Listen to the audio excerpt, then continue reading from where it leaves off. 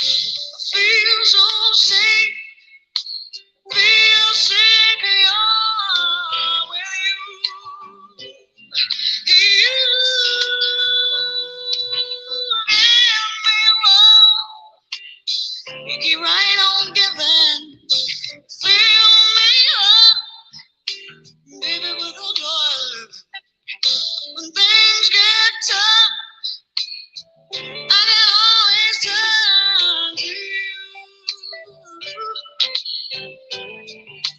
You're my angel. Oh, angel. You're my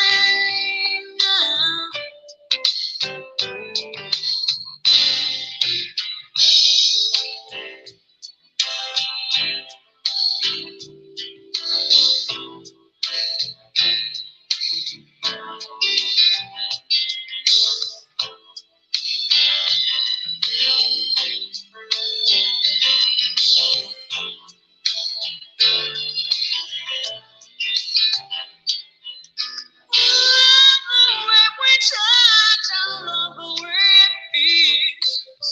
Every time you near me, my heart just won't keep still. No doubt about it, that this love I feel is real. Ask me to go with you. You know how real. Hold me near, hold me tight. Only you can make it real. Only you make it alright. Just let me know that I am special to you.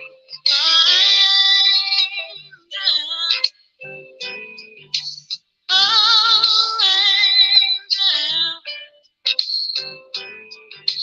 you're my angel. Oh,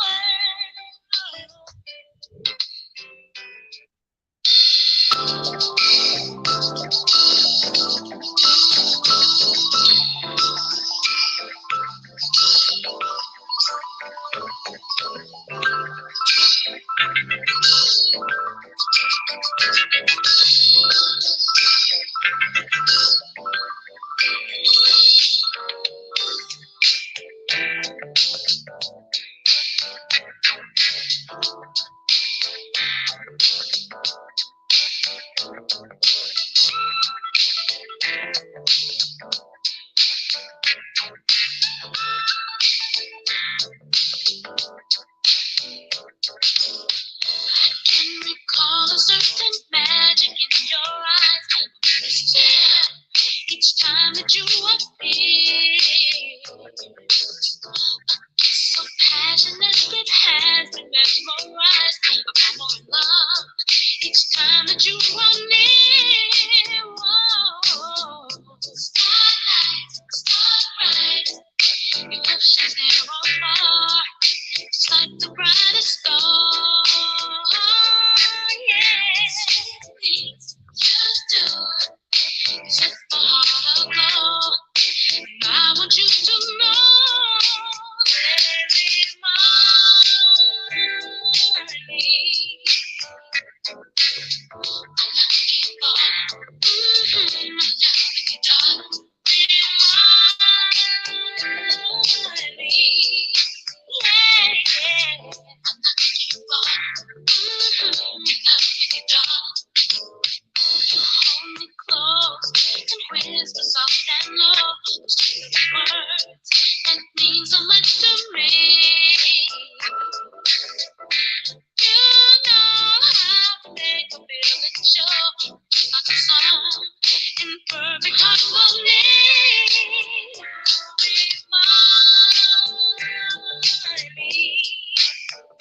Yeah, yeah, keep on. In love with you, darling. Be mine.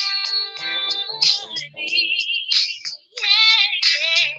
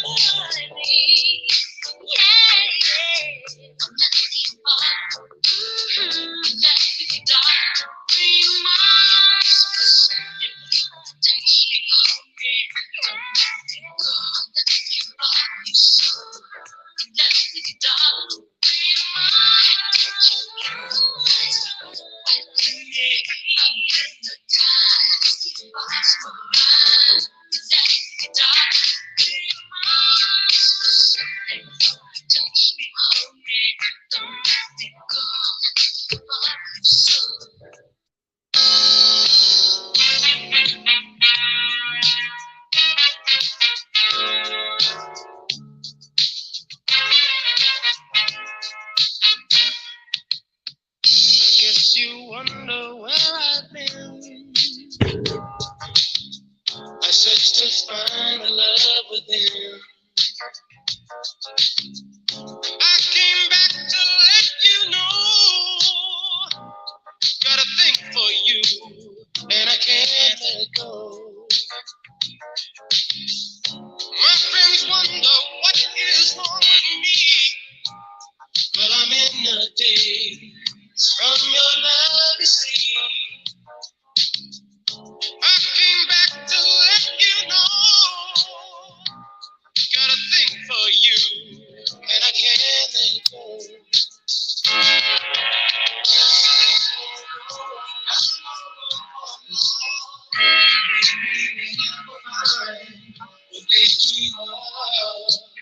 What you won't do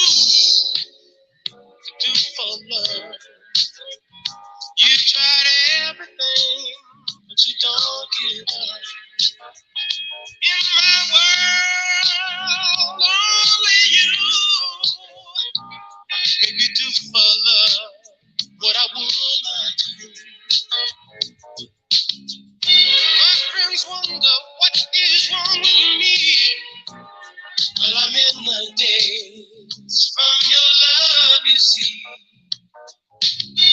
I came back to let you know. Got a thing for you, and I can't let go. What this is give me the praise for you. What you won't do for love. You've tried everything, but you won't give up. In my world, only you made me do for love what I would not do. Made me do for love what I would not do. Make me do for love what I would not do. Make me do for love what I would not do.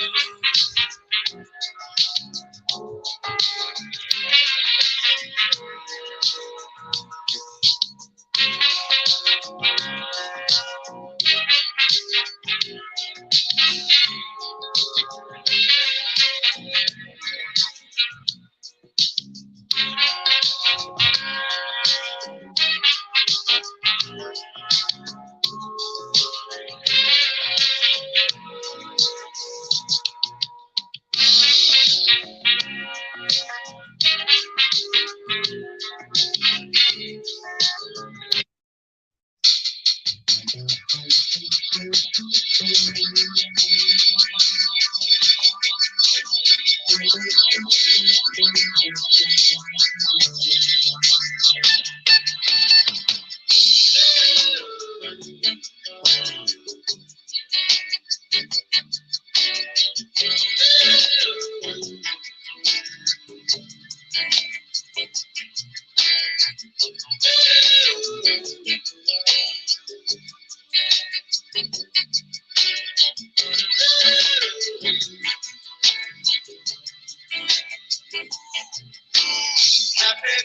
feelings in the air,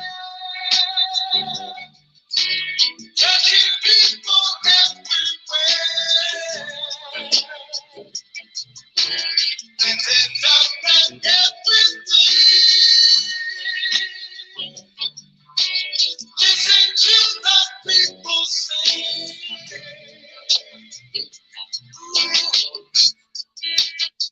I've got my style to remind me of love. My mind and my heart, I believe in love. These happy feelings, feel that happy feeling. I'll spread them all from deep in my soul. I wish you happy feeling. What I need, happy feeling.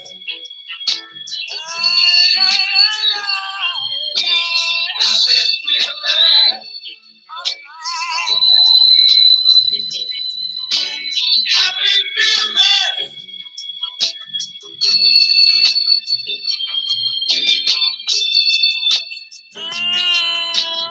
Seen the light,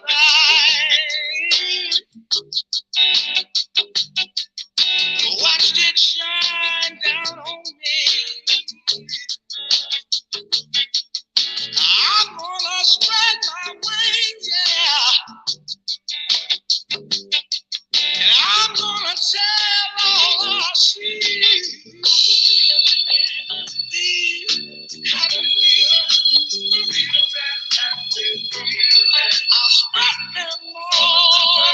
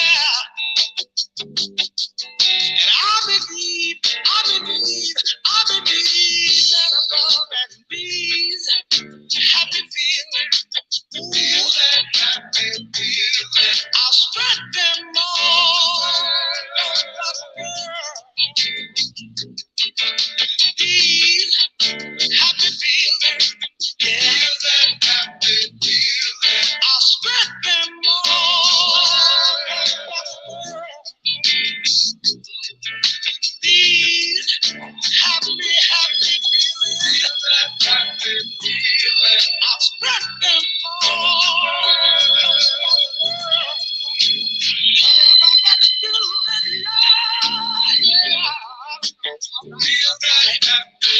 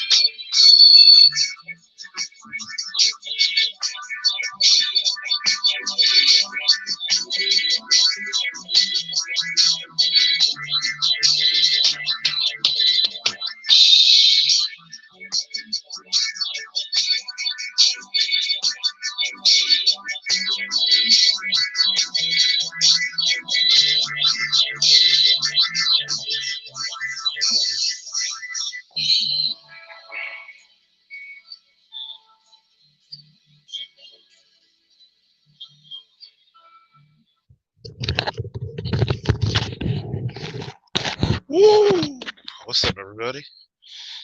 This is your boy, the suntan Superman, the black Superman, Dark Faulkness, Luke Jive Talker, if you will. Woo! How you doing? Excuse me. Also known as Black Dynamite. Mm. Also known as a poor woman's dream and a rich woman's lover. Woo! The styler and the profiler. How you doing here today, folks? What's up? What's up? What's up to Mella, Seeking My Creator, Kareem Austin, Padaway Boy, Daryl J, The Rocket King, Aqua Dragon, Ingo Savage, AB Media. What's up, all? Whoever's else in the chat, please let me know you're here. Excuse me. Nothing much. Still recovering. Not quite 100%, but I'm a lot better than being at zero where I was a couple of weeks ago.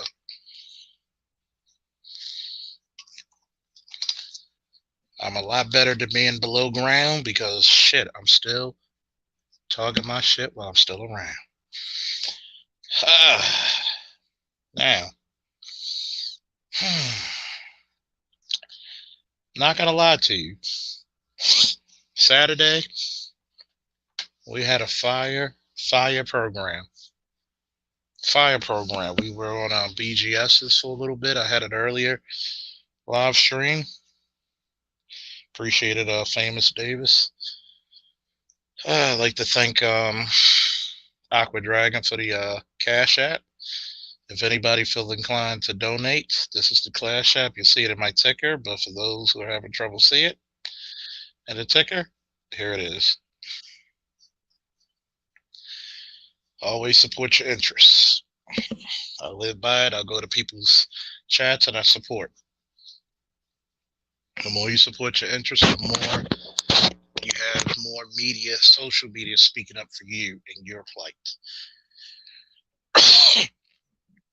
Like I said, Kevin Samuels is pretty much even more mainstream than mainstream, but he's just the first, and there's many more coming.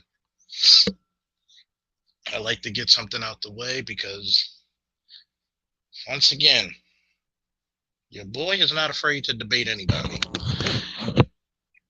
Excuse me. Being said, I came in this joint asking on the Coliseum a few years ago, directly to Cynthia G, what is the opposite of a beta male cone? I answered it a year later. and said it was me and people like me. I'm not afraid to go into the lair of the dragon and take its head. I already done it. Bring on your Crystal Encouragers. Bring on your Christies. Bring on your Cynthia G's. See, over here, this is a celebration of proper black men and proper black women, okay? This is the celebration of trying to make our society grow. We do not believe in stagnation. We believe in growth. See, I had a lady in the chat and I had Jessica on the panel. Like I said before, normally I would say so much information, not enough knowledge. But she didn't even have the information correct.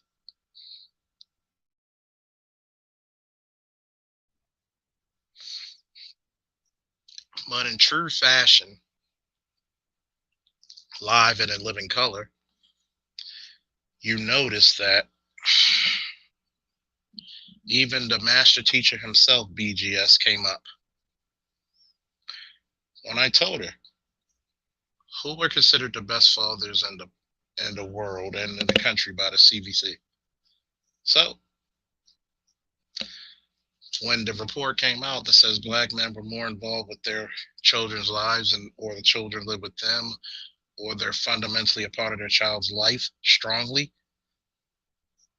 she thought it wasn't true. But yet, if someone told you that black women were the most educated in this country or the fastest growing minority, you'll believe it cold hard. And by the way, people got that wrong because they were the highest to get enrolled, but not the highest to graduate. So, this 22-year-old woman, quotation marks, thought that she could tell somebody 38, nearly a 40-year-old man who fought in war zones, has been a police officer for 14 years, been in the fitness and coaching community for over 20. Like literally, she was 2 years old when I started coaching. This is my 20th year. What experience do you have? You and the lady in the chat, I really have to ask, what consequence are you to me now or ever? You can go back to my last video and read the comment section, how my daddy was a real man. No. If your daddy was a real man, don't know the guy, but if that was true, number one, women at some point knew to stay out of male spaces, just like men knew to stay out of women's spaces until they were ready to hear the truth about the other. Because you were misinformed and disingenuous about it, you get upset. I'm not here to bash anybody. I'm here to tell the truth. A lot of women get insulted. Not the women who follow me, though, because those are good, upstanding, elegant ladies. And they know the truth. As a matter of fact, I had Shonda H. and other women in my chat school you, young lady.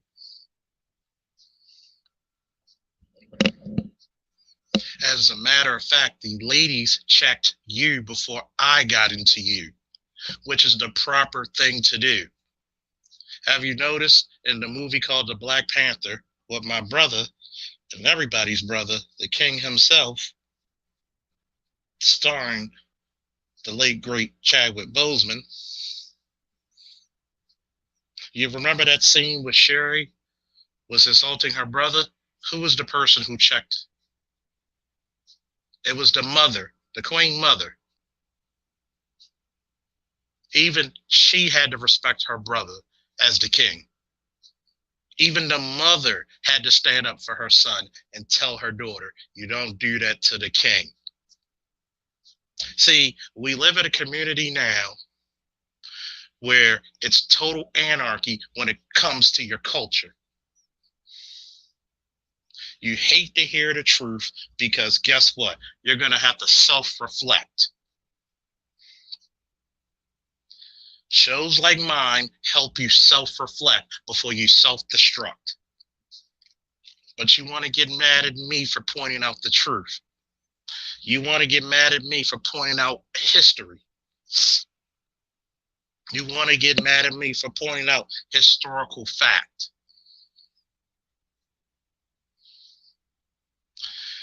Black men ain't build shit, you claim. Which is a false narrative because black men have been the glue, the very adhesive that held this community and this damn country together for over 200 years. If it wasn't for black men, Lincoln would have lost the Civil War. If it wasn't for black men who were sent to the most dangerous internment camps, the Jews would have never been freed. If it wasn't for black men fighting for civil rights, you'd still be not even second class, but third class citizens. If it wasn't for black men taking odd jobs during the 80s when they shipped all of our jobs out, a lot of families would have starved to death. If it wasn't for black men listening to all the negative rhetoric about them, you wouldn't have such great fathers that you do now. But see, it's okay for black men to take it in stride. It's okay for black men to take it on the chin. It's okay. It's okay. The black man's supposed to be like dark side and just take that shit on the chin. And let the world and our women beat up on them. But when black men speak back and speak facts, you can't handle it. That shows immaturity, selfishness, and narcissism.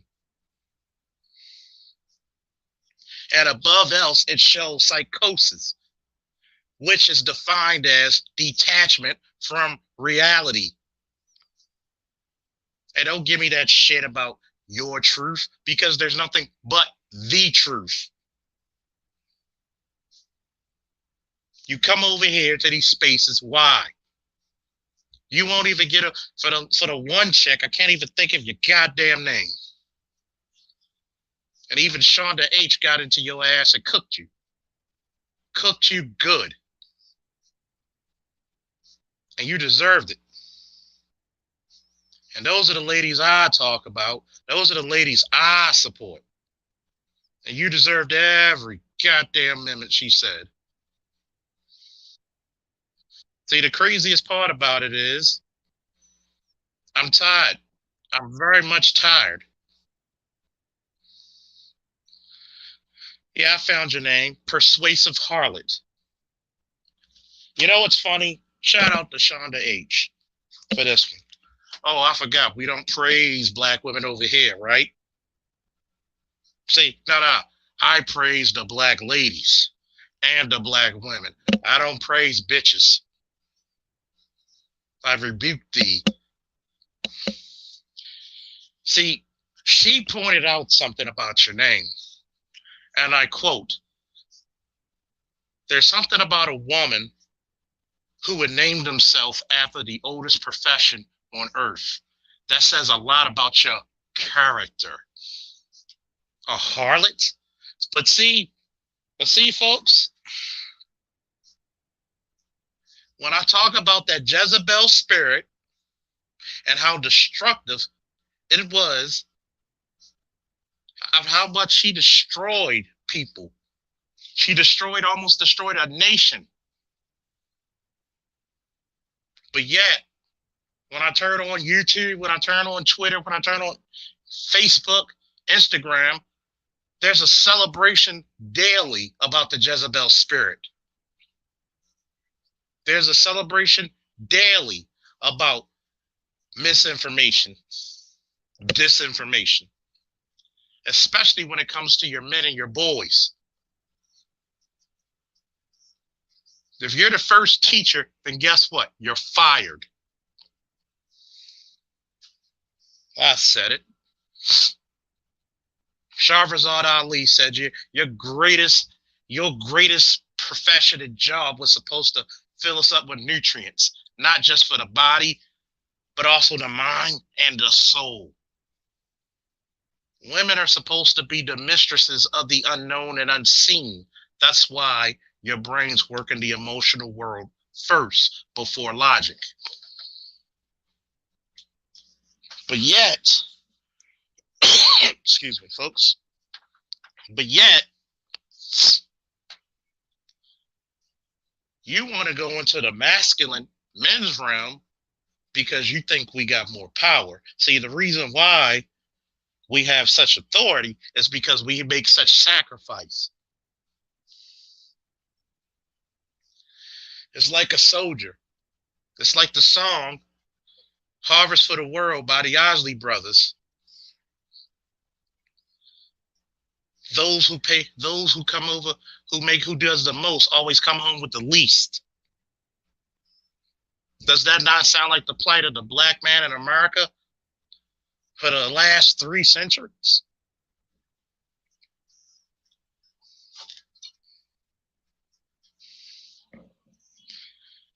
But yet,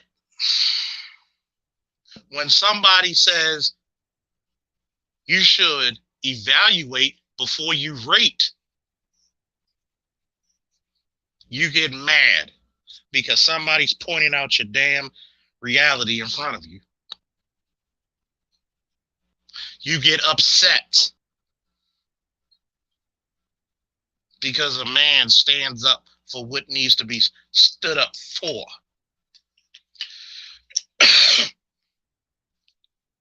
I know my viewership is going down, but I still got my faithfuls. Do me a favor, share this to everybody who needs to hear this message today, because this is going to be an old Negro gospel. This is going to be a lecture and a sermon wrapped up into one. I'm not going to just talk to you physically. I'm not going to just talk to you mentally. I'm not going to just talk to you emotionally. I'm going to talk to y'all asses spiritually. Because I'm getting sick and tired. And yes, I said it. Sick and fucking tired of all you disingenuous scallywags and you simplistic simps who come over to our channels trying to debate, trying to go into a war of mental fortitude, and you're coming unarmed. I beg of you to bring your heavy hitters. I've told you, I've embarrassed most of your heavy hitters.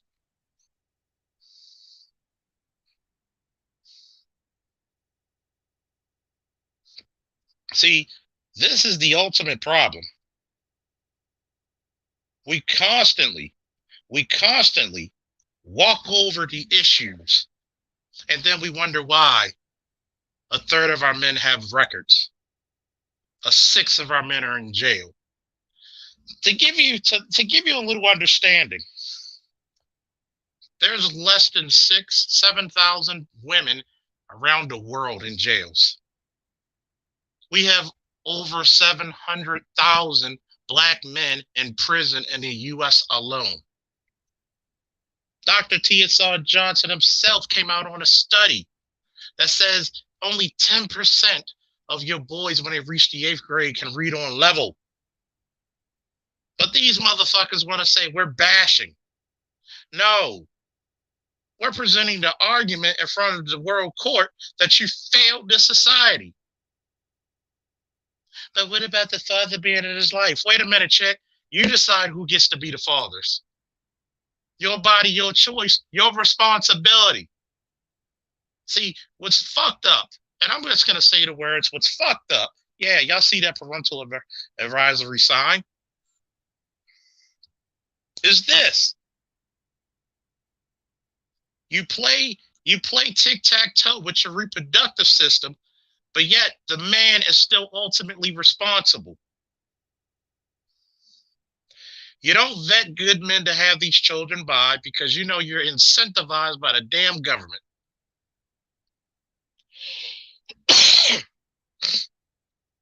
But a 22-year-old and some coward who is in my chat was going to tell me something otherwise than what's historically factual? Really? Who raised you?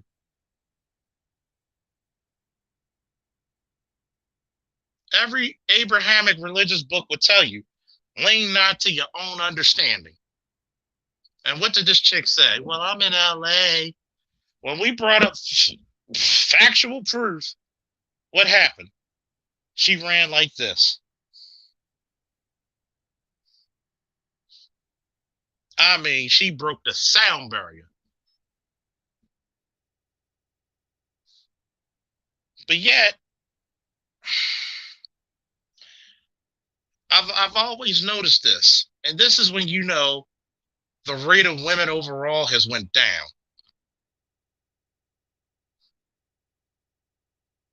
This is how you know it went down.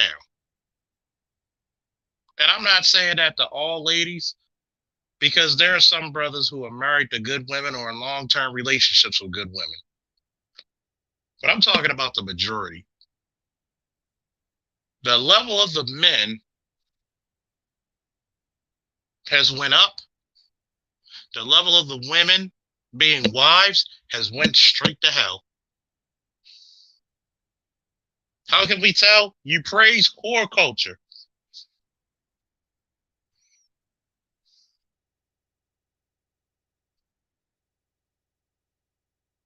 You don't want to be a wife.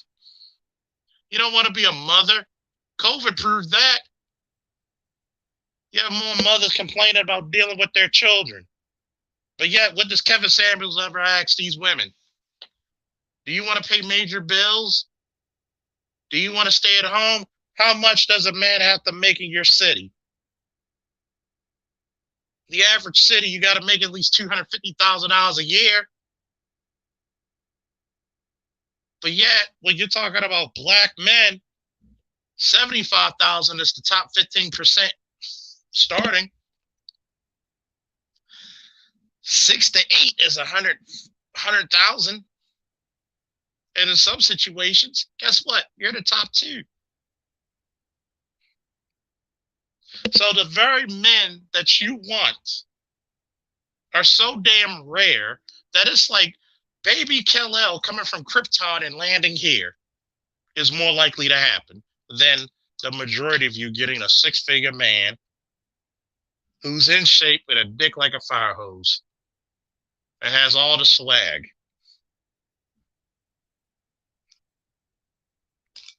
It's more likely for lightning to strike you twice and a damn tiger shark to bite you in the ass all together than to get a 6-figure man. We're going to answer that real quick for you. Where did all the 6-figure black men go? You didn't raise them. You miseducated them. You let them go to the damn wayside. Yeah, that's you. Yeah. See, I can be as articulate to the point where it's Shakespearean, but right now we're going to be on some good old-fashioned nigga shit.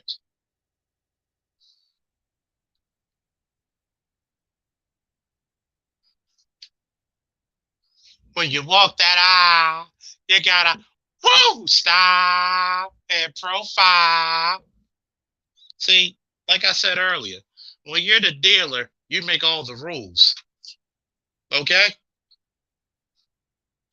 You think that a guy making at least $250,000 a year is going to mess with somebody like, for example, 5 at best? You bring in an extra mouth to feed and a shaky baby daddy. I can't even start. I wouldn't even be able to start a family fresh with her. If you really want a 6-figure guy, how many are you willing to let your children go to the father? Because he ain't having no outside influence.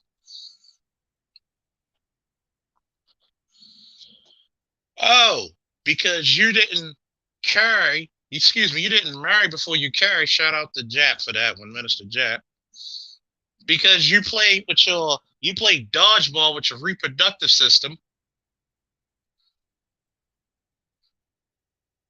not knowing that it lessens your value on the sexual dating market.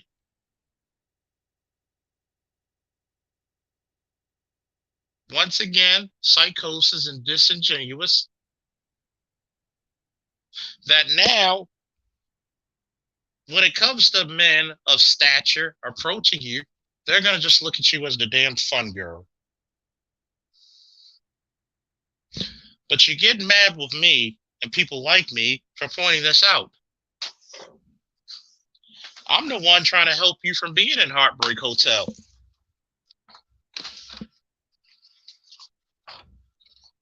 Actually,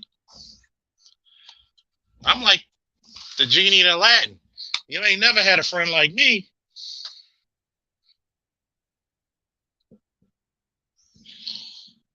But it's funny. I don't have a problem with a woman choosing who she wants to choose. Can't help what she's attracted to. But you can help if you get pregnant in 2020. You got 33 different contraceptives. Choose one. What's going to make me fat? No, your diet made you fat. It's called exercise. Do it. It does wonders. It's a miracle drug. It's amazing how white girls could go straight whore. I mean, whore of Babylon on you, but they ain't popping up babies, huh? Oh, trust me, nobody gets porched in them, especially when they're in high school and college. Nobody gets down like them. But you notice they don't have the babies. And shout out to Shahrazad Ali when she said, uh, you know, when it was us, it was an epidemic of single kids, but when it was them, oh, it's single motherhood. It's single parenting. Always gotta make the excuse. And to progressive harlot, no black man has made you or any black woman feel inferior. That's all inside your head. See, black men have always made our women feel superior to any other woman. The problem was we didn't get the treatment in return in mass. There's a few, but not in mass. See, let's go back to the 70s. You know, when the second wave feminism kicked in and you had one of the most refined black men since Kemet, and you left him to go with the white woman when she had a fight against her man, where a black man said, you ain't gotta press your hair, you ain't gotta get no perms, you ain't gotta get no hot combs. We're gonna grow our hair out naturally. Throw it up. That's when your black men were getting degrees at a heightened rate ever before. Did you notice that a lot of the Black Panthers had high level degrees, such as Dr. Huey P. Newton and others? But you left the most refined man you had it ever in American history to join a white woman's movement. And she sold you hook, line, and sinker. But then you talk about, why can't you work? And this goes for Progressive Harlan and Jessica. You know why? Because you sold us out. All the jobs that were supposed to go to black men, yes, the same men who fought and told you to stay home because they were fighting knife and tooth with a bunch of racist cops and Klansmen to get some goddamn civil rights that they should have earned since the first fucking foot sat in the country, while protecting you and the children. You joined forces with her, and how's the biggest benefactor of civil rights are middle-class white women? Get completely and utterly the fuck out of here.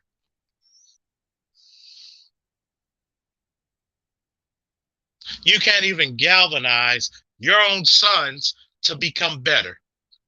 You know why? Because you're new to the boys.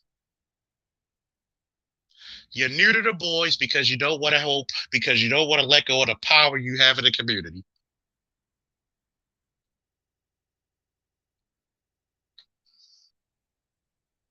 You sound just as ignorant as a PhD, my add you, Dr. Brittany Cooper, who wants to make all the excuses that, oh, well, the stuff the government's getting is making us fat.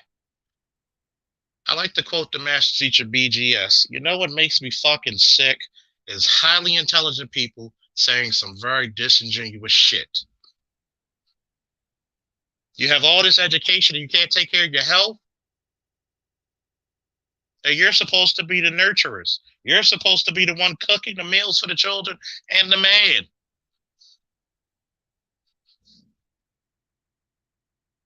You can talk about you can do bad by yourself. You're doing catastrophically by yourself. Many of you are suffering from diseases that men usually suffered. Your testosterone levels are heightened. Y'all not even as womanly as you used to be anymore. But you're going to blame black men for this? A lot of you who got your education, you owe the so-called street dude and the guy, the college dude, because they probably paid for your way to go. They bought your books. Trust me, you're no island among yourselves.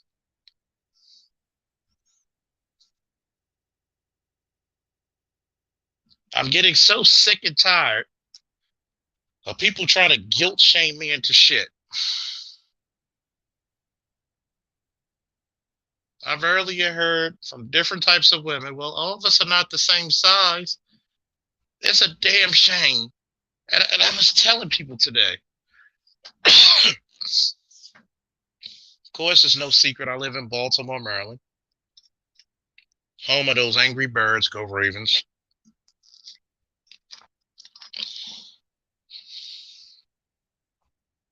At one time, Baltimore had beautiful women in it. Beautiful women.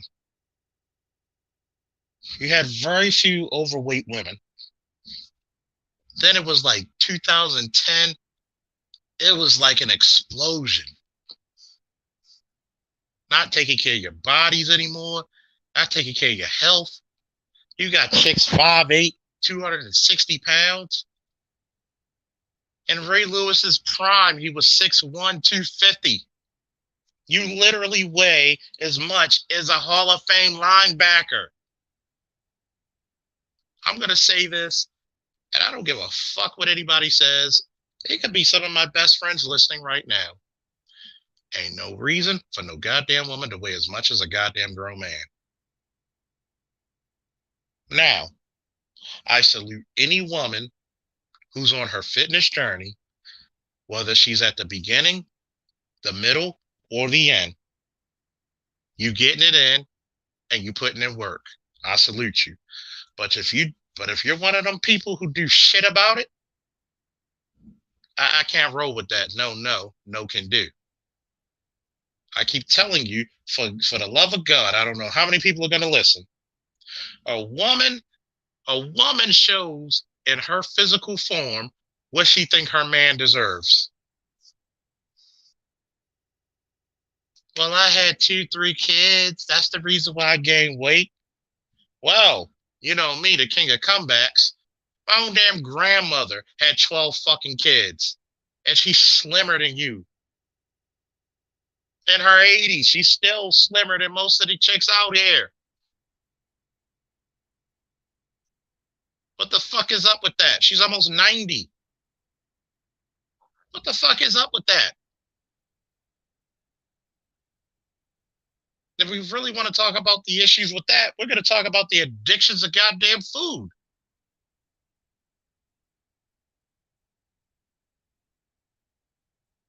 Alana, whatever the hell, Ayana Van Zandt, when she comes to fix people's lives, what she need to do is clean out their refrigerators.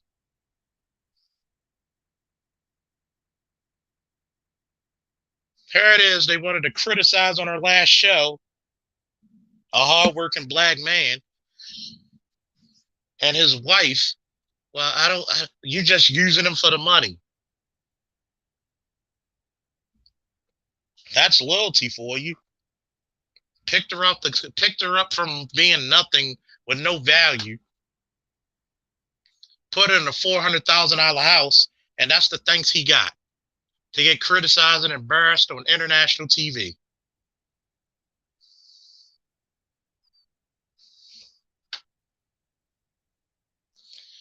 Yeah, salute to Grandma Jane. It's amazing. It's fucking amazing how we in a community where people talk about not the fat shame. Yes, you should. I said it, and I train people. I'll never shame a person willing to get help.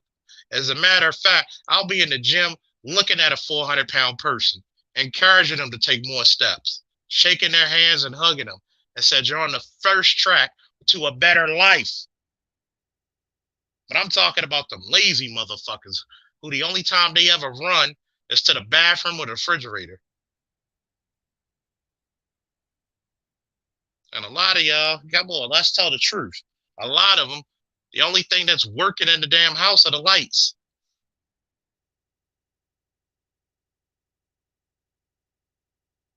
And it's getting even bad because guess what? These fat cells, a lot of your bad habits become genetic and you pass them down to your damn kids and grandkids. And then you wonder why they overweight.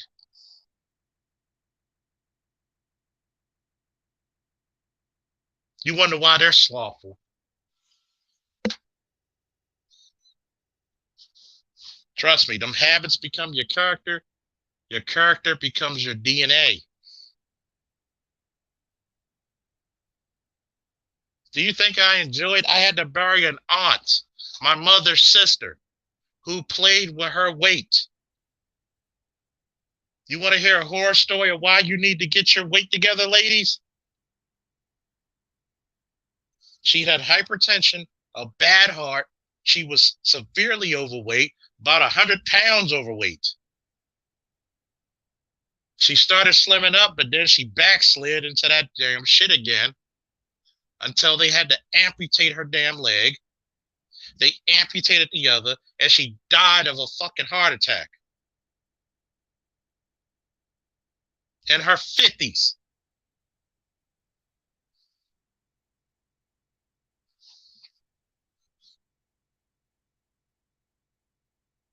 Don't play with your health. That's one of the reasons why. When you have to bury somebody because of shit that's preventable, and she was diabetic, you don't play with your health.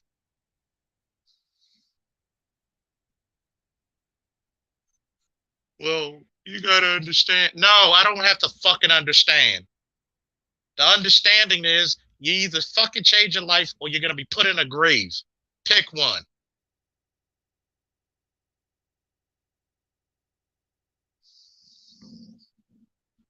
But let me get back to these ladies about the last segment that I had on YouTube. Number one, when BGS himself showed you the documentation and the study that showed you that black men were the best fathers, this 22-year-old disingenuous, misinformed little girl still tried to deny it. And here comes progressive harlot. On a side note, why would you call yourself a prostitute or a whore and think that's cute and clever? That says, you know what? Shout out to Shonda H, because that says a lot about you. You'd rather be whores to every other man on earth than to be the queens of a black man. I swear to God, it's the truth. And I'm going to say that again for the niggas in the back who didn't hear me. You'd rather be whores to every other man than the queens of a black one. And that hurts. That fucking hurts.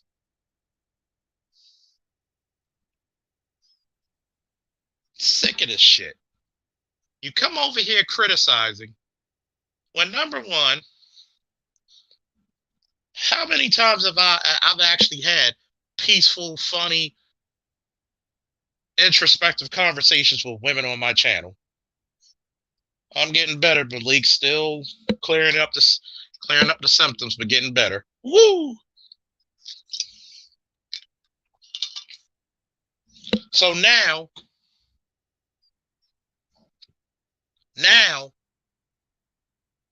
you have good black men that I personally know who are married, fighting every damn day to save their marriage. They have good days, excellent days, they have okay days, they have bad days, but they in it to fucking win it. They got custody of their kids, but black men ain't good fathers. How fucking dare you? You're not even off the porch.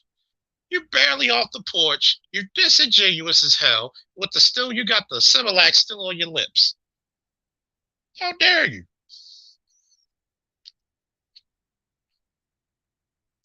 But when I told you to come up here to have a conversation, you weren't even mature enough to understand nor capture the essence of what I was saying. This is the reason why I said go get your big hitters. I need better trolls. If you're going to troll me, become better. Learn something. Go out there in life and get some damn experiences. Travel. I tell every black person, travel outside this country and see how damn good you got it. It's your damn country. Act like it. Stop keeping yourself ignorant. Here it is. You have a person who hasn't even had a boyfriend trying to talk about, well, these black men are talking about this. Have you been in a relationship with a black woman or a black man? No? Just shut up then.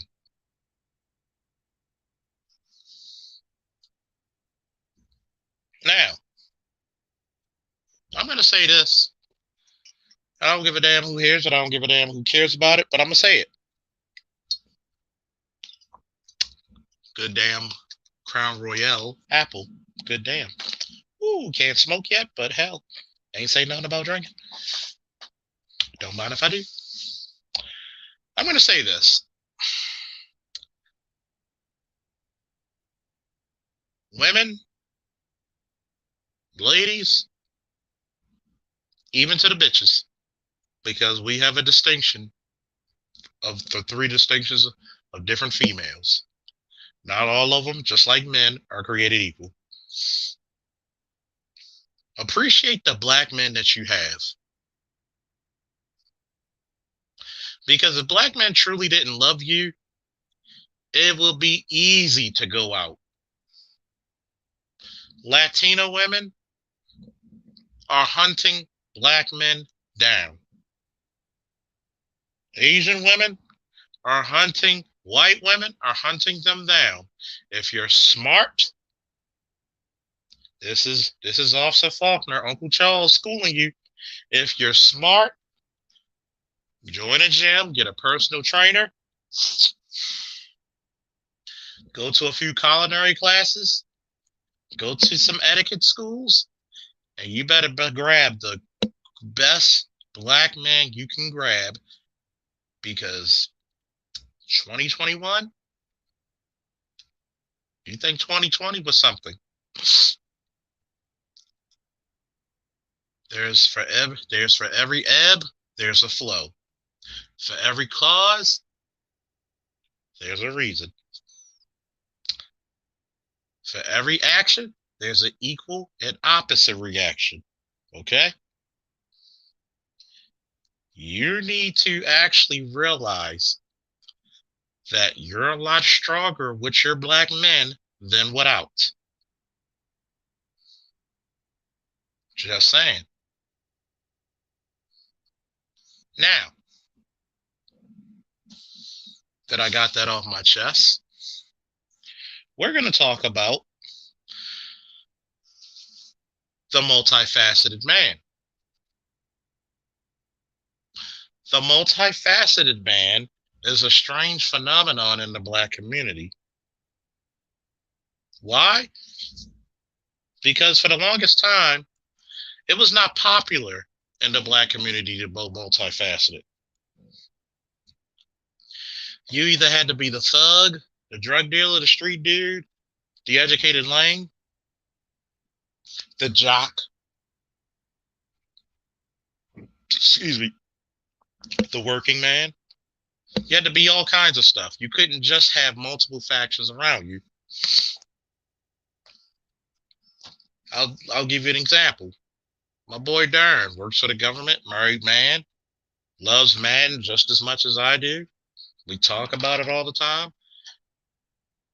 He's starting to learn more about cigars, knows about his alcohols, his premium shit.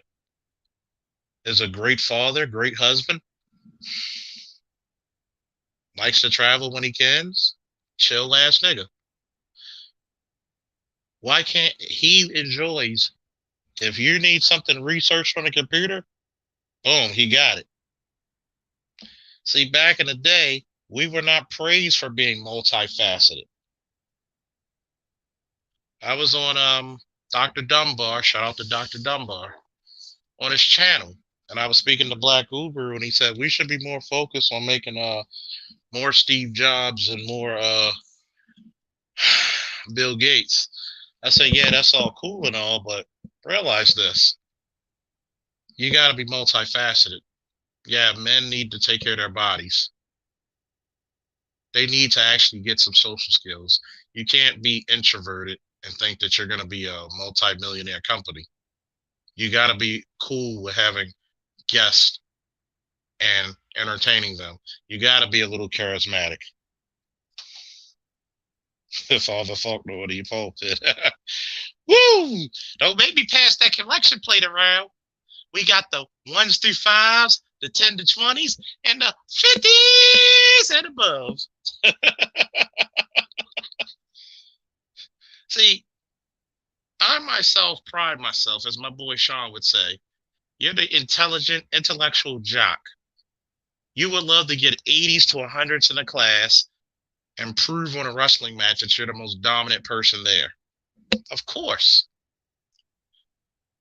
My boy who got me galvanized in the stocks, once again, Darren, we talk about different stocks when we speak. We laugh about what's going up, what's going down.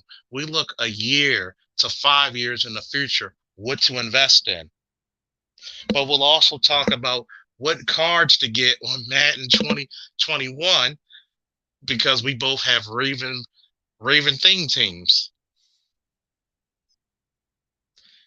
So we are multifaceted men. We would just as easily play Madden as we would go to the cigar lounge and chill. We would just as easily go to the cigar lounge as we would go to the boxing gym to trade punches. We would just as easily go to the boxing gym and hang around a gun range. See, in the black community, the black man has been looked at for the longest time as a utility and not as an individual asset. Should I say that again for the niggas in the back? We were not looked at, we were always looked at as a utility and not as an individual and an asset. Okay? I am also a comic book fan, and I would faithfully go to comic book conventions. I've met Lou Ferrigno. For all of you who are too young to know who Lou Ferrigno is, he's the original live action Hulk. Big as a motherfucker. Kind-hearted as hell. I met Jerry the King Lawler. I met Nikolai Volkov, God rest his soul. I've met many of people.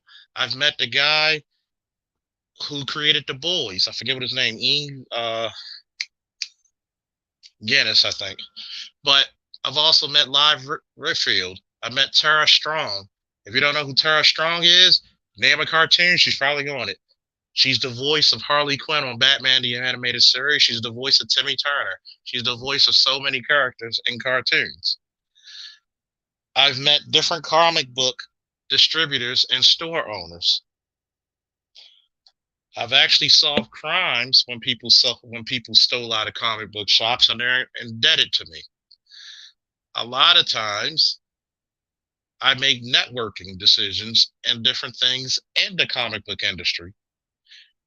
As a matter of fact, if you're a writer or an artist, it's a great time to join, get a Kickstarter. It's a great time to join now because guess what? Marvel and DC need your ass because they got all these social justice warriors who can't write for shit. So I love that shit. I've been reading comics for over 30 years. Why can't I just be respected as a comic? Well, now I am. But back in the day, growing up, it wasn't cool to read comic books. Thank God we had the DC and Marvel movies that made it cooler and put more interest in the comic books. But back in the day, you were not allowed to be multifaceted. Back in the day, you were not allowed to be the guy who does well in class. See, we are not putting too much pride in our young men being intellectually sound. We do not put as much pride in our young men, especially being the head of the class. Have you ever noticed all your valedictorians are female? Where's your black boy's magic? Or as I like to call it, black boy superpower. I've said it once and I said it again. Black girl magic exists due to black boy mediocrity. It goes back into what I said about how you tamp down your boys and you prop up your girls. But yet, you need your men to carry and progress the civilization. Y'all don't want me to talk anymore. Y'all don't say shit. Y'all don't donate shit. Y'all don't even got my likes up. Y'all don't want me to keep talking, do y'all? You need your men to carry along, protect, maintain, and progress the civilization. I'm not against women getting their education. Girl, go get your shit. You're supposed to. Because you're not going to be able to make a living with your hands and with your ingenuity like me. So you have to become educated. Let me tell you a little historical secret. Y'all always had access to education more than black men. You know the reason why black men made more? Because we built so much around us. See, Big Z, see, this is the problem. If I was giving you a crime and you had a crime in a 4-block radius, do you really have to worry about the blocks that are doing well, or do you have to tackle the problem?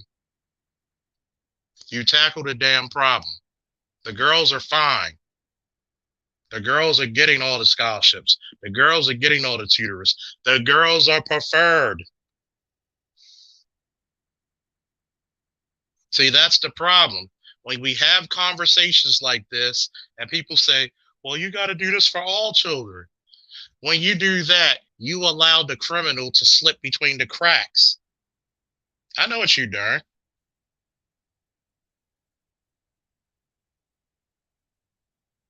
I knew it's you, Darn. I knew it the whole time.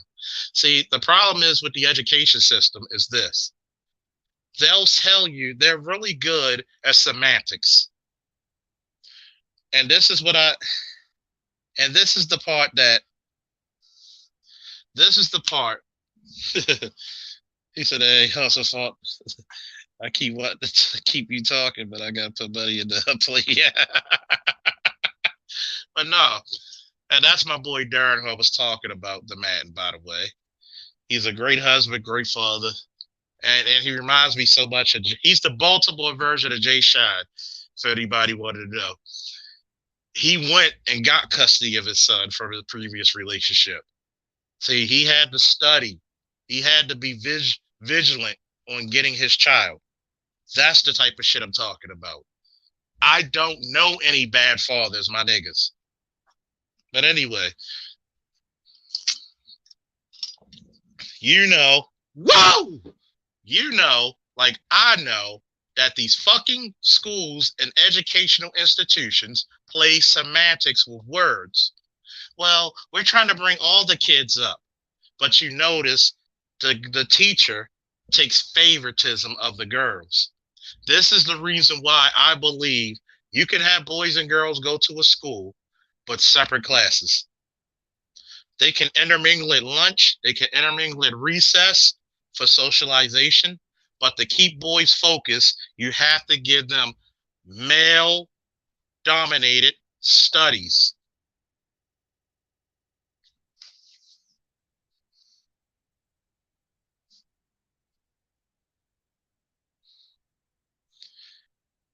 You have to. One, it keeps the girls from being distracted and the boys distracted. And a little known secret, Darren and I also were on the same wrestling team. Rest in power, peace, and paradise, Mr. Brown. Hallowed be thy name. That you never know his little chubby ass at the time could run so fast. He was also an all city and all metro outside linebacker and D tackle. You never knew his little chubby ass could run so fast, so we had to go to Bel Air Road to catch the 15. I think I have to owe him a debt of gratitude for getting me in shape because that was a long ass run to make. And we know because we had to deal with the school system for so much and so long that they will never do this until we become a united front to make the boys multifaceted. And I've spoken to guys like Dr. Umar Johnson and others where, yes, your boys should be schooled in cooking, mechanics, of course, education, marksmanship, survival skills, hand-to-hand combat, communication skills, etiquette. Yes, your boys, it was a requirement for my wrestlers to tie a tie. I said, look at this YouTube video, come back to me in 15 minutes. For each time you get the tie wrong, that's 50 push-ups. I got motherfuckers to tie a tie perfectly, a Windsor knot tie perfectly within 150 push-ups. There is no requirement. And see, this is how I know and I judge households. Does your son own a suit? Does your son have a tie? Does he have a pair? Does he have a pair of Bros or Oxfords? Look it up.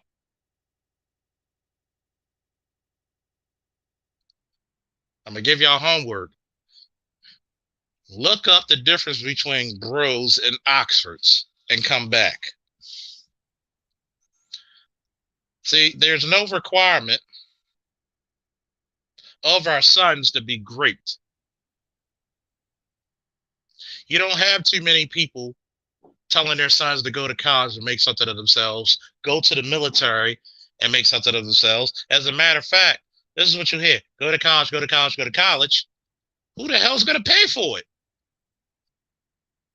I had one guy tell me in BGS's chat, well, no kid should go to the military. Last time I checked, the military teaches trades. If anything, 4 years in the active duty, few years in while you're actually in the National Guard and Reserve, they give you money to go to college or trade school.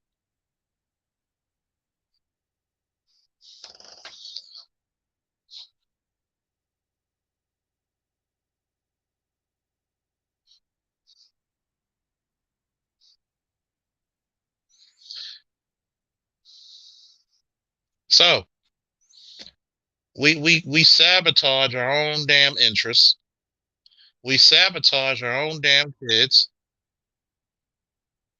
not even giving them the fundamental skills to be great. And I'll be damned to have that happen to another generation. Yes, I believe in Kevin Sanders. Yes, you should be able to clean up. Yes, you should be able to know how to fight. Yes, you should know how to five knuckle shuffle. Yes, yes. You should know how to protect yourself. That's part of being a man. When you learn how to protect yourself, the next journey onto that is how to protect others. Yes, a man should know how to cook. Yes, a man should know how to change a tire. Yes, a man should know first aid. Yes, a man should know how to do some type of math.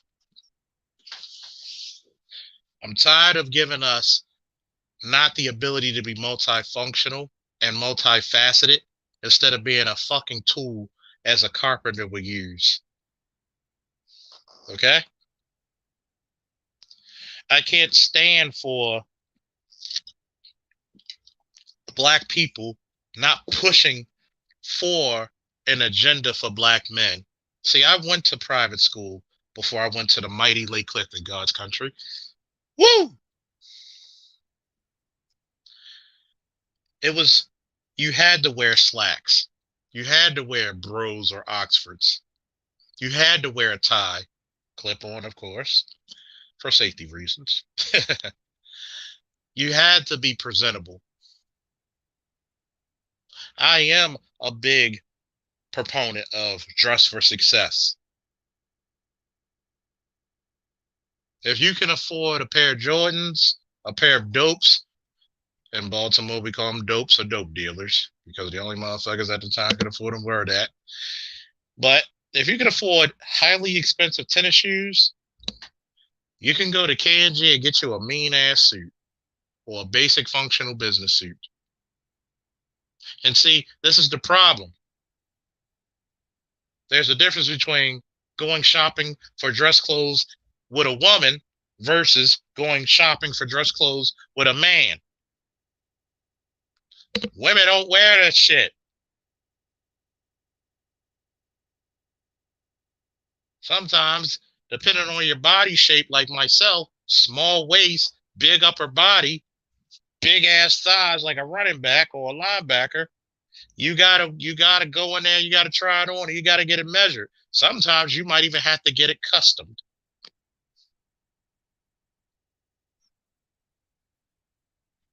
You think you could drive a woman crazy? Shit. With a t-shirt and a pair of jeans and a pair of Jordans? Wait till you see me in a fucking two-piece or three-piece suit. With the shoe boots and the matching hat and the goddamn Invicta watch. And whatever the girl looking at you, she's not looking at you anymore. She's looking at me. When you go in there with a suit that's fitted for you, that looks like God crafted it from heaven's gate from you, and you make all them white boys stand at attention, it commands respect. Another aspect that black men are missing. It commands respect. It's the same thing about beauty for a woman. That suit commands respect. When them white boys in corporate America look at you, they know to come correct.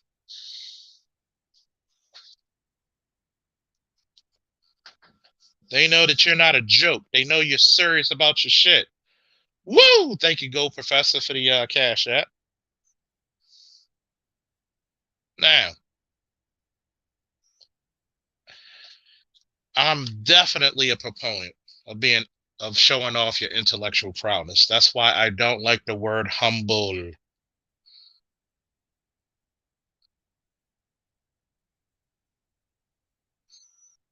That's why I'm the one who tells you. We don't have to be totally braggadocious, but we don't have to be humble. A black man should never be afraid to be a maverick. A black man should be proud to be educated, to be accomplished, to have certifications. Nobody tells that white man that he can't flaunt. Your women flaunt in the black community their education. Why can't you? See, women are the prize, but the man is the catch. Shout out to Kevin Samuels.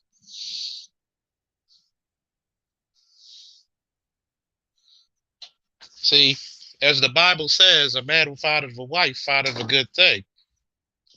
Excuse me. But I like to also add on to that, a woman that findeth a husband findeth a lifeline, prolongeth her life. We're gonna stop and we're gonna profile. Don't you worry. Because I'm gonna get on top of motherfuckers when it comes to health, when it comes to cleanliness, when it comes to see, you got a lot of these smart, awkward guys, even in the black community, who's afraid to approach women. Okay? And because they didn't have that experience in our teenage years and our early 20s, such as me and my boy Darren, when we used to go out partying like rock stars, these guys who are in their late 20s, early 30s become licks.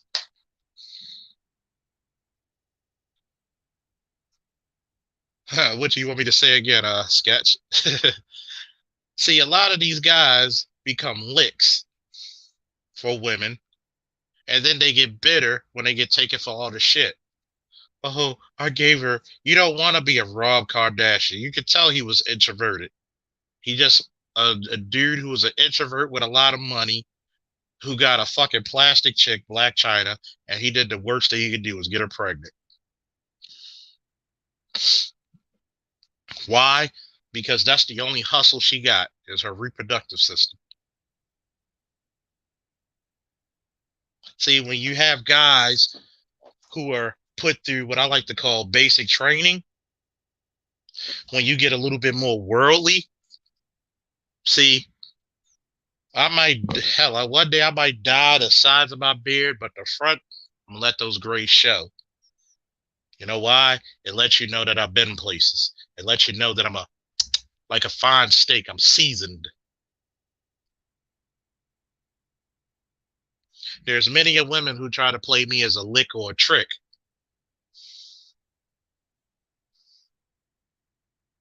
The line about finding a wife line. Yeah, the Bible says a man who finds a wife finds a good thing, but a wife who finds a husband, she finds a lifeline, a life extender, if you will. It's true. Because a woman who lives by herself is always going to be vulnerable. Why do you think they came up with that song? You belong to the night, night, night, night. You belong to the streets. See, now back to what I was saying. A lot of these guys out here are so socially awkward and hooked into video games that they cannot function in reality. Oh yeah, that's a good idea, making shirts. And instead of actually getting used to getting your rejections early, they become a lick. Let's say they get a job as a computer consultant or a tech guy. They get with a pretty girl and they are not listening to BGS, Angry Man, O'Shea, you know, or myself, and people schooling them on what to look for in a proper woman and what to stay away from, scallywags, they're going to be taken for licks.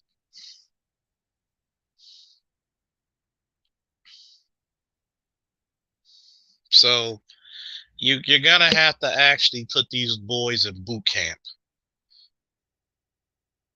Just like I suggest with the girls, put them in boot camp and etiquette camp too. Because guess what? A woman, oh, the hustle, the hustle, the woo hustle. Yes, it is. And then guess what? Make the girls functional. Make them supportive. God damn, learn how to use a knife. In case if I gotta fight a motherfucker, you're useful. Learn how to shoot a gun in case I gotta fight a motherfucker. You're useful. Learn how to network. Learn how to be the joy of life. But y'all don't want to. But y'all don't hear me though. Matter of fact, I'm gonna open up this panel. Put the link in the chat. And anybody want to come up, come up. And we're gonna carry this conversation as gentlemen and scholars.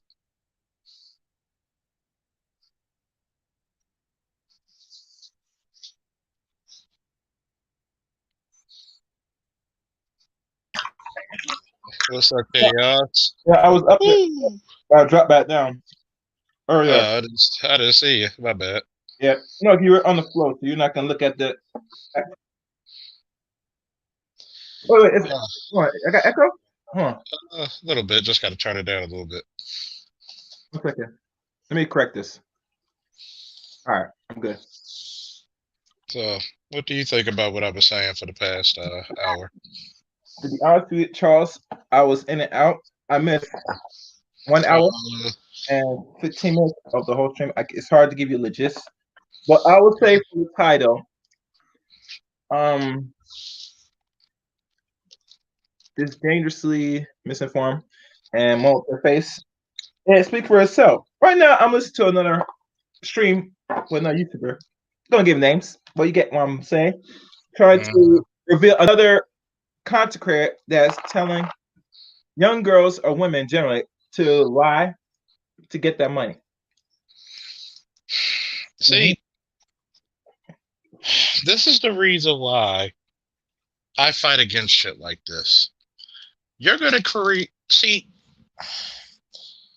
Now, before you say something, Charles, if y'all want me to go in, just give me a woo in the chat if you want me to go in about that shit. Because wait, I'm pinching my nose right now. I'm pinching the bridge of my nose right now. let me say something. You go in, brother. Now, mind you, I've been listening to not every person that is labeled Black Master or Master in general like that for the past year and a half. But let's say the dudes that have been in contact longer than me and you. Where do they say that you must lie to a bitch on the average to say that's the way to go?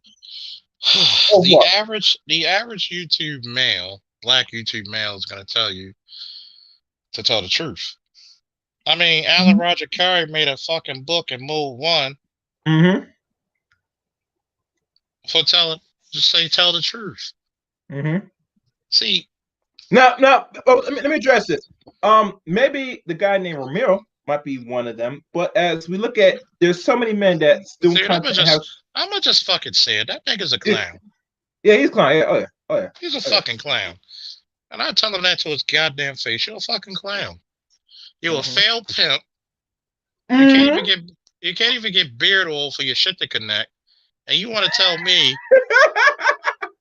you need a fucking industrial strength beard oil, and you telling me that, well, women don't, well, having women for friends is a waste of time. Nigga,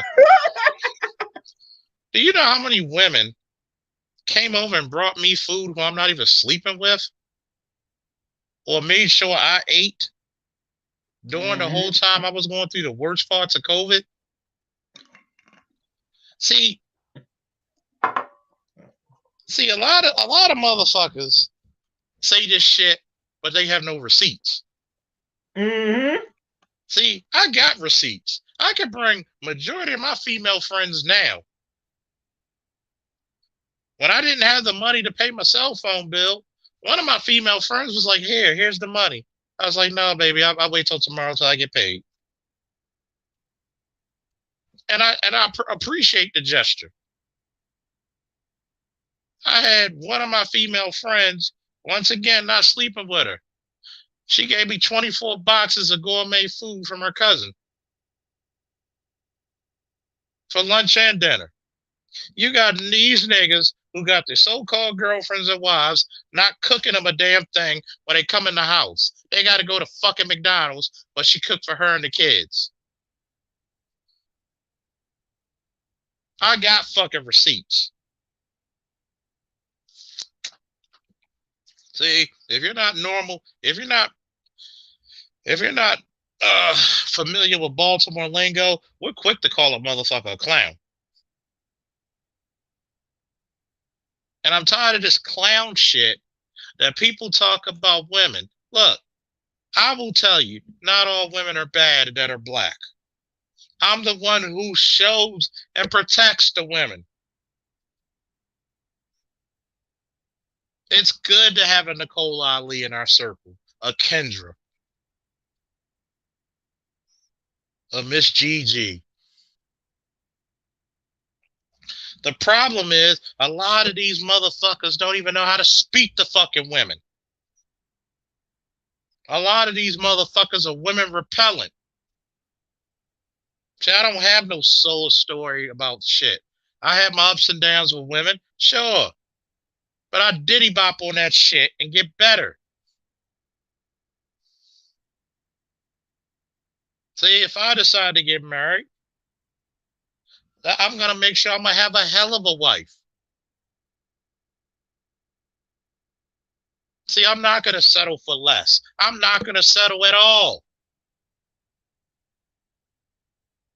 See, one thing that wrestling and MMA and boxing told me is to be the best that you can be. And we escape that every day. Black men, do 50 push-ups a day. If you got to split it up in 30 minutes, 50, 20 minutes, 50, 10, 10, 10, that's still 50. If you do 5 times, if you do it straight, if you do 25, whatever, do your shit. Get your shit in order. Hold yourself accountable. See, the reason why men always had power is because we always had acceptability, accountability, and responsibility. That's the difference. Why do men get to do? Because we're always accountable for fucking everything. Women can be careless, children can be careless, men never can. Oh, you should lie to get the bag. See, this is... Bro, listen, you haven't gone even hard enough on this. It's like, to do what? And here's a funny thing about all this. They say it's the one named the Shira 7, one of our OVs is talking this. And I'm thinking, what are you young bitches listening to? First of all, you go that rabbit hole, you're gonna get more than what you asking for. That's a fucking promise. Doing that bullshit. I'm gonna ask them this question. Black women, do you want this? Mm-hmm. Does that look like a loving relationship to you? Mm-hmm. Or do you want this? When your britches are too damn big, you think, see, this is the problem. Mm-hmm. A lot of these chicks, boom, think they can compete with Superman. There's a reason why they compete with, you can't compete with Superman. What does the word super mean? Superb. It means superb, superior, above. Mm-hmm. Why do you want to compete with somebody who's naturally above you? Why do you want to compete for somebody who's naturally for you? Oh. What's up, Josh? What's going on? Sorry for the burping sound. I was over here drinking my vodka. I'm over here drinking Crown Royale apple. Fancy. Oh, I try to be. You know, we style. We do a little style, little profile. You know, shit talk, a little shit talk, and a little dirty walk. You know, you forgot who I am. I'm Luke Job Talker. Woo! Mm-hmm. See, this is the shit. This is the shit that gets me upset. Why do you compete for the motherfucker that's superior and that's for you? My job as a man is to protect and provide for you. Your job is to protect my glory and my goddamn image. Why compete against somebody who's bettering your life? I am willing for my woman to put my life down on the line for you. What the fuck do I get in return? It should be your submission and your respect. and Your your cooperation. cooperation. And cooperation. You act like we're not giving you. We act like we never have done this since the fucking dawn of fucking time. For some odd fucking reason.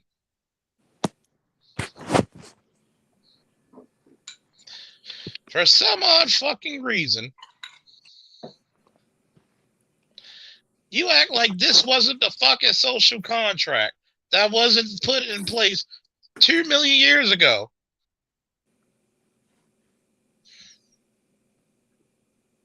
But yet, everybody can come on. Men, women, I don't give a shit. Open discussion now. But here it is. You ever notice a lot of the women who come to my panels, they're in long-term relationships and or married?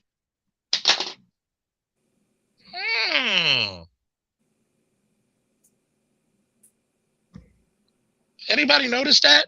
What's up, Mel? What's good? What's good, man? Have you noticed that, Mel? A lot of the women who speak on my platforms on long-term relationships, engaged or married. Meanwhile, the chicks that want to argue you down are more ringless than Barkley. Man, these bitches loves company, man. You know what? These bitches remind me of niggas when we talk about the Ravens and people want to talk about Flacco. I was like, you know what Flacco got, which your favorite quarterback doesn't have? A fucking ring. The same way I talk about some of these chicks. When they be like, oh, but you bring such and such there. Are they married? Are they living with a man? Are they engaged? You're not. You living with a bunch of dogs and cats? Shut the fuck up. I won't even use engagement anymore because now people just get into long-term engagements. Just to get married for 3 months. The 10-year engagement. Yeah, 10 years, exactly. So that's not even an accomplishment. I thought just like, yo, did you walk down the aisle? At least go to the courthouse and get married through there and have the reception later. No, we engaged in this amount of years, blah, blah, blah. I'm like, nah, you ain't almost, you gotta go through the finish line. Don't be Maybe trying to for almost close to the finish line, man. Nah. Man, I got a song for that. Y'all ready? Yep. Yeah, ain't shit for that. Nah, play. Here comes those long-term engagements. Oh my God. We've been engaged for 22 years, and this nigga still don't want to settle down. Oh my God. I gave him like 15 different kids, and he got about 5 outside kids. But they're not really outside because we're not even really married. Yeah, she was a long-time side chick. I'm serious. Matter of fact, bitches, some of them chicks, and these are the women I call bitches, by the way. They're not ladies or women. These bitches are in the side chick reserves or the side chick National Guard. They're side chicks 1 week in a month, 2 weeks out of the year. Charles, let me tell you, yo, not to cut you off. Like, seriously, there's a chick in my family, will not be named. She's a senior, but back in the day, in the 60s, she's been messing with the same dude, right? He had a whole life in the South with like a wife, everything, wife, kids, all that. And she was his side chick since the freaking 60s, yo. Oh, dang. Yeah, no marriage, no nothing. And she's still fucking with him. But that's the crazy part. It's like, you getting mad at me because you're ill-informed. You come up here, the master teacher himself, after I schooled you, the master teacher schooled you. You took more L's than alphabet soup. And I'm thinking to myself, black men aren't the ones not getting the relationships, because guess what? Y'all gonna lose a lot of men to other races of women, and I don't promote interracial dating on my channel. But then I have to say, I understand why. When men are asking you to get into I don't better shape either, but I understand why too. Keep going. Yeah. When men are asking you to get in better shape, treat them a lot better, be nicer, be more ladylike, be more feminine, be supportive, be more inspirational, be a good wife, be a supportive, be a good mother. Black men are not asking you to do much. We don't ask you to get degrees. You're more willing to get degrees than to actually fucking take care of your kids. And the The sad fucking part is they try to use that as a focal point to get a man. Oh, I got a degree. I deserve a man. Shoot, well, is he fucking you or fucking that degree? I didn't know that degree has a pussy. Damn. Just get wet. You know what? Or do I get a paper cut? Sorry. Oh. Go ahead. You know what's funny though? If you look back, like back in the 90s with them talk shows, I was listening to Mr. Jap last night. He played this old clip from Rolanda back in the 90s, that talk show she had. Oh, I remember that. Oh, man. I was bringing back memories when I was a kid. I was like, damn, look at him now. Like, these are the chicks I on now. Like, this chick, that short hair chick, she had a kid when she was 14 years old. I mean, she was on that show. She still was like, yo, I should deserve to get this type of man, something like that. Real, it's hard for me, blah, blah, blah. I'm like... See, shit like that is a mental disorder at that point, because how you got all these kids, you had them young, but yet you still think that you're gonna get a Denzel or something, making 6 figures and shit. Come on, man. Exactly. Come back to reality. Oh man. It's hard. You know what I'm saying? See, once upon a time, a man was judged by his struggle. A man was judged by his struggle. And we accepted that man's struggle because we can relate. We can say, you know what? That man is on his good shit.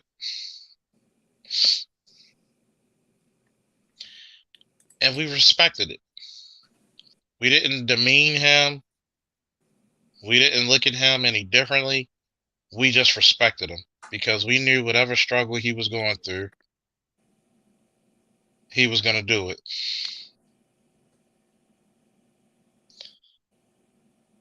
This is what you lack in today's society of being a true man. So when you actually go into your own essence, you notice one thing. Your journey is going to be a long and lonely one. But as a man, we know this is going to be the highly respected. And we're not afraid of it. Anyone else want to add to that?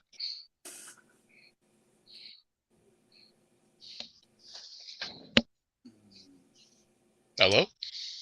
You know, niggas can talk, you know, ain't no slavery here. But I was gonna say, Nah, I had trained in mind, but yeah. Go ahead, Chaos. I was getting a message. Yeah, like I was saying, man, a lot of these dudes and a lot of these, it's too much fake people out here, man. That's how I look at it, man. It's too much fake people, man. You know. But if anybody has to, in time, go ahead. Come kind of doing certain things. What's everybody been doing so far? Oh, I'm doing all right, man. Just waiting for the new year to come. You know what I'm saying? Prepared. Next journey of my life. In the big 40 club now. That's what's up. I'll be in a 30 club in probably like 10 months from now. Trust me, that's the when we hit our 30s and 40s as men, man, that's like the best years of our lives and stuff. You know what I'm saying? Because now it's like we finally hit our peak. So full extent of our manpower. Right. Definitely. You know. I'm just looking forward to 2021. Hopefully this corona shit died down and nobody has to take that punk ass vaccine and get Bell's palsy. Yeah, I know. Man, they could kiss my ass. A year from now. Yeah, they could kiss my ass if they think I'm gonna take that shit. I saw something about because me and Charles, we live in Maryland, and they was talking about Governor Hogan was talking about activating the military, the National Guard, to make sure everybody took that shit. I'm like, yeah, they're gonna have to shoot me because I'm not taking it. Oh, hell yeah. Well, I'll take it Yeah, once I take it after like a month after looking at the next nigga. Shit. exactly. Right. Like, I'd be Let me like, see let's the all kinks try out that shit in first. New York. I'd be like this, like, why won't you take this shit? You know, it's just a game. Well, fuck you, EA Sports. Fuck this game. Exactly. Shit. Shoot. Shoot. Like shit. Shoot. Like I'll be I'm already getting over COVID and still getting over it. It's the lasting effects. So damn. don't don't fucking nah, I can't afford that shit. Nah, hell no. Shush. I'm glad I ain't get it though. Thank the universe, but shush. Man, COVID is like child support for your lungs. They taking everything. Exactly. Mm. You take that for Uh, granted. and it's funny because during this COVID shit, you would think like in Georgia where people were twerking on tables like strippers. Like you know what? Maybe I should be more cleanly and not shake my ass around everything. Not, I'm just wondering. You twerking in the middle of the street and inside of a fucking restaurant? That's why Georgia's known for the dirty, man. They live by their day. They don't give a rat's I ass. mean, yeah, I forgot. 2021 is gonna be the first time Freaknik is gonna be held with mask. Exactly, the return of Freak Nick. You gotta wear a condom for your face and for your penis. Ooh, hell yeah. Giggity. Giggity Q. Jesus Christ, man. Oh man. I'm just like, man. I hate to sound like Pat Robinson, but man, we in a moral decay like a motherfucker. It's funny when you speak to certain women and you gotta ask like you in my generation, you gotta know she probably got like 30 bodies. I've always said this, and Josh and I work for the police department, right? Mm-hmm. We say this. I'm like, if I was a woman and I'm fighting for all this equality that y'all claim y'all want and claim that y'all need, I would ask myself, why is it as soon as you get to the department, as soon as you get to the district, you gotta fuck like 5 niggas? No, as soon as they get to the academy, they fucking the staff. I mean, Exactly, they fucking the academy instructors. They fucking people in their class. I mean, Bro, I mean, it's so ridiculous. There was a chick that as soon as she got on the street, she wasn't even on the street for 3 weeks working patrol, and she gets pregnant. Shit. Matter Wonder of fact, about who? I Fucking got it clown better. shit. I got it better than that. Not naming names. It was a black chick who got pregnant by a white sergeant at the time, now lieutenant, thinking that he was going to leave his wife for her. Silly mortals. Idiot. That's like a real live that Tyler Perry movie The Family That Prays. Oh my God, yo, hold up. The scene where Shorty got slapped the shit out of was. I the mean, best he part did. of the He, movie. Man. I rewind that shit, man, 5 times. I mean, Ain't that a meaty, yo? he slapped her over the fucking counter. Hell yeah, yo. I put a Oh, sign man. up a 10. Slap that bitch into the next decade. Oh. You know, that nigga slapped her so hard, he said, Ford! Ah! Did you see the background? Like her sister tried to come at him, Tyler to hold her back, like, baby, no. Yeah, No, look, that nigga Tyler no. Perry with that horrible wig on. Yeah. Nigga he had the Alan Cross wig. Yeah, he like, nope, he gonna slap your ass too, and I'm gonna let him. He gonna make you roll over the counter too, like, girl. You're gonna roll over the counter with your damn sister, and you gonna throw. And see, that's the problem. See, when black men interracially date, they tend to be quiet about it. When black men do it, they want the whole world to know. I can't be a white man. It's not even a white man that nobody would give a shit about like that. It's like you thinking I'm dating a multi-millionaire Brad Pitt, Matthew McConaughey. They'll never get the good looking upper echelon.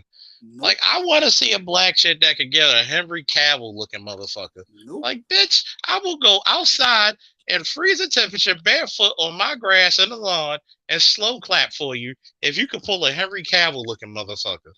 Even I gotta say, No homo. That's a handsome motherfucker. You ain't getting him. Nope. As long as there's a big busted Becky, ain't happening. Nope. She either have to be like model looking body type like that girl that's in the new James Bond movie that was in Captain Marvel too, the black girl, yeah. Or she had to be mixed with Caucasian type features like Meghan Markle. Not That even chick looked like that black 007 chick looked like Esther Roll. damn. So she Bald-headed ass. hunchback and looking grandma like. He said, "Grandma." James, you gotta get the money back. I don't care if you found it at the supermarket. And with the gap in the teeth, like. Get the gat. Take the gat. Field goal through that motherfucker. Get the gat. You gotta get the gat. Yo, matter of fact, the other night there was that chick on Jessica's Essence channel who was bragging about being with this white man. This black chick was like, "I gotta hide my face because I'm conservative and shit like that." Lord, I'm gonna be so that I want to be on that panel so badly and tell that chick off like, "Yo, shut up." She couldn't even explain. I want to catch her in her lie about the white man she claims she with, man. Because when Jessica asked her the questions, I'm like, no, don't answer that. I wanted to know, okay, just like Kevin Samuels would do, okay, how was your engagement? How did it went out? Like, that's the thing a woman never forget, how a man proposes to her. Nobody answered that. You asked her when she proposed, and I know she was lying. And then when she get called to do defend her, I was like, yo, you're still lying. Like, come on, man. Of course she lying. And lying then not only that, she admitted like she be on dates with this white dude and call him, dude, look at that N-word, monkey and all that. All these racial slurs. Told your own white man. I'm like, they gotta go above and beyond. Like you're trying to impress a motherfucker that's looking at you like, I'm just gonna get a couple of nuts out of you and that's it. So I'm saying, I'm like, yo, she like, I don't like no black men and everything. I'm like, yo, did you even give black men a chance? No, you didn't. I could tell. And look how you acting. And you think you got one up over us? And like, you think you schooling black women to ban their options the way we do? It's not gonna work out that way, sweetheart. I don't think so. Heard up. Give black men a chance. She's like, that whole time I was like, this chick is a real life female Uncle Ruckus. Oh yes, you know what I like to say. You know what I like to say. Give black men a chance. Hello, how's everybody? What's up, What's Z? going on with y'all? What's going on with you? My favorite Haitian. God damn. Is it the only Haitian? I'm the only Haitian nigga you know. Well, besides DeAndre, you're like second. We coming up in the world. Haitians coming up in the world. Hey, we coming, bro. We here in South Florida. I don't know about Baltimore. There's probably like 2-3 niggas in Baltimore, Haitian niggas in Baltimore. Shit, there's a lot of niggas in Baltimore. Shit, we like so niggified. Right. Baltimore is like what, 70% black? Roughly, yeah. Yeah, that's a good look. If they would stop keeping the resources away. You know, that's the reason why you don't have 100% niggas. Right. That would be the black mecca in the country. Mm-hmm. You know, man, what y'all up to? And sometimes it is, sometimes it isn't. Like shit, niggas just won't let you be great. Oh, shit. Update. House passed the $2,000 stimulus. Yeah, so let's see what the Senate does, and let's see. Senate. Yeah. Exactly. You know the House is run by Democrats. They won't pass it anyway. I'm gonna focus when they pass the Senate. Let's see what that Senate say. My hand like yes, because Trump's already gonna sign that bad boy once we pass the Senate. You know it's funny about this shit, right? Is that they for some unexplained reason want to just paint like look. It's funny how Trump was saying, "Hey, why not give the people $2,000?"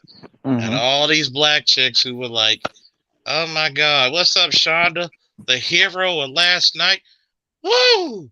I would love for you to come on the panel if you shall choose to. There's the link right above you, because I have to ask you from your womanly wise opinion of what you thought about the two ladies the other night. If you could click the link, I would love to speak to you. We need a real woman up here to cleanse our palates of those scallywags and Jezebels from the other night. Thank you. Man, it's just I don't know what to tell you, Charles.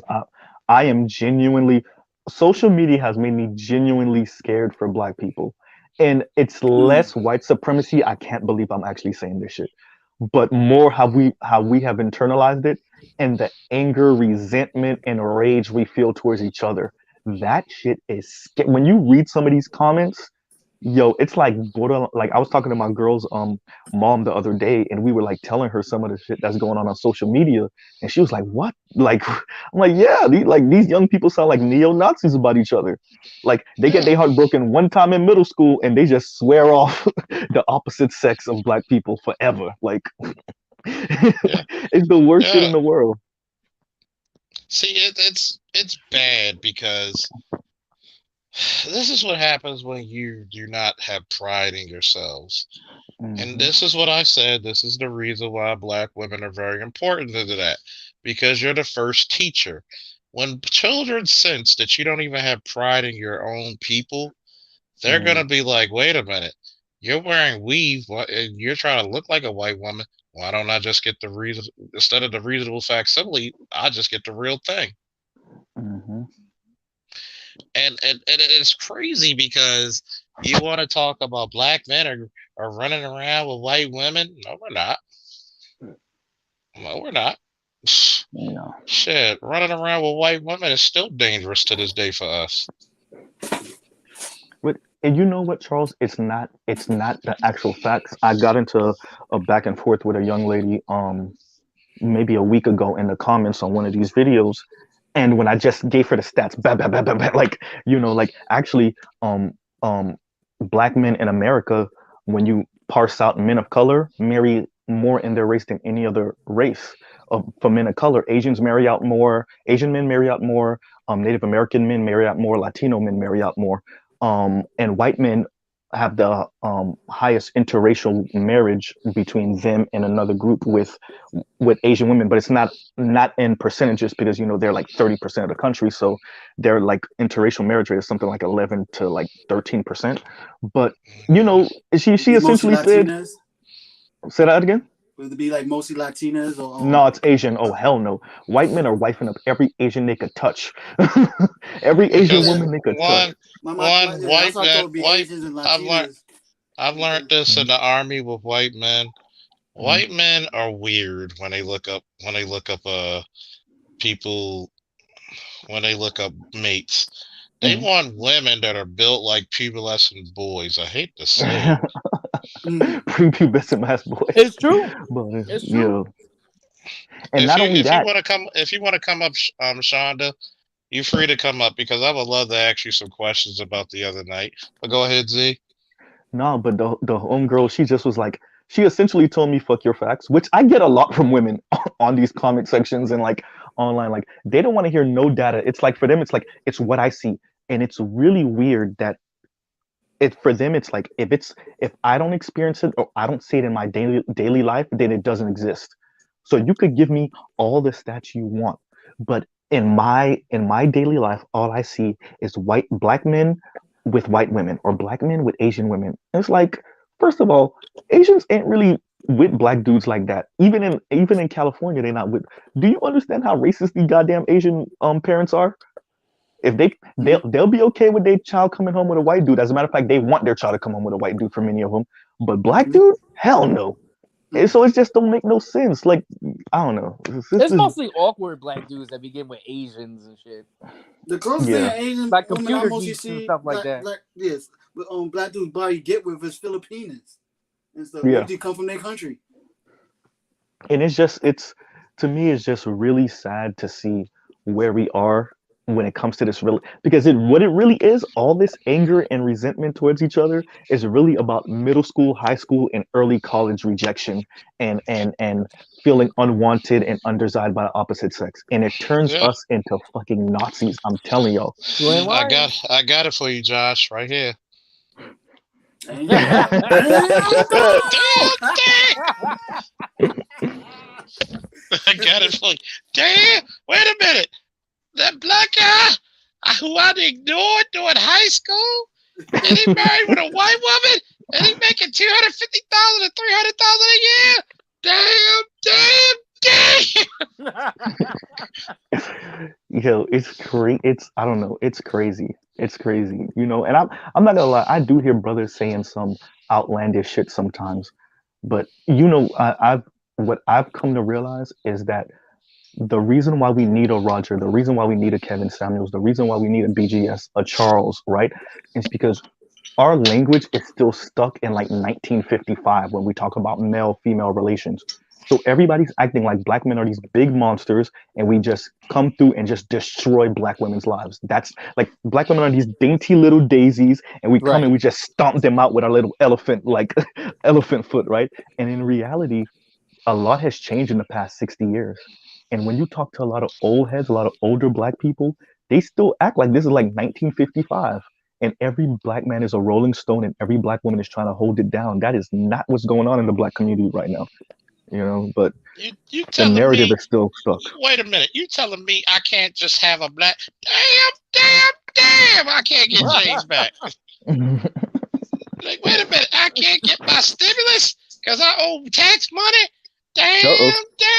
Damn! Uh-oh. See, this is the reason why I like to call this. And y'all do know the Black Manosphere is leading the Manosphere in its totality, right? Yeah. Yeah. When BGS said that, it As you should. really made me think about it. Like, yeah. And it's like this. Kevin's just the first one. Mhm. God forbid if BGS becomes mainstream, it's Uh-oh. over. It's they see, like, to me, BGS is he's too black pill for the average black person. Not just black women, even black men. BGS is way too black pill. Mhm. Way too black pill. That because what BGS would do is to lay it out, and essentially, like he said, black women have never really been your women in that way, right? And Mhm. the rhetoric that they're using is really this. I wish I could date up to white men, right? And like he said, like Michelle Wallace and all these other like women that came about in the mid '70s or late '70s, early '80s, they that was actually one of their things. Like, yo, and you see it now, where people are pushing more and more for these black women, white men relationships. What they don't want to accept It's is that white men ridiculous. are racist as fuck and they're anti-black.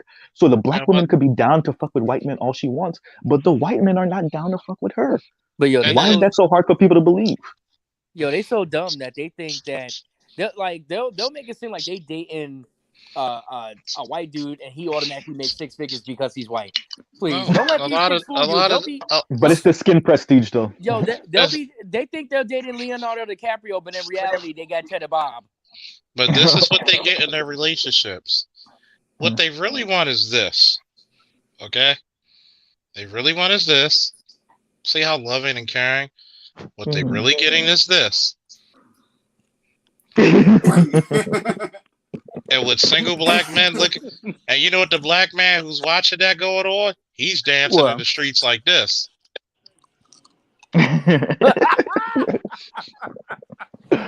no. it is. It was so It, funny though. All the shit talking they be doing on us so much. They expect us to come rescue them back and everything. And I'm like, nope. It's not the fact that BGS he doesn't want to be mainstream. He mm, even said his channel was only made for like 5,000 people. But it's the mhm, problem. Here's the issue. Well, it's not even an issue. Here's the situation. A lot of his teachings are going to come out. mhm. So you got to Yeah, think about it. What if Officer Faulkner says one thing to one female, one guy that becomes viral? yeah. That's all I it told takes. you, Kevin is the first. Remember what they said in the comic book Marvel versus DC, and it was a segment about Captain America and Batman. Though I am one of many, I will forever remain unique.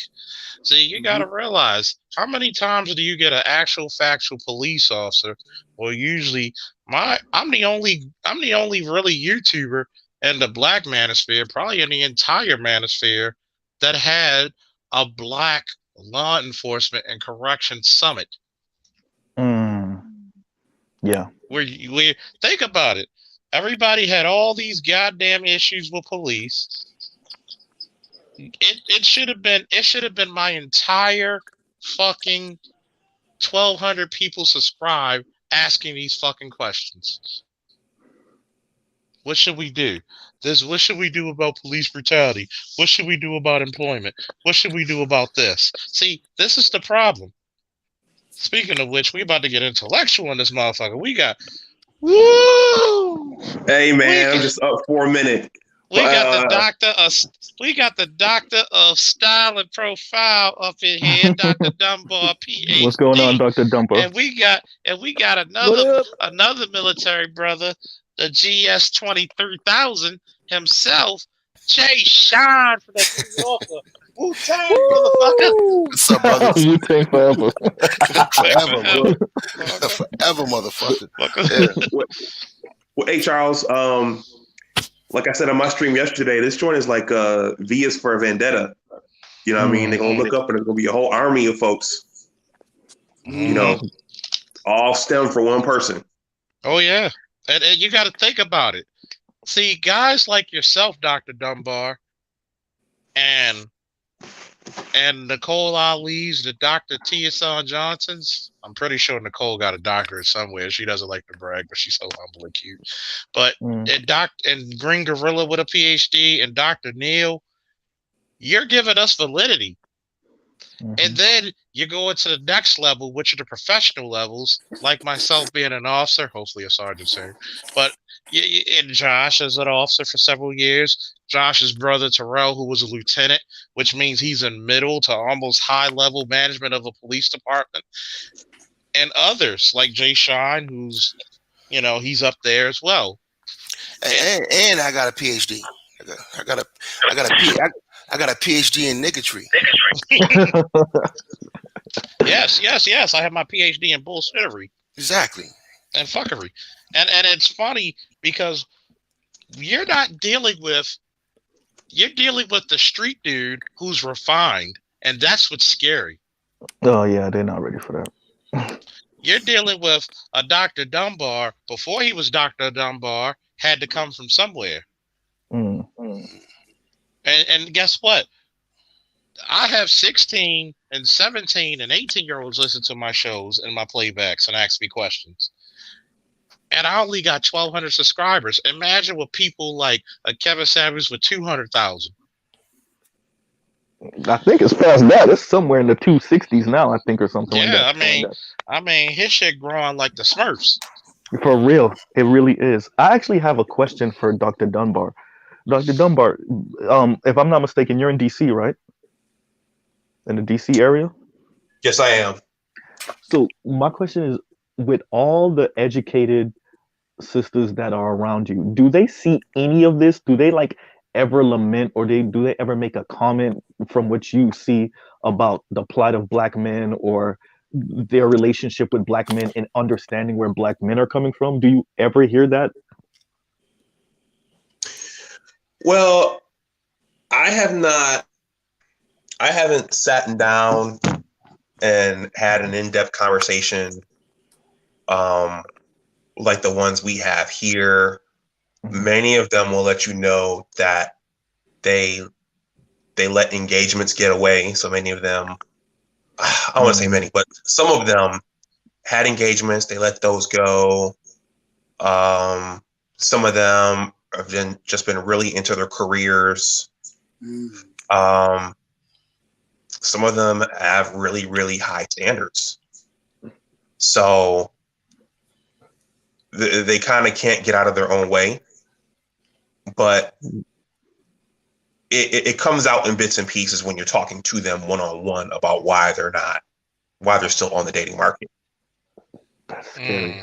How long was those long engagements for some of those ladies? Well, I'm thinking about one. I don't think we talked about how long it was. This woman is always posting pictures on Instagram by herself. She's a very pretty woman in her early 40s now. She's in the public health service. But I just remember for those couple of times that we talked and those couple of times that we went out, she did tell me that some guy did propose to her, but it just didn't work out. You get that a lot too. It just didn't work out. You definitely get it. You definitely see that. And I like to piggyback off of Z's question.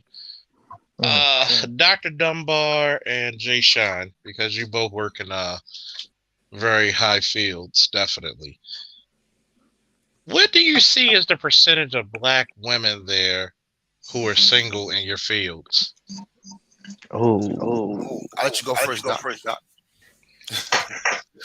I went first. Mm-hmm.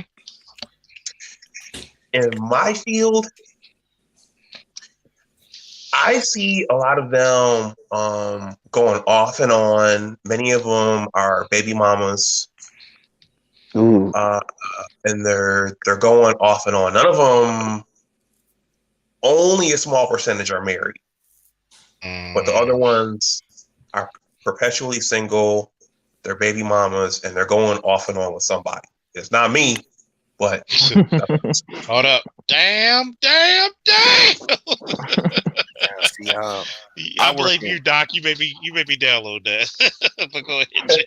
I work in government, as you know, and before I came over here, Doc, 2018, I took this job, an assignment over here in Germany, and I got here in November 2018. But before that, for 20 years, I worked in DC.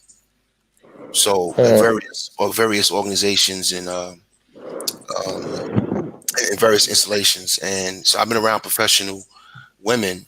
I'm doing air quotes right now for all my adult life. So most of them are single, bitter, out of shape, and what's even worse is that you got some of these older women who are like 50 something, 60, not 50 something, 60 years old, who are not only still working because they don't have no family and their retirement is not squared away.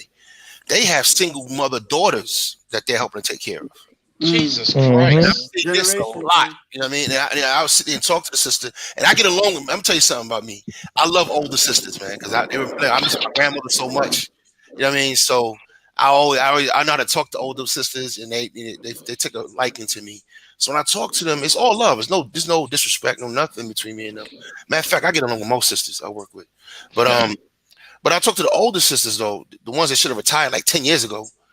I go to find out that they basically holding up the family. They got daughters who are single mothers, grandchildren they gotta take care of. I'm like, are you fucking kidding me? Like, this and is no man. and they don't have a man. So they don't have a man. The daughters don't have a man. There's kids running around. She won't let go of her GS 14, 15 position or 13 position, you know what I mean? Because she gotta help take care of the family. I'm like, God damn. You know what I mean? So this is deep, man. So when I hear all of this black girls rocking, y'all dusty and all that, it don't where it come from for real. It don't hurt my feelings because I know the deal. It don't hurt my feelings. I know the real. You know what I mean? And the Brandon, thank you for the cash app. Keep going on, Jay Sean. Now I'm saying I know the real. So I want to put something on it. If you could do me a favor, real quick, I just want to put something on the screen. If you can share my screen real quick, brother. I want black men to understand this is just stats right now. All right, this is your stats right now. Y'all see this? All right. So when they keep talking about you dusty, you're not doing this. Let me tell you what Generation X did before I get into the numbers real quick. In the 60s and 70s, we fell. They took jobs from us. We were on those corners like Habito and Pablo and them. We didn't have no work. They gave us heroin. They gave us drugs. They gave us public housing. Told her not to put a man in there. There was a social engineering thing that was going on with us. They broke up. They targeted the black families. So it happened, all right? Then we had the crack 80s, so it just got worse. So we fell. But Generation X, you know what I mean? We turned that around. We ended the fatherlessness. We started turning that around. We're the reason why the CDC is saying we're the most evolved, because we were the men without fathers. We were that generation that didn't have the fathers. We are the ones who crawled out the slum. Exactly. So now in 2020, you have 3 times as more black men in college than you have in prison. So get rid of that narrative. All these narratives got to go. So now I'm gonna get to this real quick, and I'm gonna let the panel go. 6.7 million black women have jobs, full employment. Median income is around 36K. 6.3 million black men have full employment. Median income at 40K. All right. So this whole narrative of we dusty, we not working. No, the problem is that monkey branching between the same 30% of men and becoming baby mama number 4 and 5. So stop the narratives. I need to shut Oh, these narratives down. oh, Pat yourselves in the back. Start toasting with each other. Start hanging out with each other. Go to the Skull Lounge, nigga, and get your man on. And start worrying about these narratives. Knock them down when you hear them. Start You throwing. know what I do, Jay Sean? So I'm the person that I'll ask the question. I don't state the facts usually. In person, I'm talking about, not online, but in person, if I'm talking to a sister and we get into that type of conversation, Yeah. so what percentage of black men you think are dating interracially? I've heard as much as 50%. I mean, married interracially. I've heard Nah. as high as 50%. I I'm like, refuse. no, That it's number's actually like lower than 24. they think it is. No. First of all, most Yeah. of black men are not married, but the ones who have married, who decided, Mhm. the black men who have decided to marry, 80% of them are married to black women. All right, 88, Yeah. Exactly. all right. So 80%, 80%. exactly, as well as over 80% are married to black women. Those are just the real numbers. That's not something we can make up. You can go to the census and find that out. Okay. All right, this is not something that's hard to find. These narratives will be thrown out for one reason only. I want y'all to understand this. It's to sap. It's to sap your manhood. It's to emasculate you and take away your confidence. And Right? So justify whatever they feel about you. right, but most importantly is that when you look in that mirror, you feel like there's something more and more you need to fix. When you out here doing better than most, all right. So Yeah. all you need to do is get on your grind. If you fucked up in life, pick yourself back up and get back on your horse. Don't worry about none of this other stuff. All right. Black men are not doing that bad. Okay. We could be doing better. Our only issue, the only thing I would agree with that's thrown at us is that we don't have our own politics going on. All right. Yeah. And that's something we have to fix. We have to definitely got to fix that. ashamed that these parties are hollering at our woman. All right. That's a problem. All right, now that's something we have to correct. But as far as dusty this and black men ain't doing that and black men don't take care of the kid, those are all false narratives. That's bullshit. Exactly. Because Yes. I'm gonna tell you what. This black manosphere, like I said earlier, is leading the manosphere in its totality. We're actually the more refined of the manosphere, the white one and the black one. We're the most refined. You don't have PhDs in the white manosphere coming out and speaking. You just don't. You don't have police officers from the white manosphere speaking. You don't have government workers and officials speaking. You don't. You don't have scientists. You don't have social scientists. You don't have people who are nurses and doctors speaking out the way. All they got is Jordan Peterson. Yeah. That's all they got. I mean, even financial gurus, man. Shit, we got It's- that. exactly. Yeah, We that have too. dudes who are like fucking Geo's an accountant. Fucking Black Uber's an accountant. Like Yeah. this is the Blue Like I Blazer said- does insurance. We all over the place. I said this is the most refined motherfucker that I've seen anywhere. If someone doesn't know something, you're less than a phone call or email to getting an answer. Dr. Hassan, I sent him something on Twitter. I sent him a video. He commented back. I'm like, we out here. I literally Dr. have Dunbar, we got Hassan, we got a bunch of people. Jeez. I literally could call Dr. Dunbar or Dr. T. Hassan Johnson by phone. Hell, Dr. Dunbar, when I feel better in the cigar shops, trust me, we might have to record some of these conversations. Hell, we might have to start our own YouTube page, The Cop and the Doc, or The Doc and the Cop. Hey. That sound Yeah, good. yeah. There you go. There you go. We might have to open up a third one for the Doc and the Cop, because you're not gonna think about that. Hey, it's catchy. Think about It it. is. Where do you have such great because your last stream, Doc, was fucking fire. I hate to say it, we try not to curse on your show, but my show we let it fly. But that was fire, and it branched off into this when I said the multifaceted man. See, for the longest time, it was shameful for black men to be multifaceted. How can you be a comic book fan, but you're also an athlete? How can you be an athlete, but you're also a straight A student? How can you be a straight A student, but you know about firearms? How can you know about firearms, but you know about mechanics? We're not allowed to be a multifaceted unless it benefits the gynocracy. Yeah. Benefit to thy own self be true. Physician and black man, heal thyself. Damn, I should make a T-shirt out of that. I told you. Hey, I was gonna say something else about the women I know in my career, and I would say this is the federal government across the board. I think them getting their degrees is different. It's more of a badge of honor for them. And that's why they celebrate it so much. I'm degreed. I got my master's. I'm gonna be Dr. So and so now. I don't do that. But what I will say is that in the federal government, GS-13, GS-14, a lot of them are still kind of ratchet. Yeah. They could have their credentials, they could have their degrees, but they're still kind of ratchet. For me, that's not even the issue. I'm sorry. Oh, so I mean, Kevin Samuels say it's like the two top jobs that black women always get is veto or the government. Two top hiring jobs for the black woman. Like crazy. For me, that's what Dr. Dunbar said. The ratchet isn't. That's an issue within itself. But that issue isn't what it is for me. For me, it's feminism gave you certain fruits. You ate from the fruit, right? But now you have a problem with the stomach ache. The fruit was that you are going to do better than some men. And if you rise high enough, you'll do better than most men. No. Right? They were told that they don't need a man. They were But told that's the because issue.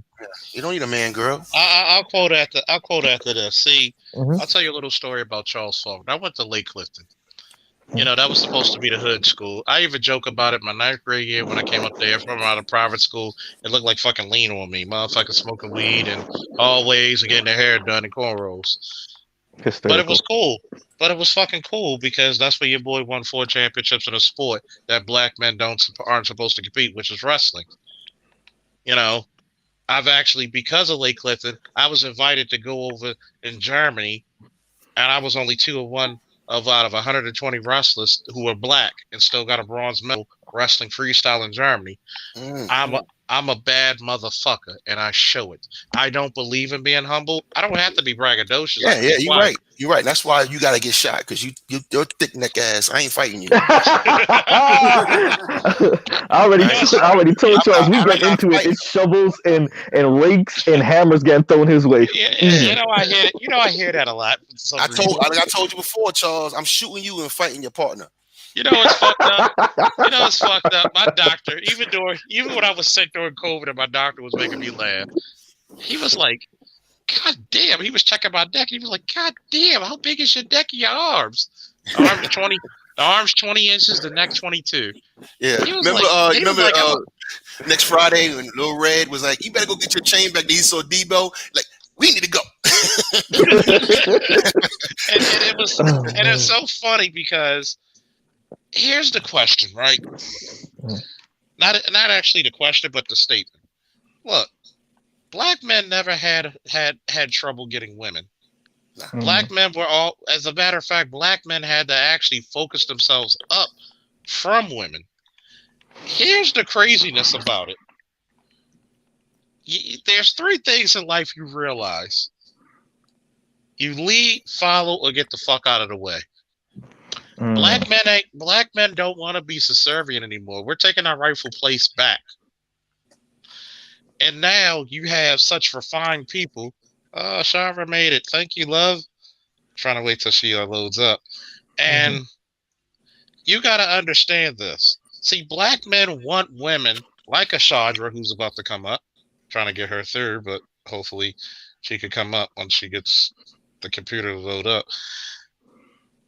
I know it's a lot of trouble for first-time users of StreamYards, but see, we congratulate women of prestige and honor.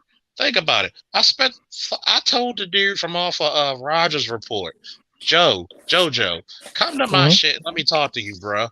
But we don't congratulate good black women over here. But we don't congratulate. Think about it. When the one chick was trying to debate me, you had Sandra coming up there spitting facts to her. You had her in the chat. See, I don't have to defend myself against the ratchets and the slow-mo lobos. Okay? The truth defends itself. It doesn't need a bodyguard. Okay? See, you're mad when you call yourself progressive harlot. I have to quote Chandra on this shit. Why would you call yourself and name yourself after the oldest profession on earth? She's being honest. Leave her alone. She's being honest. But yet you're the same harlot and Jezebels who gets mad. You get mad when you're lonely, manless, and full of Fido. Yeah. Charles, you know you can't say Jezebel without me saying it that way. Jezebel. You old Jezebel. And here it is. You literally got brothers from all walks of life, Haitian descent, working blue collar work, making good money, government workers, a goddamn bona fide scientist. Why do you think we're so proud of Dr. Dunbar and Nicole? Why do you think Dr. Dunbar's a walking goddamn Black History moment. Thanks, Charles. It's hilarious. God damn, we brag about you motherfuckers. Between you and Nicole. And it's Dr. Dunbar, Dr. Ron O'Neill, Gigi, like you god damn, it's like playing Madden and you got the Hall of Fame squad. Hey, that's the draw 4 right there. That's the draw 4 Uno card. Don't make me pull out a draw 4 on your ass. Well, you brothers ain't educated. Where do we get a load of us? See, you got once again, like I spoke about earlier, you're starting to get the most refined Black men in history once again. And this is what I'm trying to protect a lot of you broads from. Oh, she's trying to come up here. Let me see if I can just go down and help her out a little bit. I think she's in a private chat. Okay. Sandra, if you can hear me, come out and come back up. You have to go out and come back up, and that probably help you. And see, this is what I'm trying to warn Black women from. You're getting the most refined Black man once again, and you're about to blow it. Did I not talk about how you're about to get the best person in your life, your apex, your zenith, your pinnacle, and you're about to blow it because your hypergamy is out of fucking whack? Insane. What's my man name that owned the studio down in Atlanta? Tyler Perry, right? Yeah. Then Tyler Perry just look, man. This is how the world works, man. It just works. The universe works the way it's supposed to work. He posted a picture showing himself in shape, showing, Oh yeah. And then he told me I'm 50, I'm single, and now he got 150-something-year-old women in his chat room, on his timeline. These are all lonely women. There's nothing to argue about, fellas. Look, you can sit here and go back and forth with these women, man. I'm not going to go back and forth with a liar. All right? Do you know who lives at one of Tyler Perry's houses? Who? Harry and fucking whatchamacallit? Meghan Markle. Word? She got her so. But what Meghan Markle's not even Black. I don't consider her a Black woman, but but she's 1/8 of a nigga. Yeah, she's an octoroom, a quadroom at best, octoroom, I think. Here was a question for Dr. Dunbar from Niggatar. I love the name. He plays guitar and he's a nigga guitar. He's like, that sounds like a superhero. Yeah, when he plays his guitar, he gets into a superpowers nigga. That sounds like a hell of an anime series that I will watch. You sound like a character on Thunder. You know what I mean? I wonder how he played the guitar. Does he play the guitar like Prince? Or does he play the guitar like somebody else? Well, go ahead.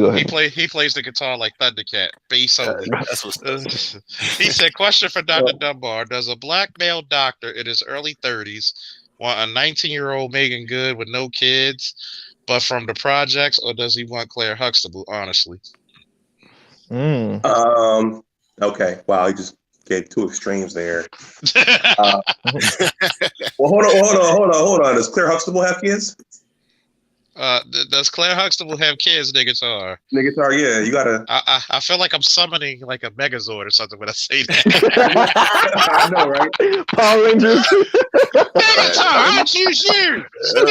Pokemon. It says Nigga, Megan that's Thee hilarious. Oh no man, kids. see, that's the reason why the Green Ranger had to be black. That's hilarious. Because niggas would have put like auto tune or some club mix on that fucking fruit. Oh my Shit. Oh man. Only your nigga circles. Alright. Now he They says should every never time I get see y'all niggas in the net, man. They should Oh, never man. get y'all. They never give y'all niggas niggas never. that, I tell you, man, One of the I gotta go funniest back. skits from Dave Chappelle. I tell you back. Every time I look at niggas with internet, I'm gonna be like this. Damn. He said every time I see an educated woman struggling to keep her ratchetness at bay, it's like watching David Banner after smuggling this after he smudged his poop. God damn. See, he's like Claire Huxtable does not have kids. Okay. That's a no-brainer shit. But Megan, Claire Huxtable had some very sexy, conservative, sexy ways about her. I don't know. I know, right? I know why Hold on. the doctor's taking his time, because you look at Megan Good and you see walls you could put up on, you see all types of tricks you could do. I get it. See, I'm gonna tell Uncle Charles is gonna have to tell you the story about the green-eyed chick he pulled over. One day. Use of power. Go ahead. Tell me something. No. It was a safety check to make sure she was all right. Thank you. I know how to word it correctly, motherfuckers. That's hilarious. Catch me up if you want. What's the doctor's answer? I want to hear the doctor's answer. Okay, here's what I was thinking. So on the TV show, Claire is older than 30. So if I'm in my lower 30s and she's in her 40s, because in the show she was in her 40s, and she already had like 5 kids. Right. Right. Correct. So in that instance, I'm gonna have to go see if I can, get Megan and get her to do what I want her to do. Yeah. If her kids are well spoken and well mannered, I mean, I can deal with that. But god damn, you talking about prime Megan Good? Yeah, but if she got baby kids, That's a dit. I'm thinking better than I might go. do a pump fake. I might have to talk. I might tell her I love her just to hit it. Niggatar has been summoned. You probably make it. See, Niggatar, you're gonna be the one motherfucker that's gonna have everybody died on the live stream added to replay. I just think pretty ghetto girls don't think they can get. That's actually a good statement. That's a great statement. While we talking about this, Felicia Rashad is single now, ain't she? Yeah. Is she? At 70, yeah. She's like she's alone now, yeah. Wow. Yeah. But Niggatar just that comment that he put was and as a matter of fact, I think that's partially true, because when I used to work at a law office, there was this super hood chick, 2 kids deep too, super hood chick. She wasn't the prettiest, but she wasn't ugly. She was whatever. And I was one of those people that really took pride in dressing, right? So, blazers when we didn't really need to. I wasn't just with the slacks and the button up. I had skinny ties galore, friggin' blazers galore. Like, I still got the clothes in my closet, even though I'm like so much bigger now.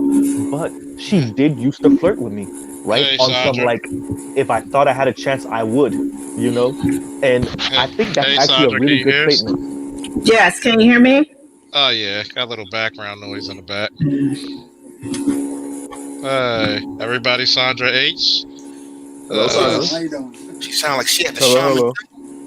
Oh yeah, you sound like you meditated in the background, girl. She's levitating over there. No, I'm new to this, so I'm trying to hear. But I'm hearing the background for some reason. You got the YouTube on? No, I don't. Okay. But I was asking you a question. What did you think about Jessica and Progressive Harlot the other day? Just to make sure I'm not getting this echo, what do I need to do? Because I can hear you, but I'm hearing background. Yeah, I would say drop off and come back and see if that fixes. I would see if you could See if there's a volume you can turn down a little bit. Are you on headphones? Yes, I'm on headphones.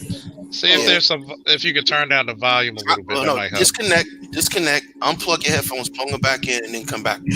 Okay. If you have a tablet, you can use the tablet also. That's what I'm using. My iPad. Those people that really took pride in dressing, right? So she's coming back. Ages when you didn't really need to. I wasn't just with the slacks and the button up. I had skinny ties galore with blazers. So What's going on? no, it was probably some playback. Okay. It was coming through her. Yeah. Okay. I'm still hearing it, but I'll try to tunnel it out. It just sounds like it's 3 different conversations going on. Okay. Yeah. I was like telling her disconnect. If you have the YouTube playing, you might have to pause that or pull it down. That could also be part of it. And also, I was like, what did you think about Progressive Harlot and Jessica the other day? And this is what on my channel will we speak against is the poor representation of black women. What was your take on it, Sandra?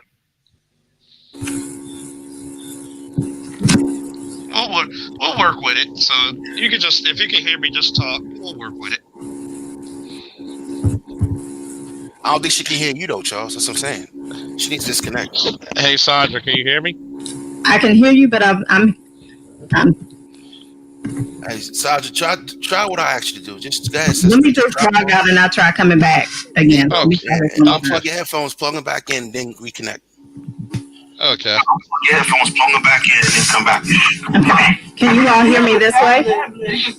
Yeah. But now we're coming back. Yeah, there's feedback. That's what I'm saying. So just go ahead. It's like a little bit of feedback.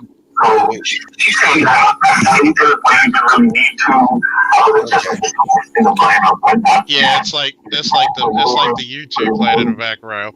Yeah, but I don't have anything else on. So what do I need to? Sister, it's probably just echoing. It's probably stuck. The software is probably acting up. Just drop off, disconnect. Tunnel it out. This just sounds like there's conversations going on. Okay.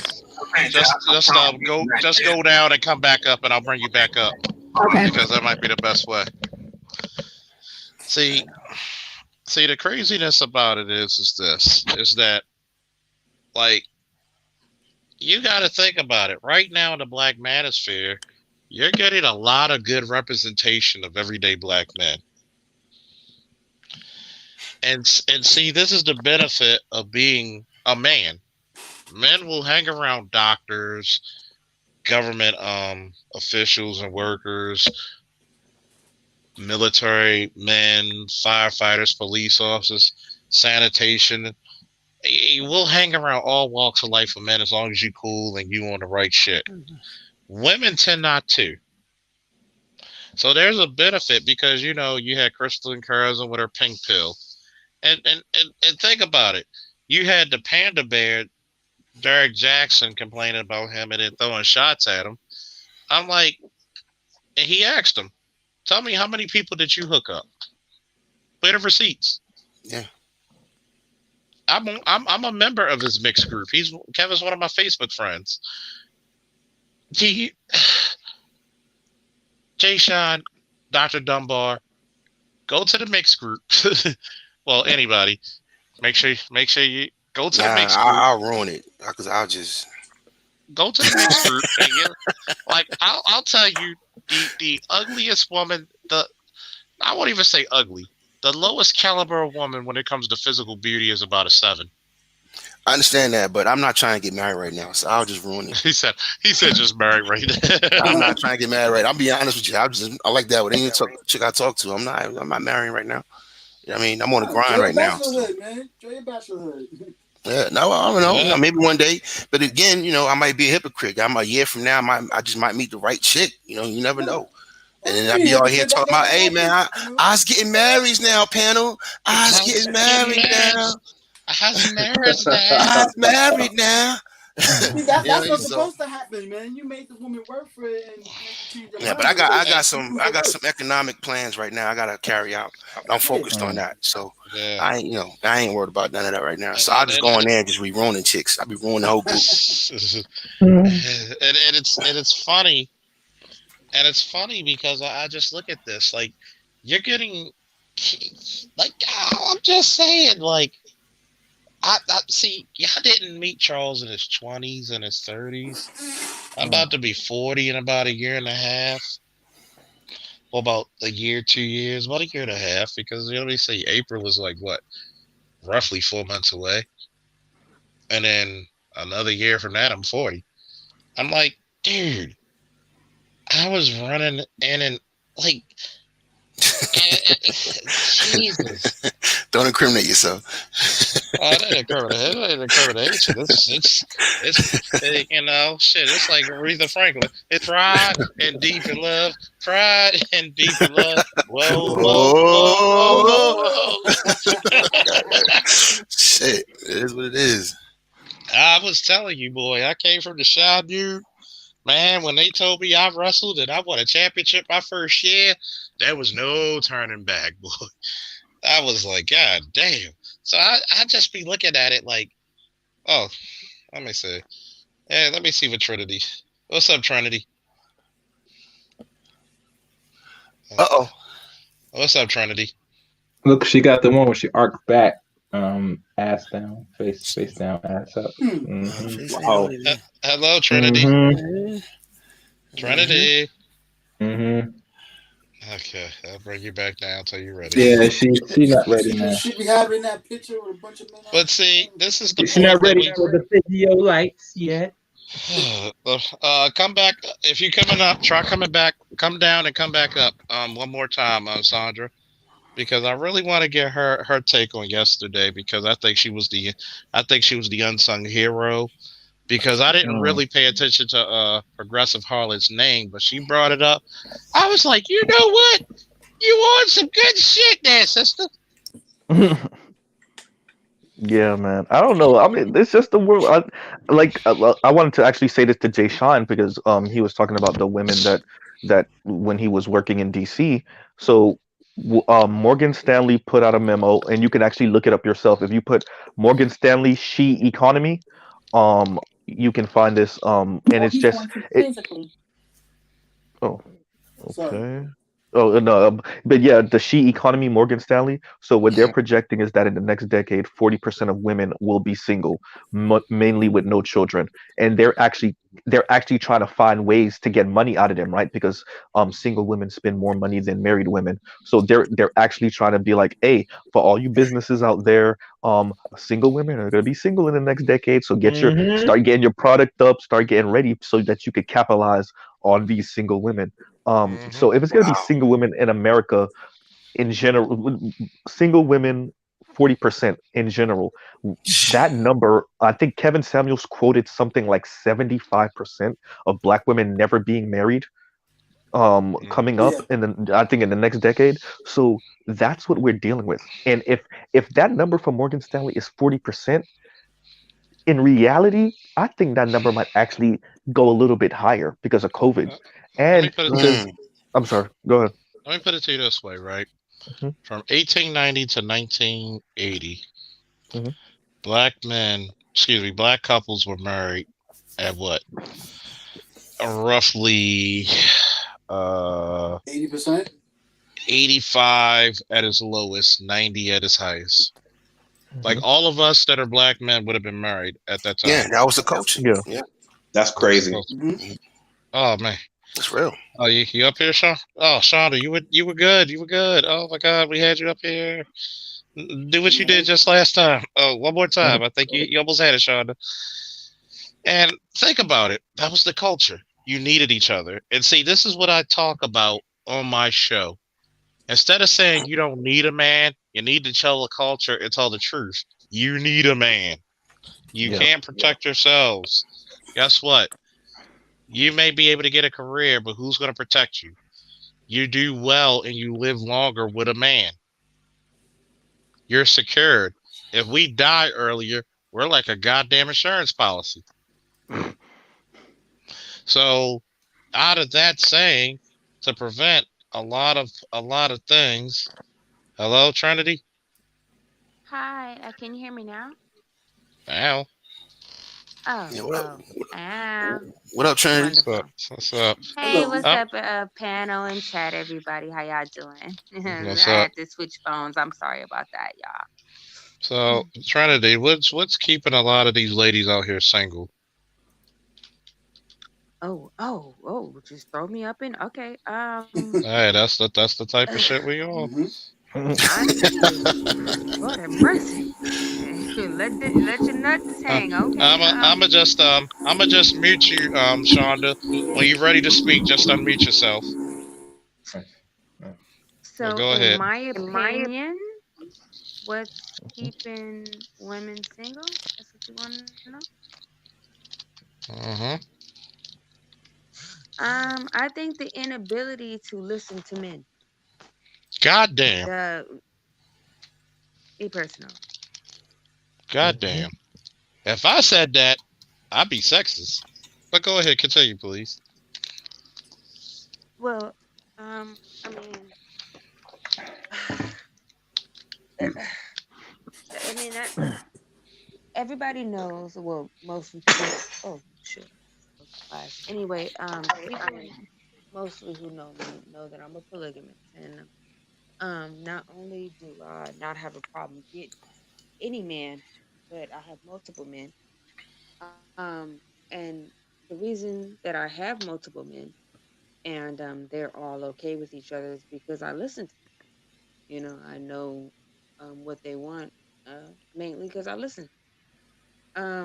It's not to say that I uh how can I say this without being disrespectful? It's not that I do what men say, but I listen to them so I know what they want. And so It's called cooperating.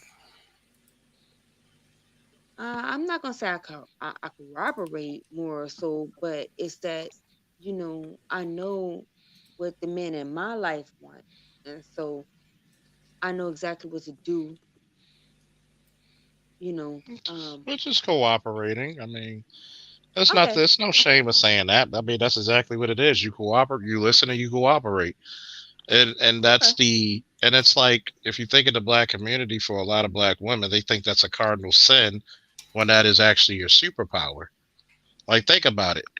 If I was a black woman and I'm highly educated, I would be jealous of you because guess what? How the fuck does she get multiple men and I can't get one? Damn. Mm-hmm. yeah, yeah. Damn. And I have that problem a lot. A lot of the women who have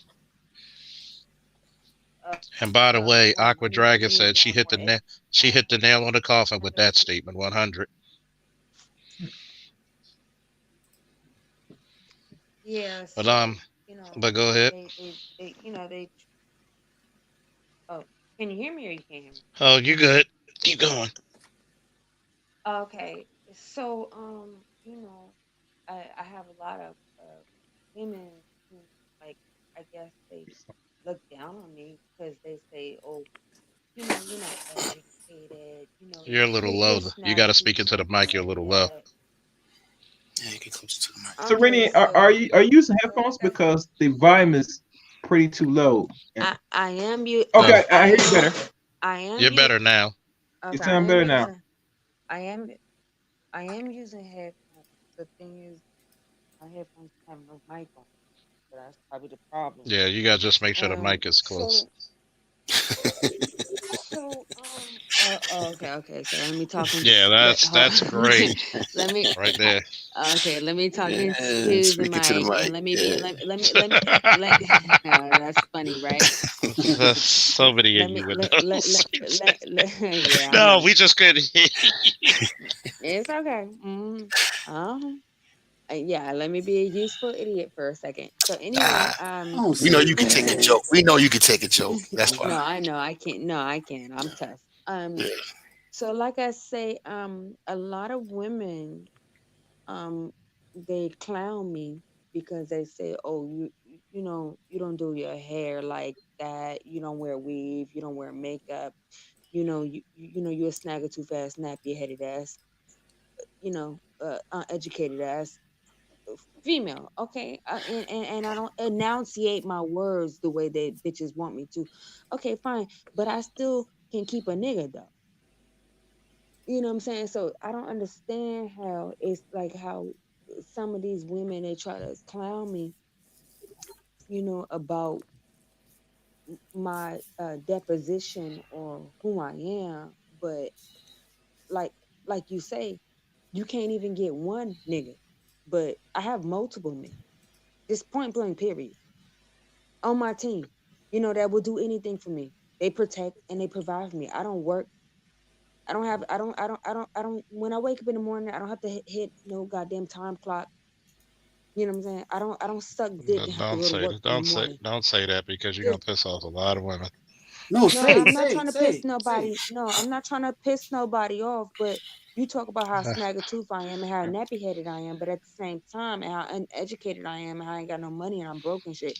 But at the end of the day, after I suck dick, I don't have to roll over and rush to work in the morning. I'm gonna be honest with you. Oh boy, only on Charles' fault this platform, huh? Yeah. Okay, Trinity. We're gonna try to get Sandra in. Okay, so hold on for a second, Trinity. We're gonna get Sandra. I'm gonna unmute you. Hey Sandra, I know you got a little bit of noise, but we'll just work with you.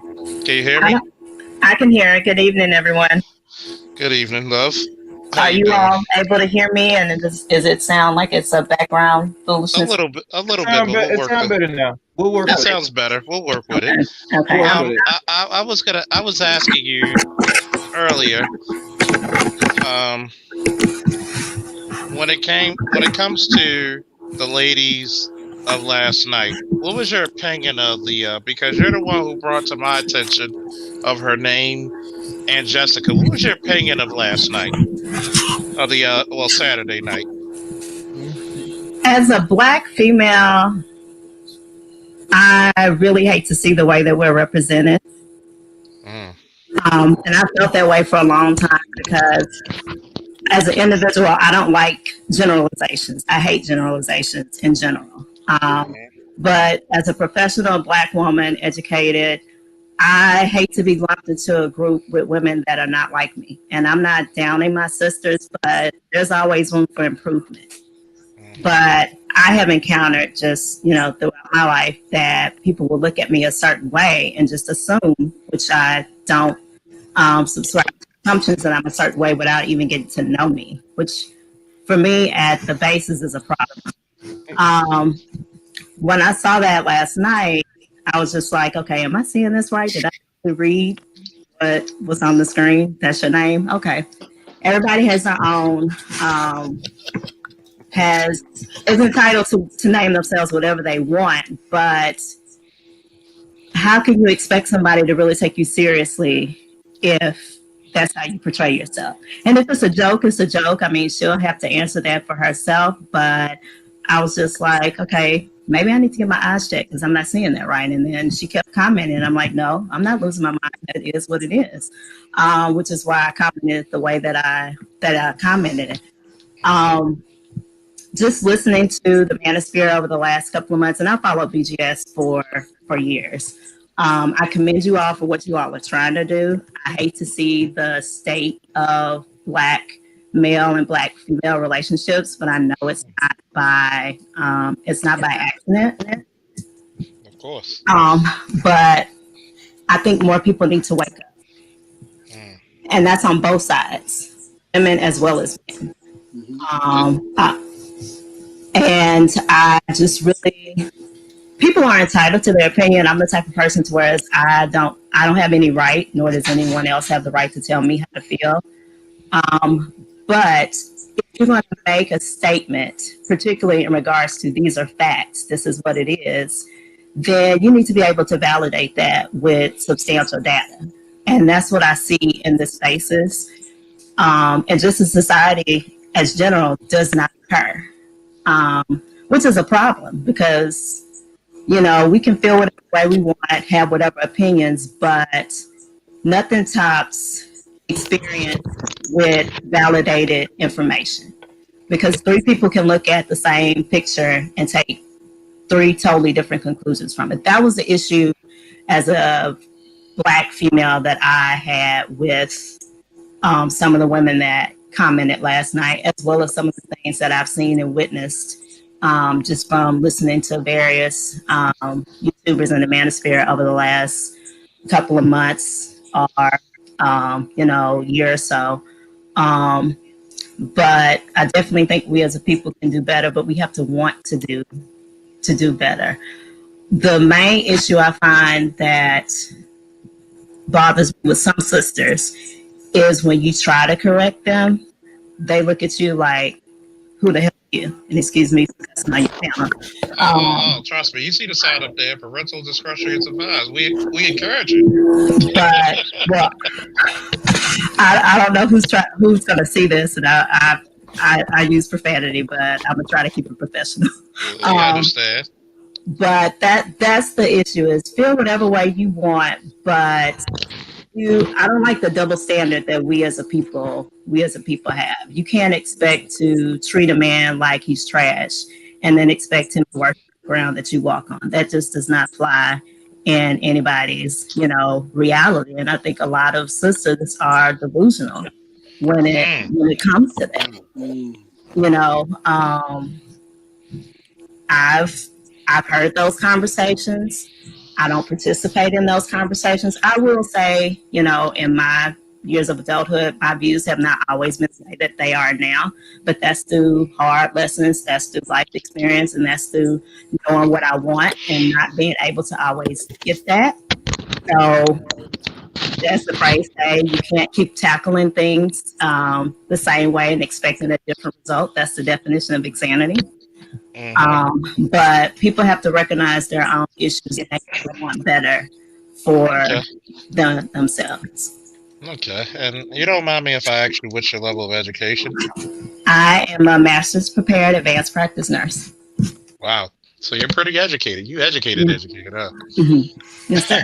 So the other night, when you heard me ask for the dialogue with the young lady, would you say I was rude or was I trying to have actual conversation with her? From what I've seen, just from seeing you on different panels, Officer Charles, and just from that dynamic the other night, I think that you were totally respectful.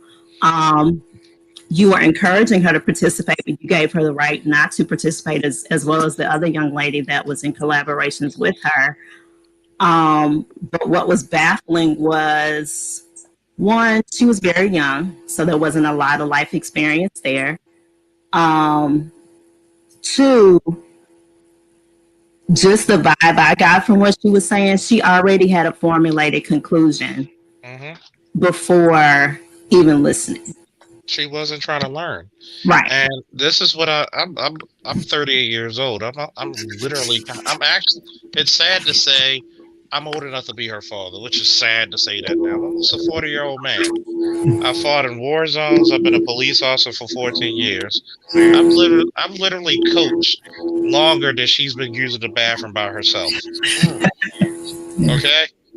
So, in the words of Skeletor that he had before he got the powers of Grayskull, what consequence are you for me now? And what I tried to explain to her was, look, you're not even knowledgeable. You didn't even get off the porch yet. When's the last time you had a boyfriend? Where do you work? How educated are you? Well, I'm going to school for early childhood education. My last ex is a director in early childhood education. I can tell you about your study, your field of study. Like people don't it's funny, and I'm pretty sure this bodes well for everybody on the panel. And the Black community, we do too much underestimating the people we meet and too much overestimating of our own follies. And it's sad because every holy book you read, it usually has the same message. Lean not to your own understanding. And the folly of it is this. You have two women who made 2 points. But I forgot on this channel in this sector we hate women, right? Jay Sean, right? Dr. Dunbar, right? Z, Can't stand right? them hoes. Chaos, can't stand them hoes, right? You know, Yeah. we hate women over here. You know, we have highly professional men on this panel right now, whether they're blue collar or white collar. We're still highly professional men. We don't have jobs. We literally have careers on this panel. Every male on this panel, even the females on this panel, in some way, in some form, highly professional and have careers. And the females that usually follow me, they tend to be in married or in long-term relationships. And if they are single, by that minute chance, they can get a man like that. But a lot of my detractors, have you ever noticed they're single? They're bitter. It's amazing. It's amazing how I can have professional women in my chats, in BGS's chats, O'Shea's and others, who can actually, no offense to the ladies, formulate a proper sentence and teach you something, both male and female, and are very candid and honest about the issues of the black community. And guess what? These are usually the females y'all call pick-me's. But the last time I checked, a woman wants to naturally be picked by a man. Like, who taught these motherfuckers? And it's shameful, just shameful, that I get questioned by a 22-year-old when I'm like, before I was 21, I was fighting in the war. Who are you?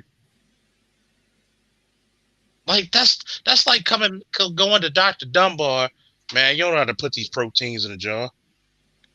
You gonna look at me like, nigga, sit your dumb ass down. That's like me going to Shonda and I'm like, man, let me put these IVs in. You don't sit your stupid ass down. See, a lot of times in the black community, we have a folly that's called hubris and narcissism. I don't try to act like I know it all, but which I do know, I'm gonna stand on my square about it. And I'm not afraid to learn from others. That's the difference. That's survival. See, this is one of the perfect places to network and grow. And this is the reason why the black community has been stagnant for the last 60 years. This I don't need a man stuff, yes you do. You never heard a man say, I don't need a woman. Black men be like, hell yeah, I need a good damn woman. Where are they? We looking for them. I sat here for 4 hours talking to JoJo, who's 22, girlfriend 23. Myself and Judge, despite all the stuff we went through, as Judge is a 40-something-year-old man, is a mid-40-year-old man, myself as a late 30-year-old man, schooling him, saying, wait a minute, your lady gives you money to the bills? Yeah. She cleans and cooks without you asking? Yeah. Y'all enjoy each other's company? Yeah. We watch anime and we play video games together. Yeah. She clean, wash your clothes, iron your clothes without you asking? Yeah. Motherfucker, if you fuck that up, we're going to come over to your fucking state, your house, and we're going to whoop your ass. You got a good one. See, in the military, and Jay Sean will tell you, we have something called preventive maintenance. Mm-hmm. We don't wait till there's a problem, then we fix it, because guess what? That could be thousands or millions of dollars that you can correct, and we may not have the budget for that shit. And you know what else we got? We got something called life cycle. So when your time is up, so you get the fuck on. Exactly. But when you have a good one, yeah, you don't leave that motherfucker. You don't blow it. To be 22 and to have a good one, you're lucky. To be 22 and have somebody who's compatible, somebody you don't just love, but you enjoy their company and you actually like, that's a blessing. But I forgot, we don't like black women here, allegedly. But I invite black women on the panel. Yeah, man, they ugly and they stink. We don't like them. No, they got cooties. Yeah. but ladies, I want to hear from you that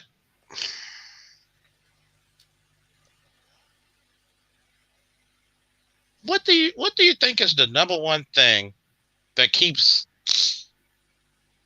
black women at odds? Like, even though the gender war is over, ladies, what do you think that keeps them from enjoying the professional men you see in this manosphere? Like even at a Kevin Samuel show, these are high class men that comes to his show. What do you think that keeps them from actually getting with these men, ladies? Go ahead.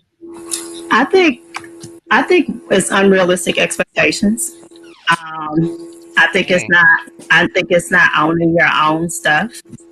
As far as everybody has baggage, everybody has issues, but people don't want to face the reality that we all come with baggage, some more than others. But you have to be able to get with somebody who will help you carry your load.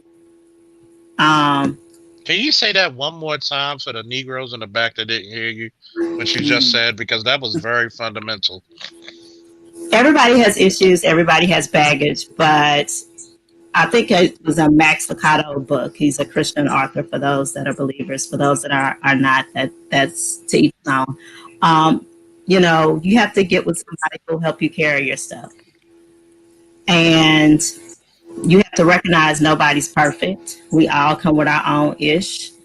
Some people can tolerate that. Some people can't. I know what my deal breakers are in a relationship.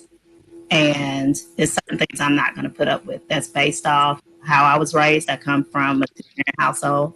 Mm-hmm. My parents have been married, God willing, next year will be 50 years. And it's, respect is very essential. But just because you're a professional woman doesn't mean I don't have to down a man for me to shine. Vice versa, doesn't have to down me for him to shine.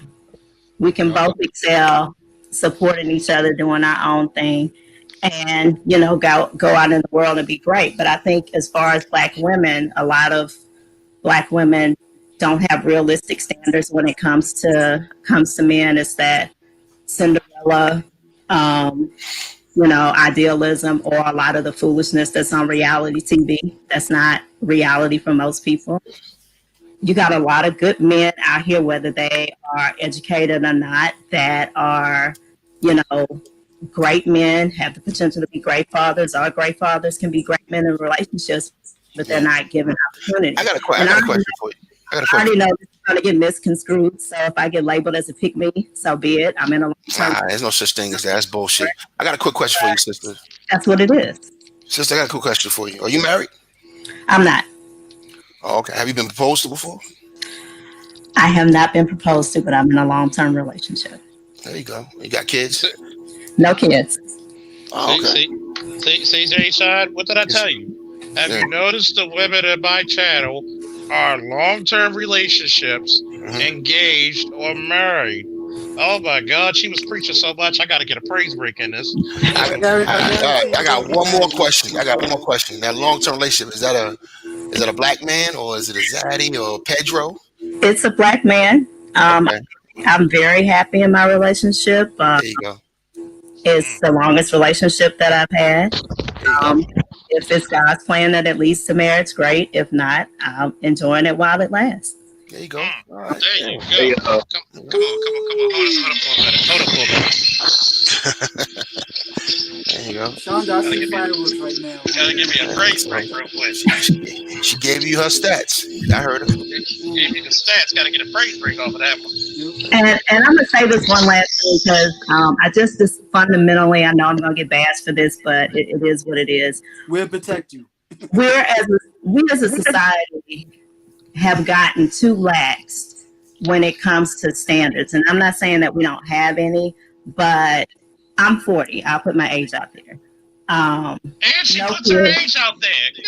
Ooh, keep going, girl. Keep going. No kids, and that's not by this. It's not by accident. It's just I'd rather be married first before I have children because I don't want to raise them by myself. Now, I know that's not going to be received well. I tell you what. I tell you what. I tell you what. I make No, you. tell the truth. I make you a deal, sister. If this relationship don't work, we can work out something. Okay. We can be. We don't have to be together, but I'll be a daddy. I'll be the daddy. It's not so much that, it's just, a lot of my views are based on my experience and how I was raised, and I know a lot of people's views are based on what they see and what they come from. Your society, your environment really formulates a lot of your experience. But I just think it's sad as a people, we have such an overwhelming percentage of Black men and Black women that are raised without active mothers and fathers in the same household. Right. Now, And nobody sees a problem with that and how that translates into adulthood and how we function as a society. Now what I'm gonna say might sound a little crazy, but I actually talked to a sister about this at work one time, and I was being facetious, but I'm serious. Like, you look at the dysfunction of the Black community. You have all these babies out of wedlock. When you have all these, grown adults, to me it seems like, all right, fine. If you don't want to be together, I could at least make an agreement to co-parent. You know what I mean? And you know what I'm saying? Like, I wouldn't be what's the word I'm looking for? I wouldn't be turned off if a woman came to me and said, you know what, Jay, I've been watching you for years now. You're a good daddy. I don't want you to be, together, but I want to have a kid. Because, women want to have children. Their biological clock be ticking. And, since I don't want to be a single mom to just any, idiot, I know you're a good man. You take care of your kids. All I need you to do is be a father to your child. I would actually think about that based on who she is and how she gets down, how she carries herself. I would actually entertain that. I would. I would sit back and think about it. I would say, you know what, sister, let me think about it. Just talk about it some more. You know what I mean? But we don't do that. All we do is have sex with whoever, have a baby with whoever. You know what I mean? And we have this problem. And there's nothing wrong with that, but just because your biological clock is ticking doesn't mean that gives you free range just to go have a child. Because once that child gets here, it can't take care of itself. Somebody has to nurture and take care of it. And, you have a lot of people that get in these these situationships, entanglements, whatever, just to have a baby. And they're not factoring into, okay, that baby's not going to be in your belly for 22 years. It's only going to be there 9 months. After it gets here, what's the plan? Mm-hmm. They think too much of the moment, not long term. Oh, yeah. Somebody's calling me. Hey, Charles, I got to drop down. I'm just going to say, hey, Shonda, thank you for coming up and sharing your perspective. And I find myself pondering what Jay Sean just talked about times as well. All right, I got to go. All right. And the reason I'm saying that is that, I'm thinking out of the box. You know what I mean? Right now. You know why? Because we have so many dysfunctional situations, right? And, given what we have right now, it's like the saying goes, you go to war with the army you got. Right? You go to war with the army you got. I know a lot of good dudes who are good fathers. They're just not with the moms. I know some good moms who are not with the fathers. You know what I mean? So the problem is we have that big mix in between where we have people who have kids with cats they don't love, they don't care about, didn't want to really be with. You know what I mean? And they don't have no planning. You know what I'm saying? Like, they didn't plan the child. It just as an oops baby. It just came out of nowhere. She just had the baby. Or he shot the club up. There's no planning involved. I'm saying if two adults came together and said, you know what, let's go ahead and do this. You know what I mean? She wants to have a kid. At least she's not going to any dude, that don't have a job. She's going to a professional brother who has a child that's shown that he can be a father. You know what I mean? And if he's willing to entertain that and into that agreement with her, I think that can work. Because you're forced to do it anyway. Everybody's going to court fighting for the first 6-7 years of the child until everybody calms down, and then they try to be cordial. And I'm like, well, why don't you skip past all of that? Why don't you find somebody that you like? I'm talking to the women, because this guy, men, I don't think men should be doing it, but I'm talking about women. If you find a man that's a good man, that's a good father, you know what I mean, and you want to have a kid, but you don't have a solid situation, and you really want to have a kid, just don't have it with Dirty Dick Rodney. You know what I mean? Go find a good brother, you know, and say, hey, brother, look, you know, you're a good father. What would you think about being a father to my child? I'm like, shit, I might entertain it, depending on who the woman is. If she's squared away and she seems to be real mature, I'm like, you know what? I want more kids because men like kids. That's the reason why we shoot the club up. It's a primal thing. We want to get you pregnant just like you want to get pregnant. The problem is everybody just got here doing it willy-nilly. And then I think you gotta realize at this point also too. Most majority of those good men probably was raised in a single mother household. They want to actually be married with the wife and raising the kids that way. Exactly. Might be discrepancies with that. That's Right. how I am. I want to have a baby. I'm still having a baby out of wedlock. But if I'm a good person, she's a good person. No, I want to get married.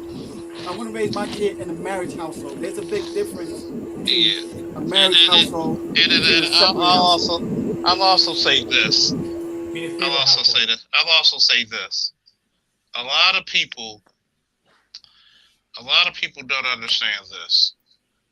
Black people will network when it comes to get who got the hottest club. Mhm. We will network when it comes to where we can get the cheapest breaks. We will network on who can do our hair, who's the nicest barber. But we will never network when it says, hey, I know a good guy that's right for you. I know a good woman that's right for you. Right. In the black community, we don't network relationships. Even in the legal standpoint of what we're going through, guess what? You can override the legal system when you have a strong clan, a marriage. Well, my mother, I remember when I was younger, my mother and father were like the Cartwrights and the McCoys, cussing and carrying on at each other. Yeah. You know who came over to the house to settle that shit? Was my grandfather. Right.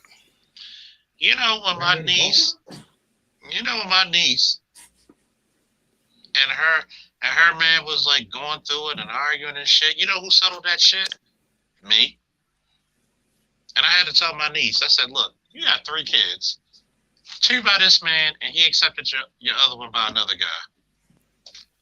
You pretty and all, but guess what? One man wants 3 mouths to feed. And what did I tell him? You put 2 in her, y'all need to work this shit out. Mm-hmm. Well, can I live with you? No. Be a fucking adult. Do I go to you looking for my problems? No. You handle it like a goddamn adult. Mm-hmm. See, marriage was never made to be easy. See, Mel, I was talking about the misinformed part of the conversation of today's conversation was due to the call that happened. I believe it was a Saturday when we had like an old school Baptist revival hangout, the Coliseum. There you go. Hey, real quick, hey, Black Guru, you here? Oh yeah, I'm here, bro. Hey, bro, quick question, man. I got a question for you, bro. Because I was just reading your comment in the comment section, so I appreciate your response. Now I'm just thinking out of the box, man. So look, you got women out here who going to go. Look, I'm looking at it from a black pill perspective. You got a lot of black men out here who are just not getting married right now. All right. And it's not even based on the kid situation. It's based on feminism, the laws, all kind of other things, reason why men are not getting married. All right. So you got that. Then you have women out here who going to get a baby. The problem is where they're getting them from. You feel me? So I'm saying based on what we have right now, you know, some situations be good, but perfect. People get together, they get married, they stay together. Cool. But we're going to have a single mother issue for a minute. It's not going away. That ship is not turning around overnight. You know what I'm saying? So my thing, especially I get your point. Women, it's just especially for such working a women. You know what I mean? terrible. I know, but I'm just saying working because they make a lot of critical decisions when it comes to abortion and all kinds of other shit. I'm like, you know, why can't you make, you know, a serious decision about motherhood? You know what I mean? As far as who you want to have a kid with, you know, and really come at certain individuals that way. There's a lot of dudes out here. Like, look at all these athletes and professional men. We going to have kids, man. It's a primal imperative that we have children. That's why a lot of men slip up. Let's just be honest about that. That takes work on our part and discipline on our part, not to go out here and get these women pregnant. You know what I mean? Especially those who get a lot of women. All right. So if men are not going to have babies, we got 50% of black men not right now, not even don't even have children. Future. And then we got a lot of men who are not getting married. You know what I mean? So I'm like, all right, so we're going to keep, participating in a situation where I'm talking about both sides now, where women are lapping up with one dude. Future got how many baby mamas? How many baby mamas Dwight Howard got? You know what I mean? How many baby? You know what I'm saying? And those are niggas with money. So now let's go down here's to the problem, shoes.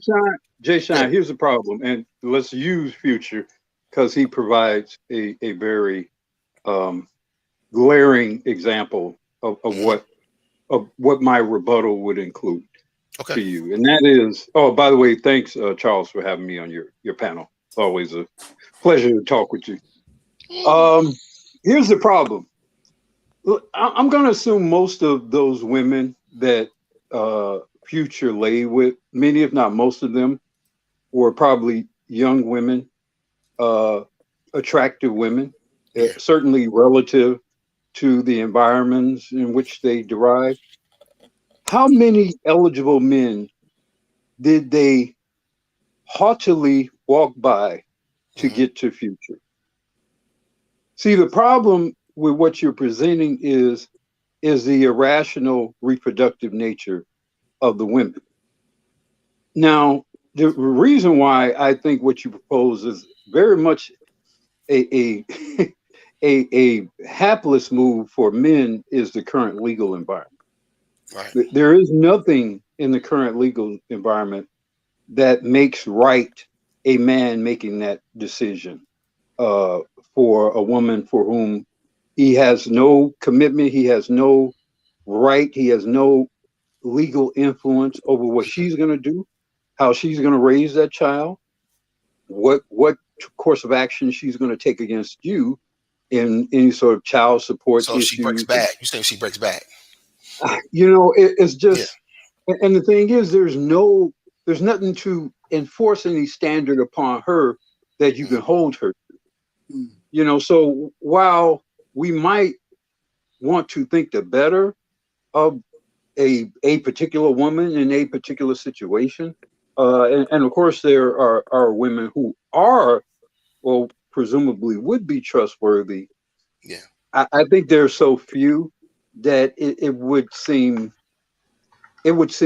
foolhardy to engage in that behavior. I understand your motives. I understand your heart behind why you recommend that. I too have older and aging female kin and friends, and I got sisters too. Childless and manless, and I've and the clock is ticking, so I know of what you speak, and I feel it just by virtue of my connection. I think what sparked that when the sister was saying she's 40 with no kids, and so I thought about that. I was like, you know what, I got sisters in their 30s. You know what I mean, right? Yeah, but I know here's all the the thing, girls though. who are doing the same thing. I mean, the problem though is that bruh, halfway decent woman, guys have been trying to get at her since she was about 14, 15 years old. So there's a whole lot of men that have come and gone prior to her getting to that point. And that's why, even though I might feel a certain way, here's the blind spot. If a good woman, right, a good sister, because we're gonna put this in a category. We're not gonna just stay all women. We're gonna put this in a specific category. You're talking about right, we're gonna put this in a specific category, right? Make sure you understand that, because we ain't talking ratchets. I said we're gonna talk about good sisters. The reason why I say that is because this sister just said she was in a long-term relationship. So say you got one black woman who's 35 years old and she's been in 2 long-term relationships. That's pretty much her whole adult life. And she decided not to have any kids because she didn't get married yet. But then she's running out of time, so she does something crazy. You know what I mean? Gets with fucking Dirty Rodney. You see what I'm saying? And now I've seen those situations. I've seen that. Yeah, but that, I mean, you say she was in 2 long-term relationships. Right. I mean, there's got to be some, the one thing that none of us, that we all, there's one thing that we all must account for, regardless of how great or how wonderful or how bad and how terrible we are. We all must account for one thing. the way in which we spend the precious time that we have. And there's going to be many opportunities that we might have been able to reap great benefit from. I'm sure you've been in situations where you might have, or you should have invested money here and there, and could have bought Amazon stock at $5. You know what I'm saying? We've all been We've all been in positions that if we had made certain decisions, would have. There's a phrase in Shakespeare's Julius Caesar that I always remember because it always kind of keeps me kind of focused on the moments. And it is called there are tides in the affairs of men which have taken at their flood lead on to fortune omitted, and all the voyage of your life is bound in shadows and misery. And we all are faced with that. And the women are not immune from that. I agree. And if they don't make certain decisions, the correct decisions, when at the optimal moments of their lives, then they have to live with the consequences of that, just as you and I must. Yeah. Now here's my retort, a small one, because I'm not saying you go do this. It's just an idea. I'm throwing it out there, for conversation. I'm not doing it. I mean, I said I might entertain, depending on if I know the woman really well. I might entertain it. I really would, because I'm in a great situation right now. Plus, I'm radical. I'll take the baby, but that's another discussion. My issue is this: the outcome of the woman who says, you know what, I just want to have a baby. No one's marrying me. I'm going to have a baby. The outcome is that we all have to deal with the outcome of that kid that doesn't have a father, whether it's a man or female, right? That's produced in that situation. So whether she goes to Dirty Dick Rodney to get a kid, a bum nigga who can't do nothing for her, now we got another struggling female, and the kid doesn't have a father. So we got a boy out there that doesn't have a father, and a female that doesn't have a father. So that too has a residual effect. That has consequences. You see what I'm saying? So I'm looking at it both ways. Now, look, in a perfect world, I wouldn't want to see none of that. I want to see a chick getting with a man, stay with her man, marry her man, go through the ups and downs of marriages, stop divorcing just because he coughed wrong. You know what I mean?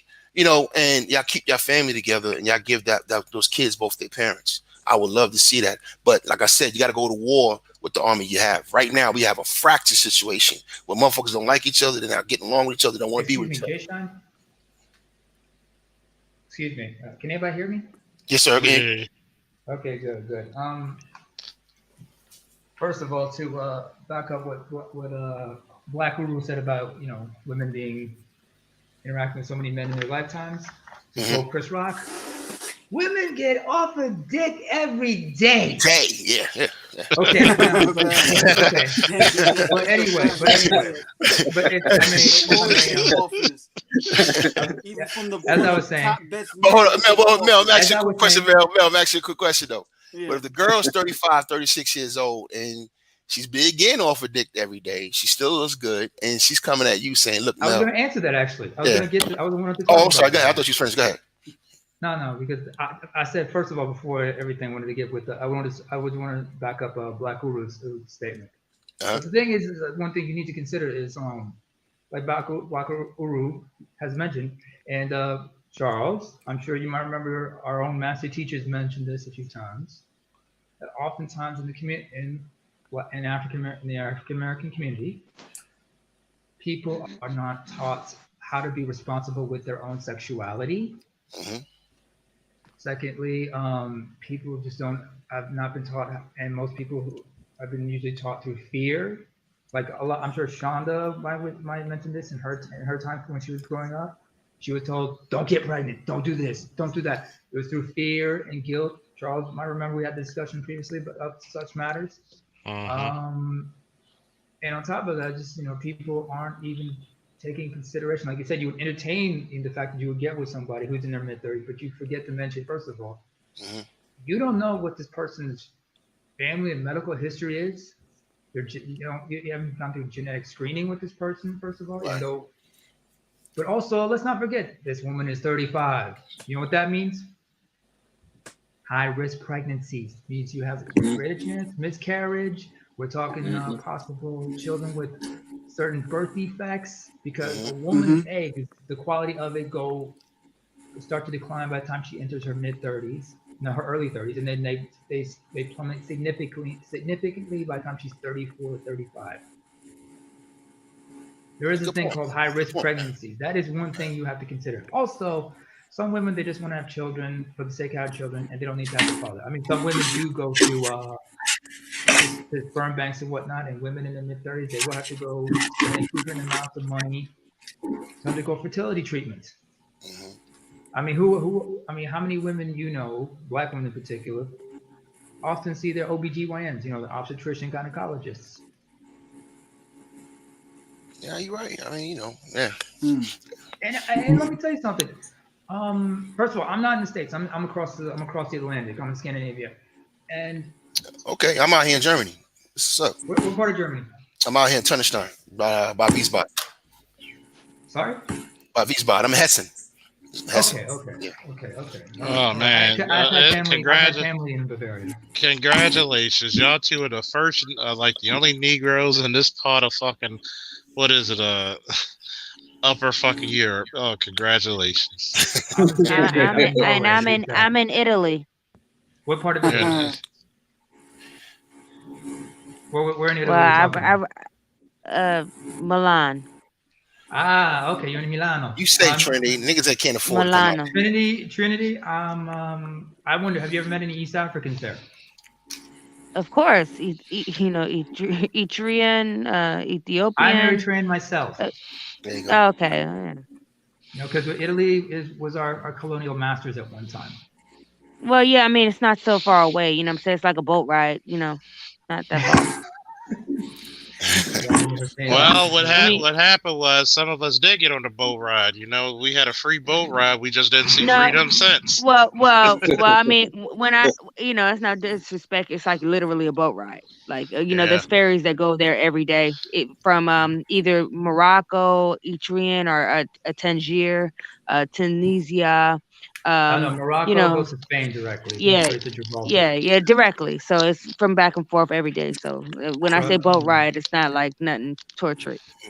I can see it. I can see it now. One day when I retire, literally ferries go back and forth from Italy to Morocco and No, that's Libya you're talking about. You're talking about Libya. There was such a joke I could use about ferries, but I'm not trying to get this.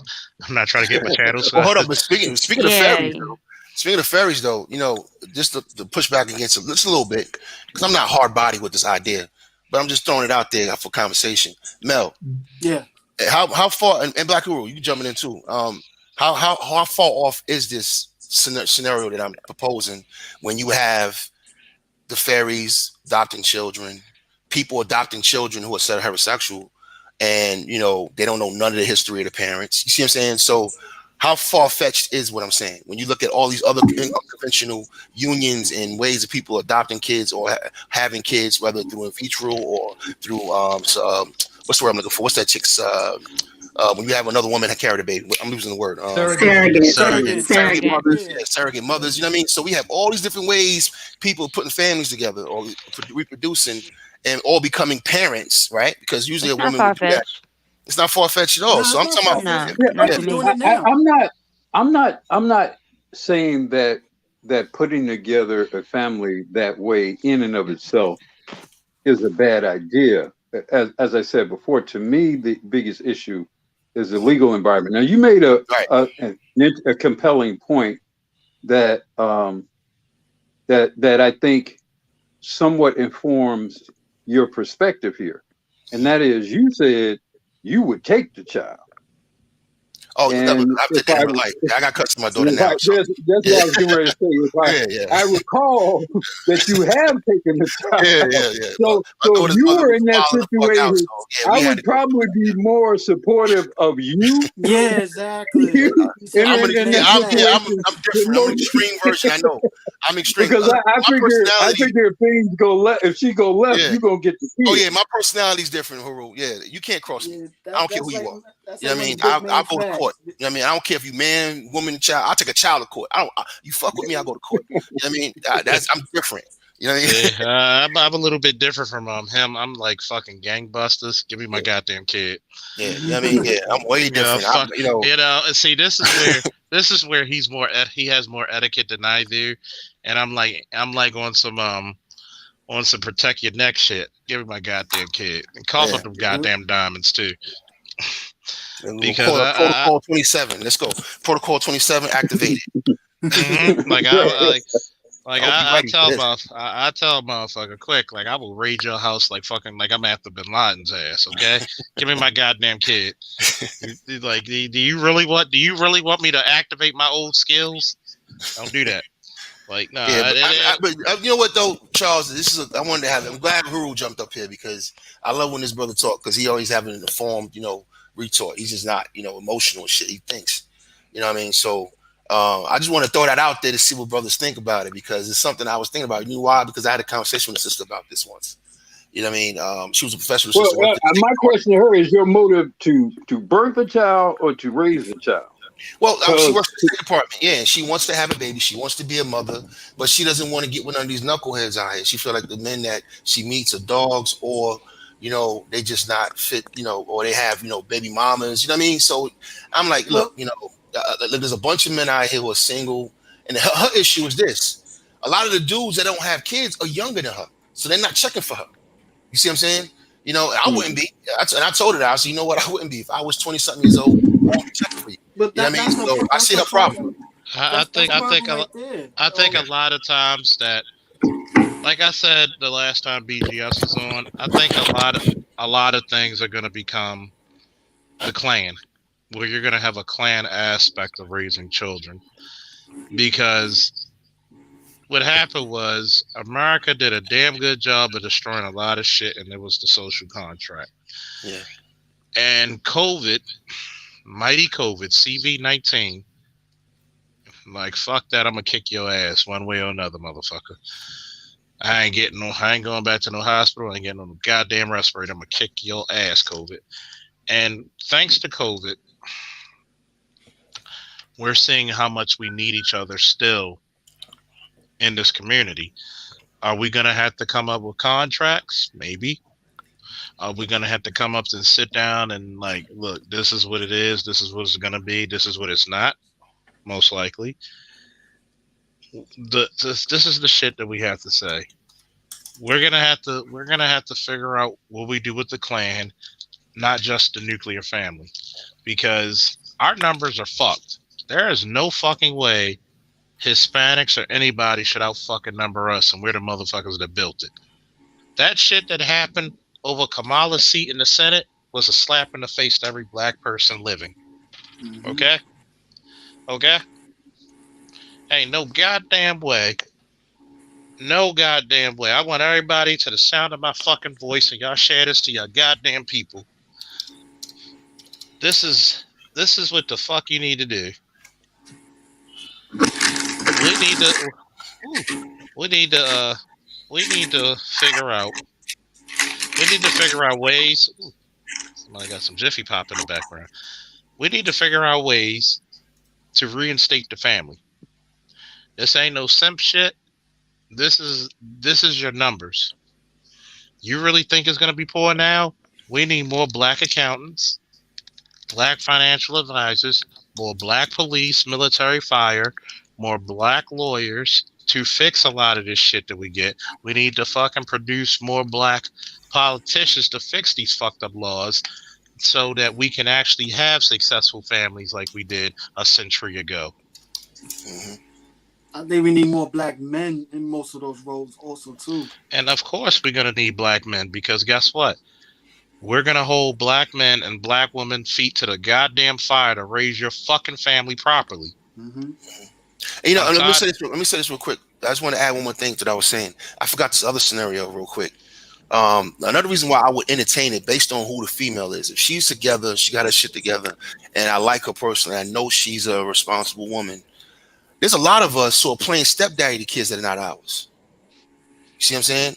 We both, like, say you got two people who got divorced. They divorced parents, they got kids from other relationships. They divorced, they meet, they get together. Now you playing daddy to a kid that's not yours. So we got all of this really already going on. You know what I mean? Now I'm looking at this scenario better than that because this kid would be mine. You know what I mean? This would be mine. I'll have legal rights to this kid. You know, and and like I said, if she act up, we end up in court. You know what I mean? But the bottom line is that I've been in a situation like that. I know good brothers who work hard every day. They visit with their kids. Whether it was a result of out of wedlock situation or marriage. You know what I mean? And they visiting with their kids, and there's another dude in the house with the kid. And I'm like, shit, man. If y'all look, all of this dysfunction, why don't y'all just come together as two people? If you just wanted a baby, bitch, goddamn, just say so. You know what I mean? You know what I mean? And go and get with a guy that got, that got some sense that's actually proven to be a father. If you can't find somebody, because look, I feel that when she told me that no one's checking for her that's young, you know what I mean? That's checking for all the other dudes already got multiple baby mamas, and and she's waiting till she gets married, and now she's like, shit, I just want to have a kid. I was like, hold up, you know what? I thought about that. I was like, you know what, man? Instead of y'all just having kids willy-nilly, why don't you get with a dude that's responsible and y'all produce a child together and y'all raise that kid? You know what I mean? Look at Swiss Beats situation with his ex-girlfriend and Alicia Keys. yeah, it's all about being mature. It's about being adults. You know what I mean? Yeah. So I'm just saying, it depends on the woman. Of course, I'm not throwing this out to all women. I'm talking about a specific group of women that we all know, that we've worked with and we've seen around these parts. For those of us who are professional brothers, we've seen them. You know what I mean? Good sisters. Good women. Or even if you want to go to hop the fence, just good women in general. But they have Shonda's conviction. They have Shonda's conviction. They waiting for marriage. You know what I mean? And it ain't going to really happen, given the fact that one, men out here and really not trying to get married like that, just because of what Black Guru said. And I'm gonna shut up because of how these laws are set up. I know that a lot of people saying, well, you're not favored in the legal system because of our emotions. Niggas know that. Yeah. Niggas been to court. See, this is one thing I'm gonna tell black men. Don't be afraid to fight for your fucking kids. People may not like me anymore because I say some controversial shit. Even with COVID, fuck y'all, fight me. Y'all know me. I'm just gonna tell it what it is and what it is. I'm gonna fight for my kid to my last dying fucking breath. See, a lot of dudes don't have kids in the manosphere, I notice. A lot of dudes don't. Well, I'll say half of them at least, to be fair. Yeah. When you actually have to go to that mother and you hold her accountable, you can't do it. Give me my motherfucking kid. Yeah. And you gotta be unemotional about that shit too. And the most the pushback. I'm sorry to interrupt. I would just say be careful, because as a female, I know how females are. Mm-hmm. And we're in some difficult times, and things are going to get worse before they get better. Mm-hmm. It's a lot of trifling people on both sides, but women will use a child to get what they want. Oh yes. Can you say that for the Negroes? Can you say that for the Negroes in the back, please? Oh, it's nothing wrong with that ideal. I hope I'm pronouncing your name correctly, Jay Sean. But I would just say, because women of all walks. Mm-hmm. I have to subscribe to the behavior, but that behavior is all in us. And Shonda, and I agree with you, sister. It's a risk. It's all a risk. You know what I mean? My baby mama was a risk, and look how that shit turned out. I had to go get custody. I know. You know what I mean? You're not. You know what I mean? You're not telling me something I know. Matter of fact, there's dudes out here who knew their wives for years before they got married, and now they're going through hell in that marriage. You know what I mean? So we don't know what's going to be. You know what I mean? Even if it doesn't equate to marriage, like with the future thing, the way I look at that is, obviously this man has a track record. Right. And after the second, I'm not going to give you 9. After the second one, if you procreate with him, you want to take him.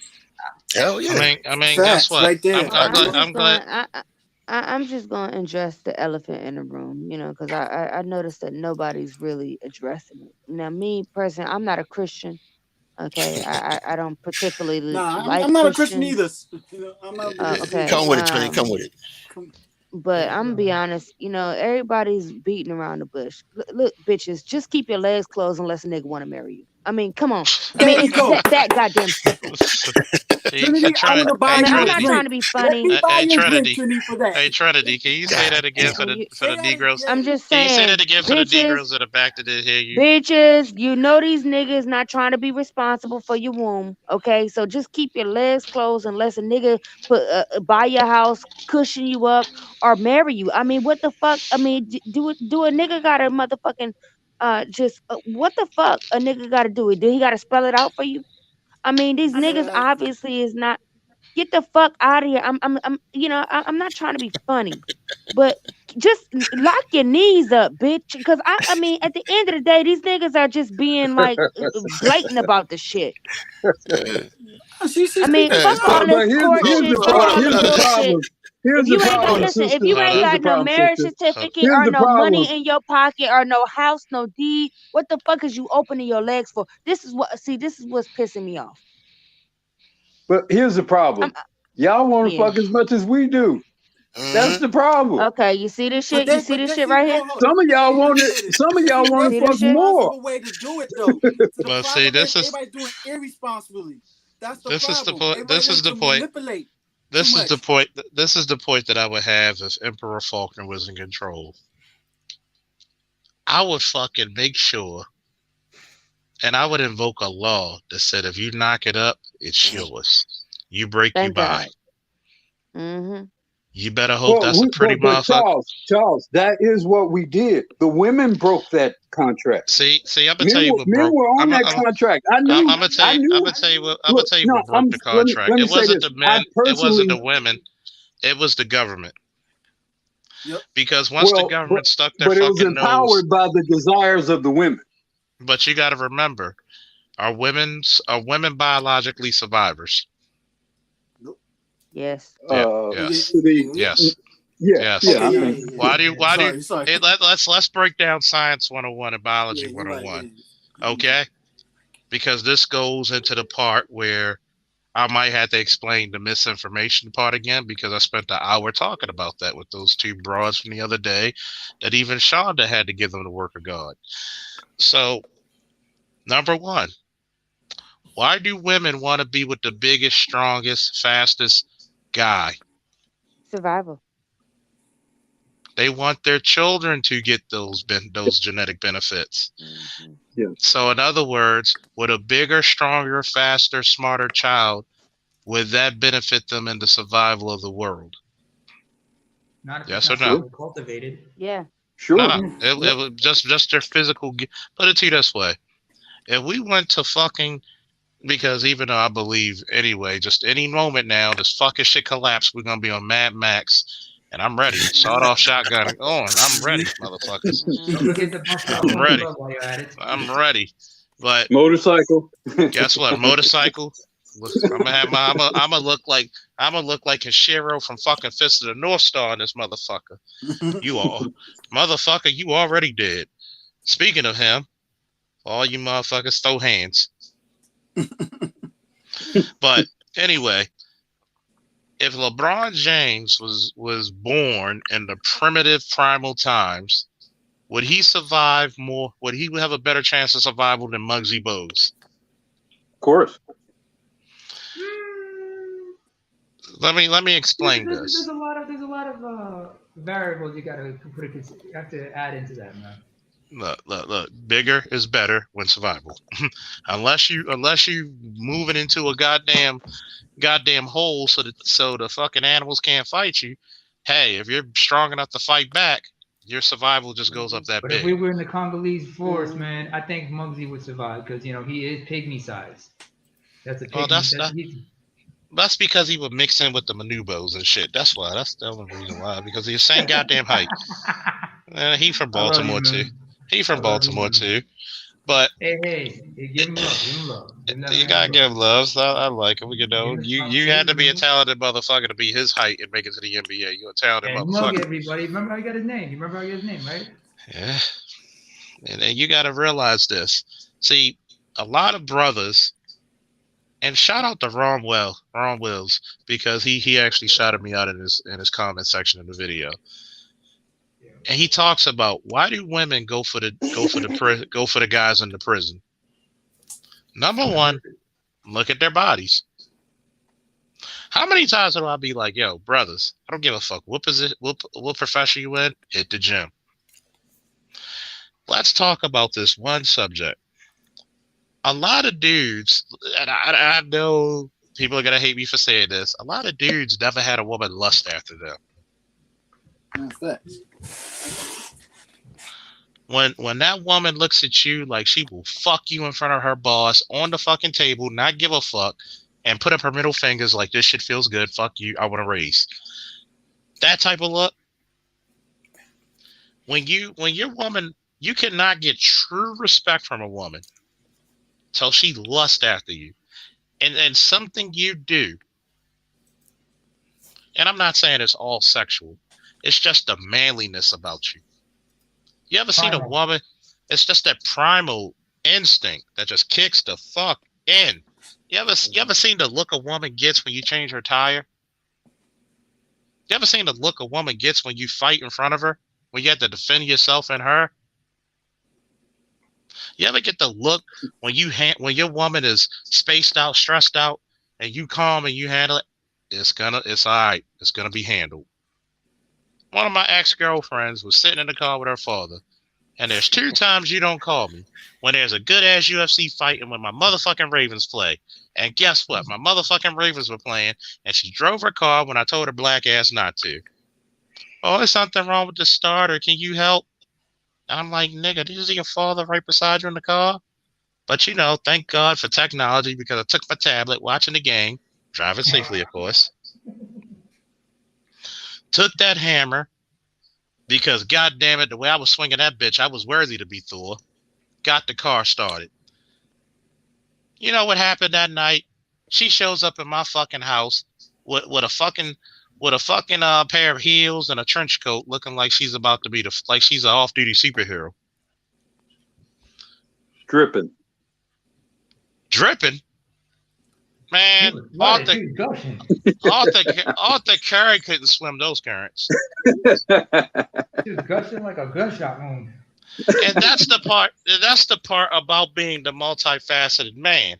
You can be Steve Jobs. You can be what's the guy who owns Facebook? Mark Zuckerberg? Yeah. You could be who owns Amazon? Jeff Bezos. But if you I like a man that work with his hands. Giggity, I work with them all night long. Woo! Charles, you forgot to say something. Hold on. Woo! Not long.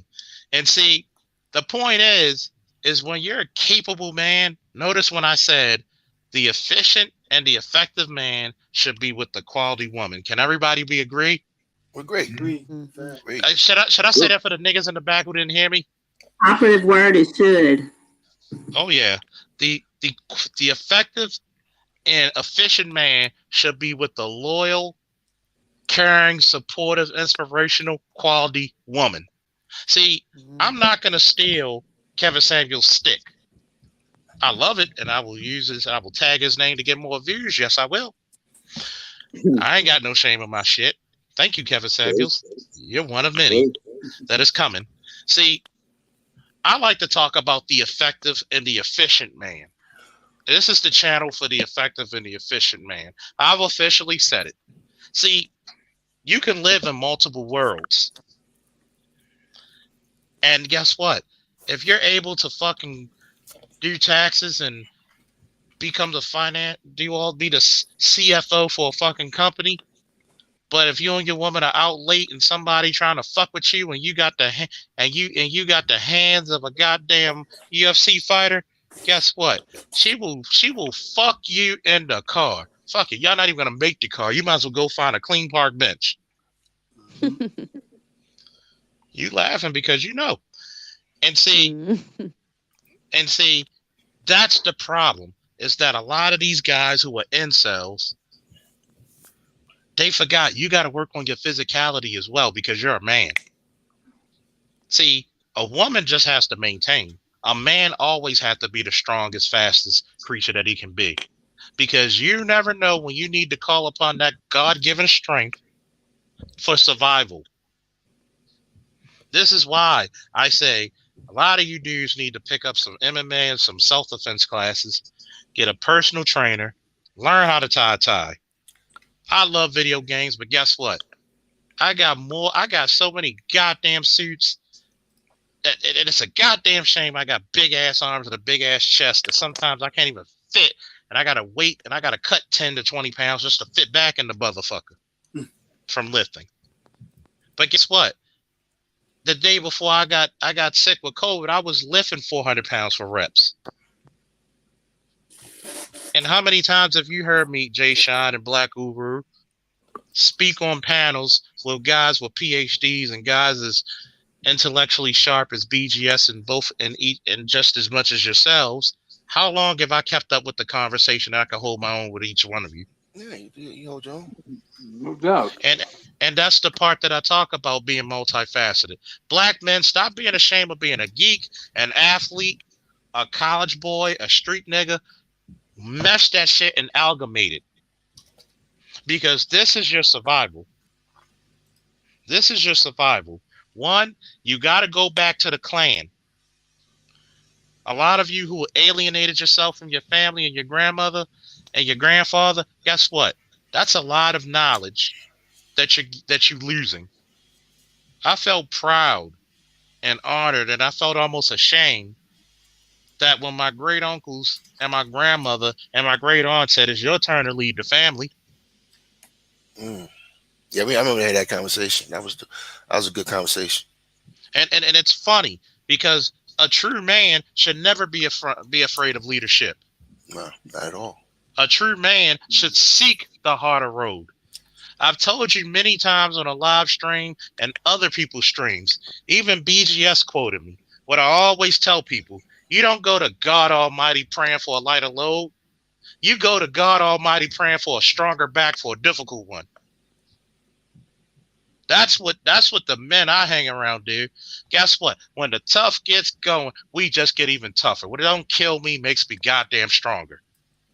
And a lot of shit in my 38 years of life tried to kill me, and I got my middle fingers up like fucking Tupac on in the ammo. And with that being said, brother, I'm gonna go ahead and retire. It's 4:00 in the morning. I finished my homework. All right. I got my homework done. My paper's finished. I'm gonna go ahead and save this bad boy and lay it down. Hey, you get that rest, man. Yeah. And happy holidays to you and your daughter. Same to you, man. I'm gonna send you no doubt, brother. I'm gonna send you Are you on my Instagram, Charles? Because I'm gonna put up photos and videos. We're gonna be in Cairo. I'm gonna put my here's my Instagram. I'm gonna friend you. Just put it in the back chat. And because I'm gonna be in Cairo this weekekend. And shit, nigga, still me a mini pyramid. God damn. you want a souvenir? Yeah, give me a souvenir, nigga. Like, I'm gonna go get it from one of the motherfuckers on the street and give them cheap joints. The hell shit, I'll take care of it. And I appreciate you, Jay Sean. No doubt. And hey, good conversation, Black Hole, man. Nice to meet you, Sean. Yeah, you too, man. It was a pleasure. Take care, bro. Jay Shine, don't forget to get the COVID test because they require that. Yeah, I'm getting mine tomorrow. Any children? Okay. Yeah, I mean, my daughter get my appointments at 5. Because they will not let you on that plane if you don't. So yeah, I'll remind me of that shit because I'm gonna tell you something crazy about Egypt Air, man. I was reading the restrictions and all that. Well, coming from here, they're not that strict. But if you coming from America, nigga, they treating us like shit coming from America, man. Oh yeah, they will. Yeah. So don't remind me of COVID test, man, because when I was in the hospital for that week, do you know I received about 25 shots, and then 6 or 7 of them was in the stomach because I had to lay down until I was strong enough to walk again. God damn, nigga. And that was just for me not to get blood cuts. I was like, God damn. Wow. And it was like, you're looking at a guy, and it was so funny because my nurse was joking with me. She tried to put a blood vessel cuff on me, and she's like, wow. And I'm like, what? The cuff's not big enough for your arm. We got to use a leg cuff. I was like, shit, y'all stuck me with everything. Can't y'all just take the damn blood? And it was like, so it was like, God damn. I felt so pitiful that I could even piss in a toilet. And what they had to do, they had to do like 3 COVID tests that week. Jesus.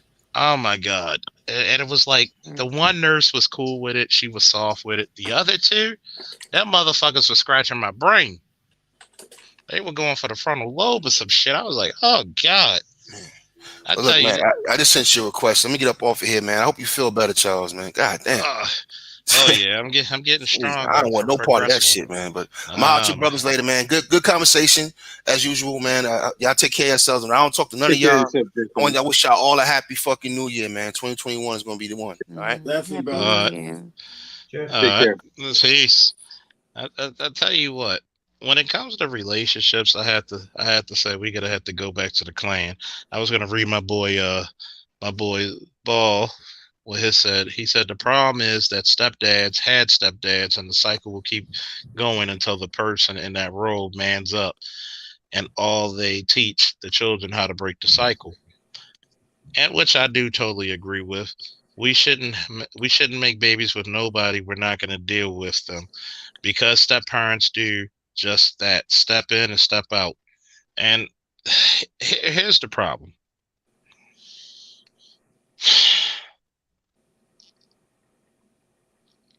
How can I say this the nice way? Fuck it. We on my channel. We ain't gotta be nice.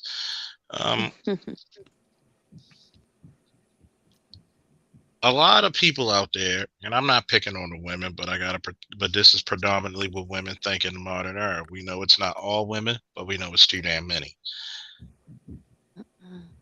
They treat men like they're interchangeable. Peace, Jay Sean. They treat men like they're interchangeable. Instead of valuing, like Trinity said, close your goddamn legs and value yourself first. It's like my father said, you respect yourself. You make people respect you the way you respect yourself, because that's how people are going to take you as anyway.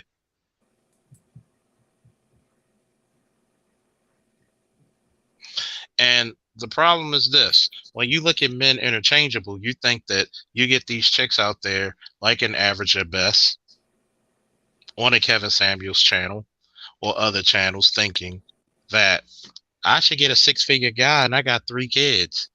I was listening to mediocre, I forget what his name is, mediocre tutorials with one chick, and I think she had mental issues just by the way her eyes blink and how detached from reality she was. She said she had 3 kids, and that's the reason why she can only date a white collar or high class guy, even though she didn't even know what a blue collar guy was. And she didn't know the fact that, and this is also the thing what I noticed with a lot of ladies, of course, not the ladies on my show that are regulars. See, a lot of ladies, like right now, you have Shonda, who's a master's level nurse, probably a nurse practitioner or at least a charge nurse in some ways in that form. And a nurse practitioner, a true nurse, because I've dated a nurse for several years.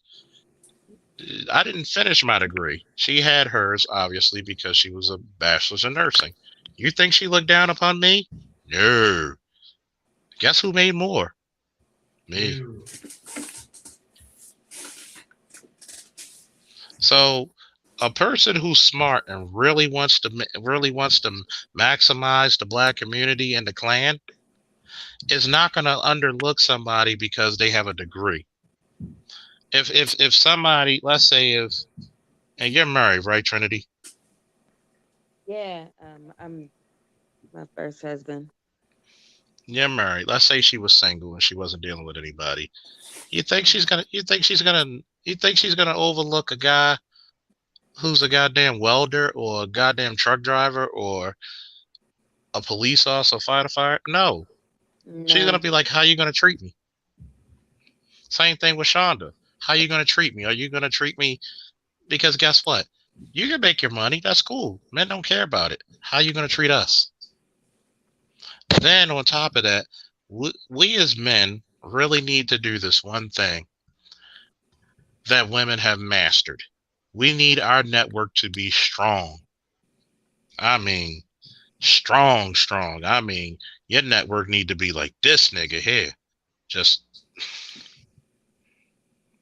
give me that network. Mm-hmm.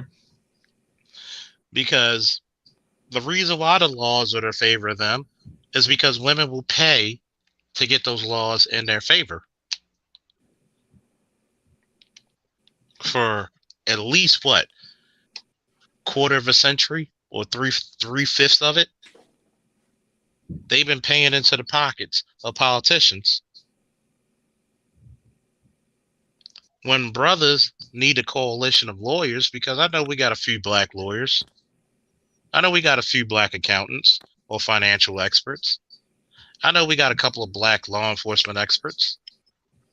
So why don't we actually start a network? Hell, I might have to take a page out of fucking Kevin Samuels' book. I already got my MMA page. I already got my fitness page. Maybe I should start a fan page just on Facebook, just to start a goddamn network for people who need each other. Mm-hmm. Your network is your net worth. Exactly. Please say that for the niggas in the back. A little bit louder. Your network is your net worth. And see, when he talks about the high tier man, this is another thing the Cardinal Sin, Black Uru, and other fellas here that a lot of black men make. We're not useful to each other and everybody.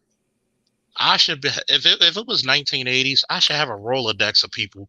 If I have a question, somebody could give me an answer, and vice versa. I'll be like, yo, Black Uber, I need you to check up these taxes, these new laws coming out for finance and taxes to see. I'm trying to get, because if I don't find something, a loophole, I'm gonna have to pay in.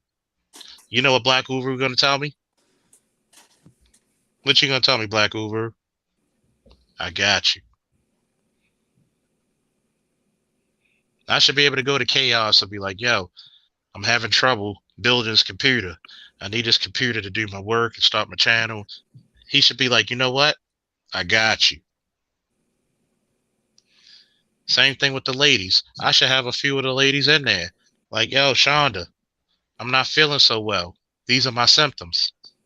You know what she's going to say? I got you. Or she could connect me to somebody who can. Because, you know, that's how y'all do it in the medical field, right, Shonda?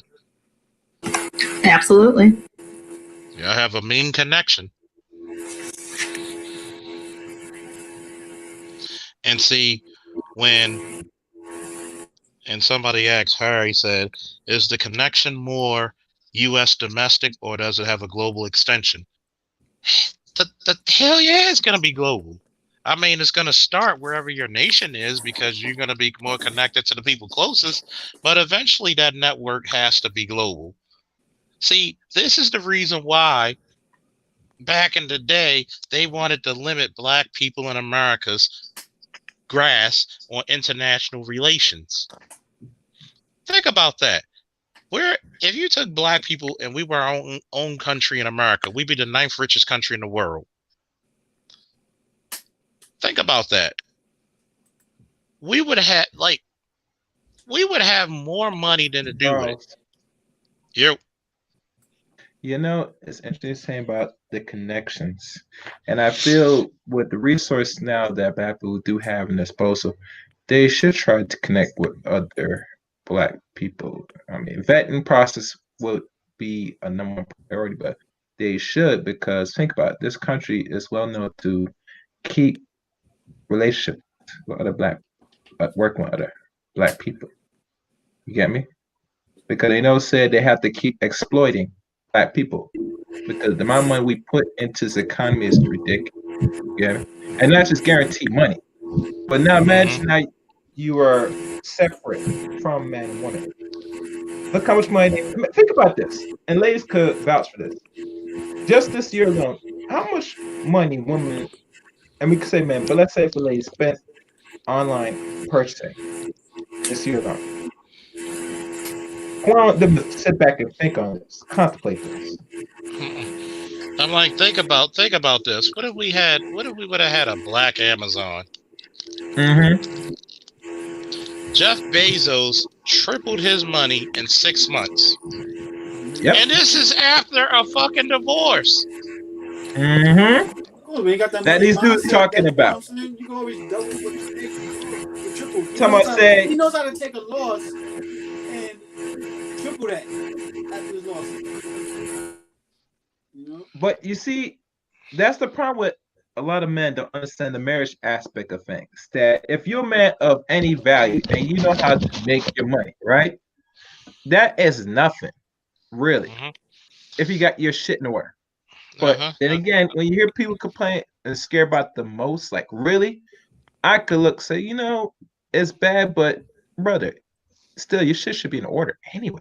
Here's the You know what I'm saying? thing. Here's the thing that a lot of brothers don't understand, and a lot of sisters. After a certain level, you have to get married. Exactly. It's facts. That's facts right there. But not only that, when you do business with CEOs and stuff like that. Hold on, Trinity. You next, Trinity. Oh, they only gonna speak to you if you're married and stuff. You're not married. They're not dealing with you.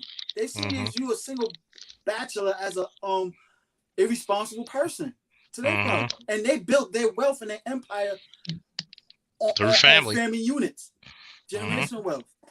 And they're gonna jeopardize, you're a threat to him because he might feel like you might mess up and still to his wife. He's not allowing that to happen. And what were you gonna say, Trinity? Not only that, single or married, producers are producers, period. It's a mindset. That's why people go in business with people that have a track record of producing. Because it don't matter if you're at the bottom, you can literally start from nothing and go to $1 billion, go back to nothing, and you get $1 billion in 3 more years because you're a producer. If you have that mindset, if you have the ability to produce, people know that. But you gotta also, but you also got to know, Trinity, when you go into the upper echelon politics, first thing they tell you, you got to get married. Yeah. First thing when you go to CEO. Well, I mean, yeah. Okay, that's like a bitch telling me that I gotta wear a wig or I gotta have my hair straight. It's aesthetics. It's fine. But what I'm talking about is the ability to produce in any industry. Producing is producing.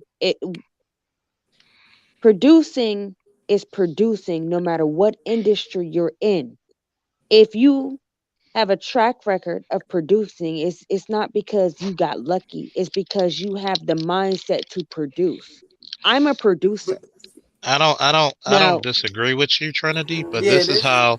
I can explain there's certain factors that you have to have more than just aesthetics is like something like I can go get a wife, I can go get a husband, I can go get 10 husbands. It's nothing. I can go get my nails done, I can go get a Gucci purse. Aesthetic is aesthetic.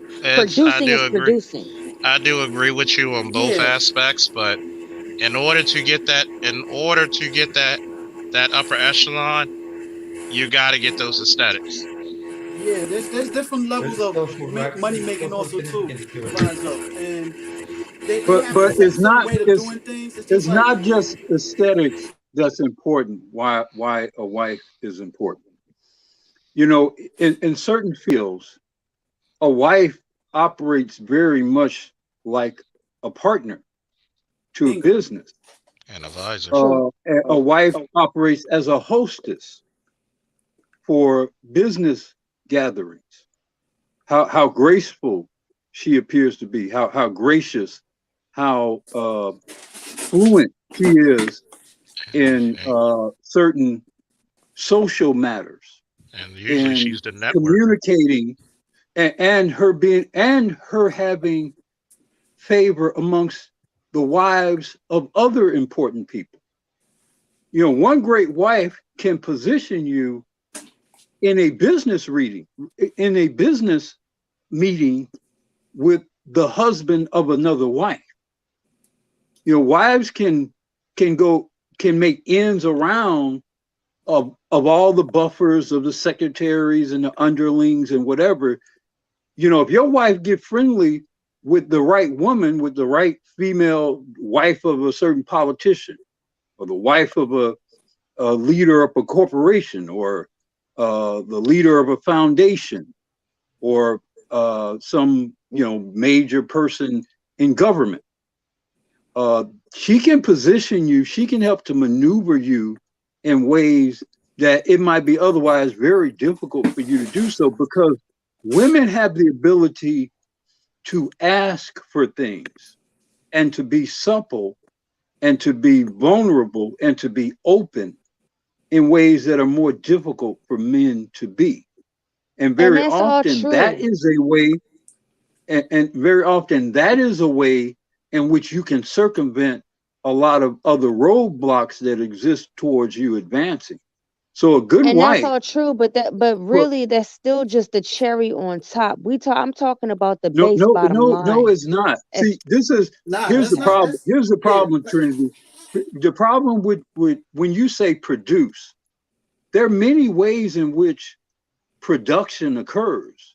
At a certain point, a Bezos, he's not really producing what he was producing 20 or 30 years ago. No, at a certain point, he's creating the environment for other producers. He's creating the direction okay, and the other leadership produce. for, Okay, for okay, other okay. producers Other who are under draw. him, Okay, and producing a therefore and lane, therefore when producing a and therefore situation when where he has other producers can produce. Hold up, one at a time, But one at a time. yeah, but Okay. Miss Trinity, it's like a social club also too. Let's say me and you was married, right? Now with your beauty and your Social seductive. constructs is also just another form of aesthetics. Okay, but how about let me use this for example, like the role of the president. Mm. You have to be married. That's required and stuff. We have an image. You make money That's based an off your image aesthetic. also too. It's And a the image, image is an aesthetic, sir. but Well, still, you it's gotta the you image gotta of a remember. marriage, You gotta remember. a I'm gonna say conservative this. marriage that people I'm look gonna up to. say. I'm gonna say this. The first family is supposed to be the representation of the greatness of America. That's supposed to be Representation the. is an aesthetic. uh, It's the aesthetic, but it's also the. It's also what's the word I'm looking for? Image It's or not just. It's representation. not the. Image aesthetic. It's also the sign of Uh, the times. Meaning, when Jacqueline Kennedy or Jacqueline Onassis became the first lady, did she revolutionize style for America? Style is for the an world. aesthetic. She revolutionized style for the world. As a matter of fact, so did Kennedy. Because before Kennedy, Shonda, you wanted to say something? Oh, I'm listening. Go ahead. Okay, I was gonna meet you till. Okay, thank you. And you got to realize something. You when you have that representation, that emblem, that this is the example of what an American family is supposed to be. Once you break that off, you have anarchy and chaos. Then on top of that, when you don't have a married president, he's a bachelor. Does he look like? Fidel Castro ran a whole country, won a war, and was very successful at. I I want mean, you might not agree with his methods. However, he ran a whole country, would you rather with be in not Cuba or having. America? Okay. I mean, Well, he the was married. He was. what I'm trying what tomato. What I'm trying to say, all of that shit is aesthetics. Fidel Castro was a producer. Point But blank, period. but he was married though. He was He was married. Okay, well, married. married or not, his wife didn't did not get him that country. did she No, not play a but His role pro, in it? People looked up to him he because he no was married. chips. He was okay. actually What One I'm of the married. trying reasons to why he say, made what he is. But hold up, okay, let her what I'm trying finish. to say is that his wife didn't put her boots to the ground His wife That's didn't not her go into job. those. Okay, Her exactly. job What I'm trying her to. job was a different Okay, aspect. her job was whatever her job was. What I'm trying to say is, what runs countries are producers, But what runs men countries who put. what Okay, runs countries you is know what? this. Is imagery. No guns at this point. Guns and Okay, What that's a runs and debate. country? taking kicking No, asses and taking names runs well that countries. that maintains countries. What runs countries is imagery. Guess what? All right. Let me put it to you this way. Nobody knows if this fucking vaccine works 100%. But will it get people back to work? You sure will. See, people, you know the reason why people want cops to walk the beat? Does crime really change? Probably not. But people rather feel safe than actually be safe. Because what are we? We're feeling people. People are emotional. I want to see the cop out there. So what? There could be a robbery 2 doors away or 3 blocks away. If they see that cop, they feel safe because of the image. We're Okay, not you know what? disagreeing. We're You not know what, disagreeing. Mister. We're You know what, Mister Faulkner. What I want you to do then, the next time you on the beat, the next time you see a nigga acting a fool and he pull a gun out on you, I want you to sit there and just look safe. Don't produce nothing. Just look safe but and guess stand there but and look at guess that but guess motherfucker what? pull a gun. Okay, you But know guess what's what? gonna happen? No, I'm gonna tell you what's gonna happen, Mister Faulkner. Have a good time, Trinity. Silence. That's so beautiful. I love the sound when it might just go. I'm gonna say Yeah, one thing, that Charles. What happened? That was I real have fast. to She left. work on some stuff for work, but Go if I ahead, may, Go ahead, All um, right, Shonda. Shauna.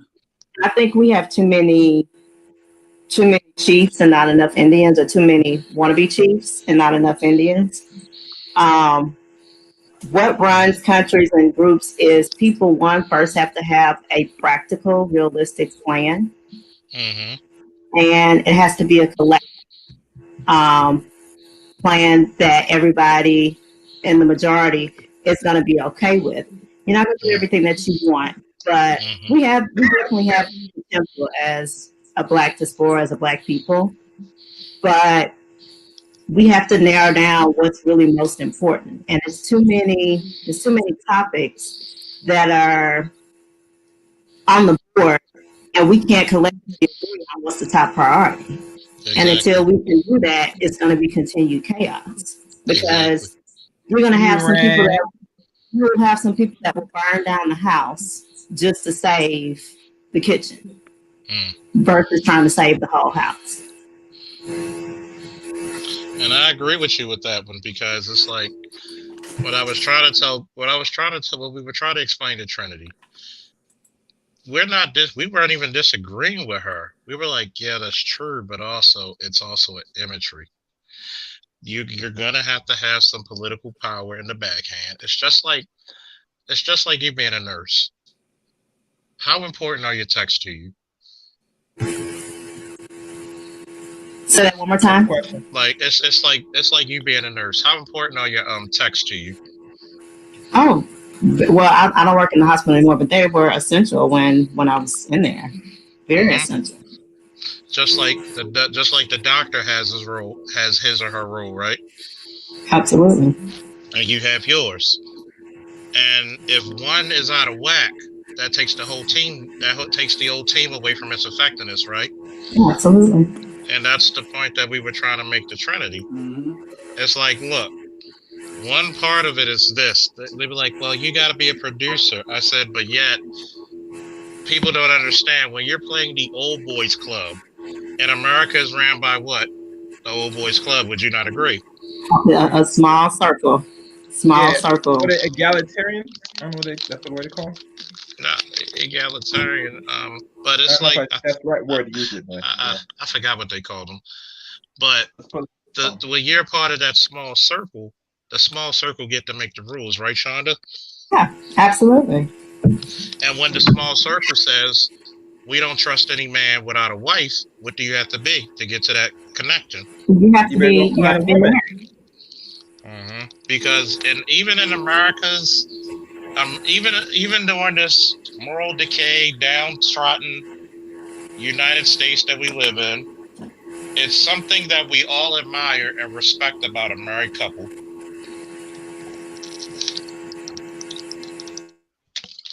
How do I know?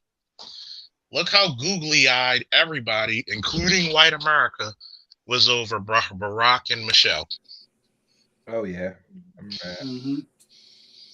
Even the fucking Queen of England, and the Queen of England doesn't touch nobody. When you notice when Barack and Michelle went over there, what was the first thing she was doing? Holding them and hugging them and touching them, right?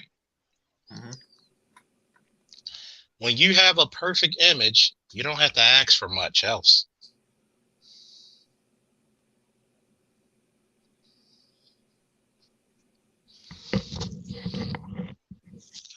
So, Black Uru, you wanted to say something? Well, you know, you're in the military. Mm-hmm. Mm-hmm.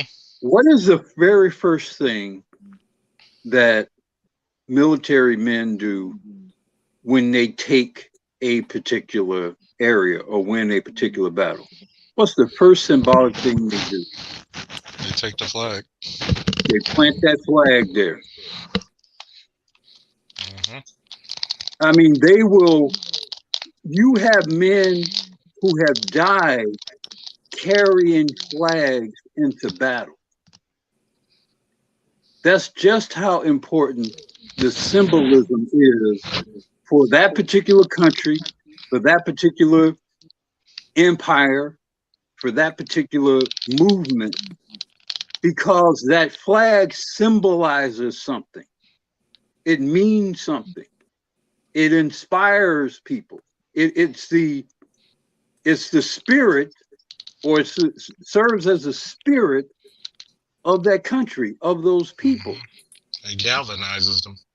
So when you talk about productivity, part of the reason why so many people are productive is because of that flag and because of how that flag makes them feel.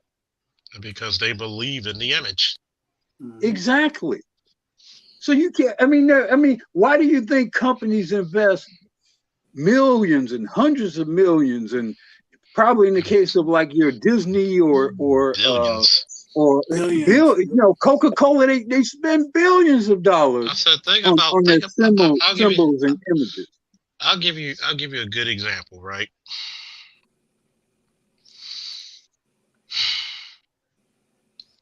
The Mandalorian, the last episode. Grown men and women cried when Luke showed himself out of that hood. Mm-hmm. You know why? Because of the image, because of the history he displays. From a movie that was made, 40-something years ago?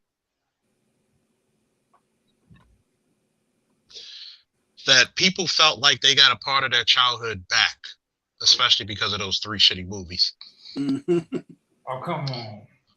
No, it's facts, yo. The sequel trilogy was that it wasn't for that. You know what I'm saying? And seeing Luke in the form that we last saw before the sequel trilogy, that we wanted to see Luke, even in his older prime. Yo, man, that was very touching. Like, yo, this is the Luke we were supposed to see in the trilogy. And then you didn't see him, especially during a gynocentric feminist world. Yeah, even you didn't see. You didn't see. Was upset. How he was upset. Yeah, and then when you saw him in the Mandalorian, did you notice how dominant he looked? Exactly, yo. He was confident, optimistic, like he was the man. He was experienced. And think about it. You know how confident, like this motherfucker was force crushing those bots. Dark troopers, something they called them. And remember, the Mandalorian almost died by one of them, and they had a whole 2 platoons of them. And Luke came in that motherfucker saying, all I got is bubble gum and lightsabers, and I'm all out of bubble gum. But just the image of seeing him, like think about this. If I show you this image, I want you to describe what it looks like. Y'all ready? Yep. What does that look like to you? Describe it. I want everybody on the panel to describe it. Chat too. Yeah, Superman trying to maintain holding two ends of a wire to maintain shows confidence, power, dominance, power and strength and resilience. Bingo. So when I put that imagery out there, and I don't know if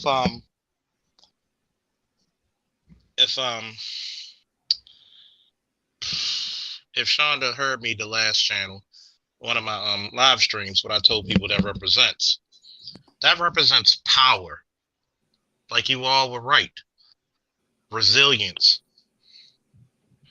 stamina, godlike stamina. I mean, like Atlas level, like invulnerability, which is defined as cannot be harmed, cannot be destroyed, cannot be defeated.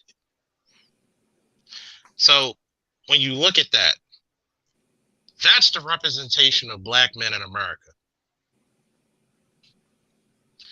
One hand, he has America. The other hand, he has the black community. You see that electricity going through him? He's taken on all the iniquities just to maintain power. Because if Superman would have let go of that Fletcher cartoon, I believe they wouldn't have had the power to power off a machine that was being destructive. And also, they wouldn't have had the power for the doctors to perform a surgery on a young child. See, in the black community, in every community, image is everything. And guess who protects the image in all communities? Women. Women. Bingo. Because you can make a man feel like Superman or be his kryptonite. Without that dominance, without that power, without that God-given strength, that God-like strength and resilience, like Shonda said, what good are we? See, I've said this together. We get the glue and the adhesive that holds this motherfucker together.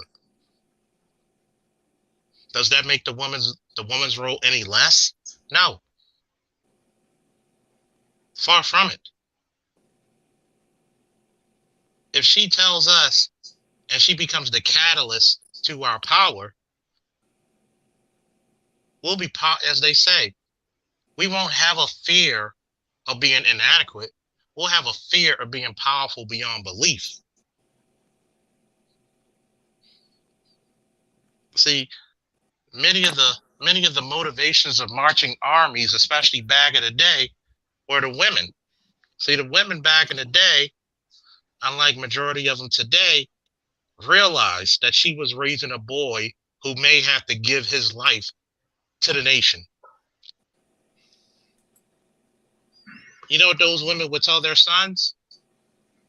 Come back with your spear raised in victory or on your shield. There wouldn't have been no question of, why don't black men fight white supremacy? Cynthia G. But we would ask Cynthia G this: how many of your sons would you be willing to give to the war front? See, zero, see, because she has no sons, and she has sons she would never do it anyway. What did Leonidas say before he left Sparta? What was that? Make more sons. Mm-hmm. Find yourself a good husband and make. You know, how many of them really think that way? That your job is to make more warriors, to grow them, to incubate them, and to cultivate them, and to cultivate them. To teach them. Like, Here it is. You got a bona fide nurse here. During a time of COVID, and she's kind enough to be on a panel. See, this is the thing about white America versus black America. We do not respect our experts and shit. We have a financial expert in Black Uber. Am I correct? Yes, yes, I am. Like, motherfuckers should be picking your brains. Because those are the two heaviest things coming into this next year. Like you said, how many do we cultivate? Do we cultivate our greatest and our best to teach our less fortunate?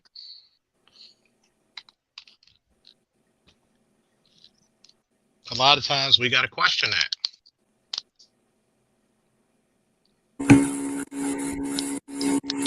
Go ahead. Go ahead, Shonda.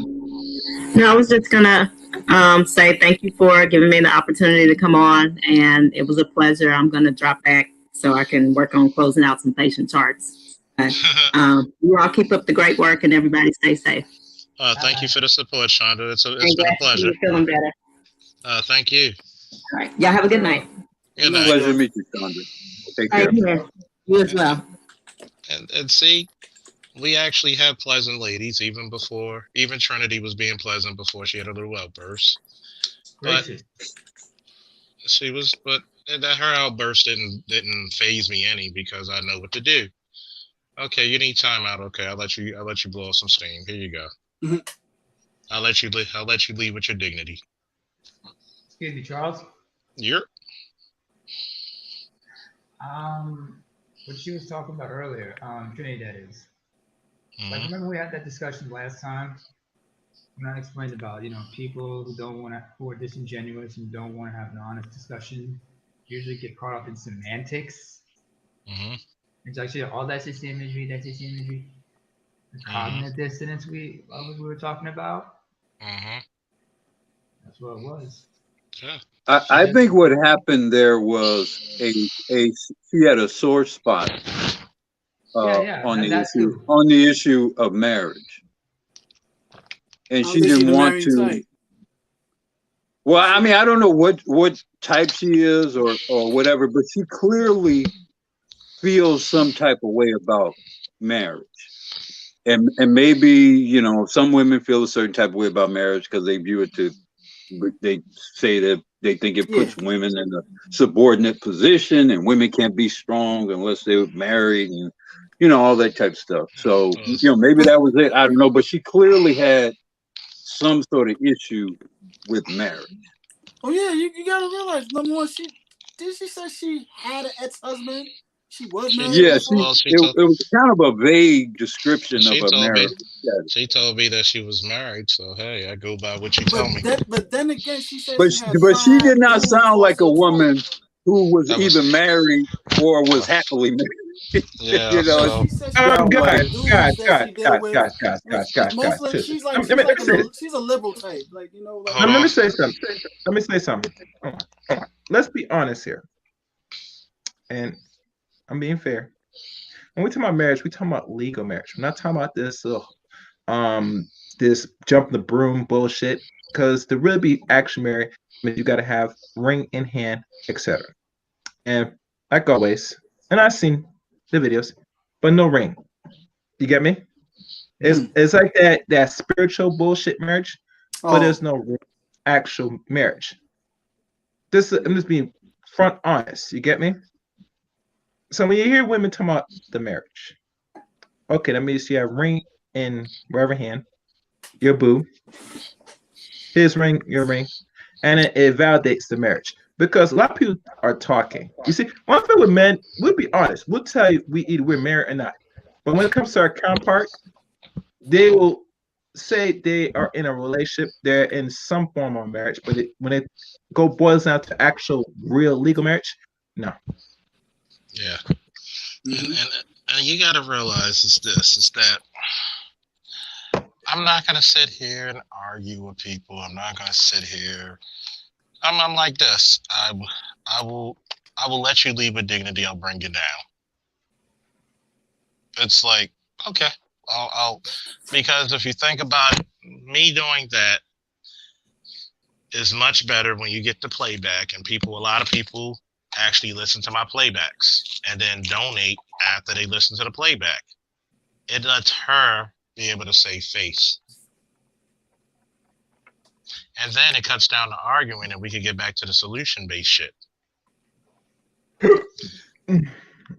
And when I look at it, that must have been a good belch. No, that was a hiccup. Oh, shit. Hiccups are a motherfucker. Like, hiccups are the first bodily reaction. You gotta beat your ass just to get rid of them. But like I was saying earlier about the imagery, see, image is everything. The black man has had such a sullied image is that we look down upon people with suits because we have this innate inferiority complex. When a suit is just a part of a uniform. You can have one too, but I don't feel comfortable in suits because you're not used to wearing them. That's just a bad excuse. Yeah, man. Suit is a coat of arms. Not only that, they feel like, you know what, I've been successful without a suit, so I don't need one. Okay, but your success could go other levels too, higher than what you're doing now. Yep. It's just like being married. If you can't find a suit, or if you have a hard time finding suits, go seek a tailor. You know, some people have certain dimensions that they can't prevent them from finding decent dress suits or dress shirts for that matter. I myself, I have a hard time finding dress shirts. Yeah. Think about it. Get a seamstress or a tailor. Yeah. If you really think this is how low-balled we are as a people. If you really think you balling, I mean really balling, get a tailor. Like exactly. Custom made from head to toe. Exactly. That's your original outfit. That makes your outfit more original. Well, and the sad thing about brothers is when properly tailored and attired, I mean, no man looks as good in a suit as a black man. When a black man has a properly tailored suit, there are very few other men who look as good in a suit as we do. So that's, to me, the sad irony of so many brothers having this kind of almost knee-jerk rejection of wearing a suit. I mean, I guess if your concern is, someone is saying you're not valuable or you're not special unless you're wearing a suit. I mean, I guess I can kind of understand if that's what's going on. But just this wholesale notion of I'm against suits or whatever, I think that's unfortunate, man, because, bruh, you have on the right type of suit, man. God damn. See, that's the problem right there. Like, you know what? This one thing I give women a one-up on. They'll spend hundreds and thousands of dollars investing themselves because they're going to see a return in their money. Us men, black men, we don't do that. You see that suit right there? You see that suit right there? Yeah, and I think that's shades. Well, no, that's my eyeglasses. Okay. What about the hat? The hat too. Oh, Lord. You know what you should get? You should get one of those like Charles. I don't know. I mean, considering your head size and everything, but you might want to get one of those fedoras like Uncle Charlie Wilson. You know? Oh, that was a fedora I'm wearing. Oh snap! So look at this. I'll show you another picture. I'll show you another picture. In the meantime, I gotta ask. I want to talk to. Does that look? Look at that right there. No. That is the kingpin right there. That's the balls. Exactly. That's the balls. She had the jacket on. That's the balls. And with the bow tie. See, you can't.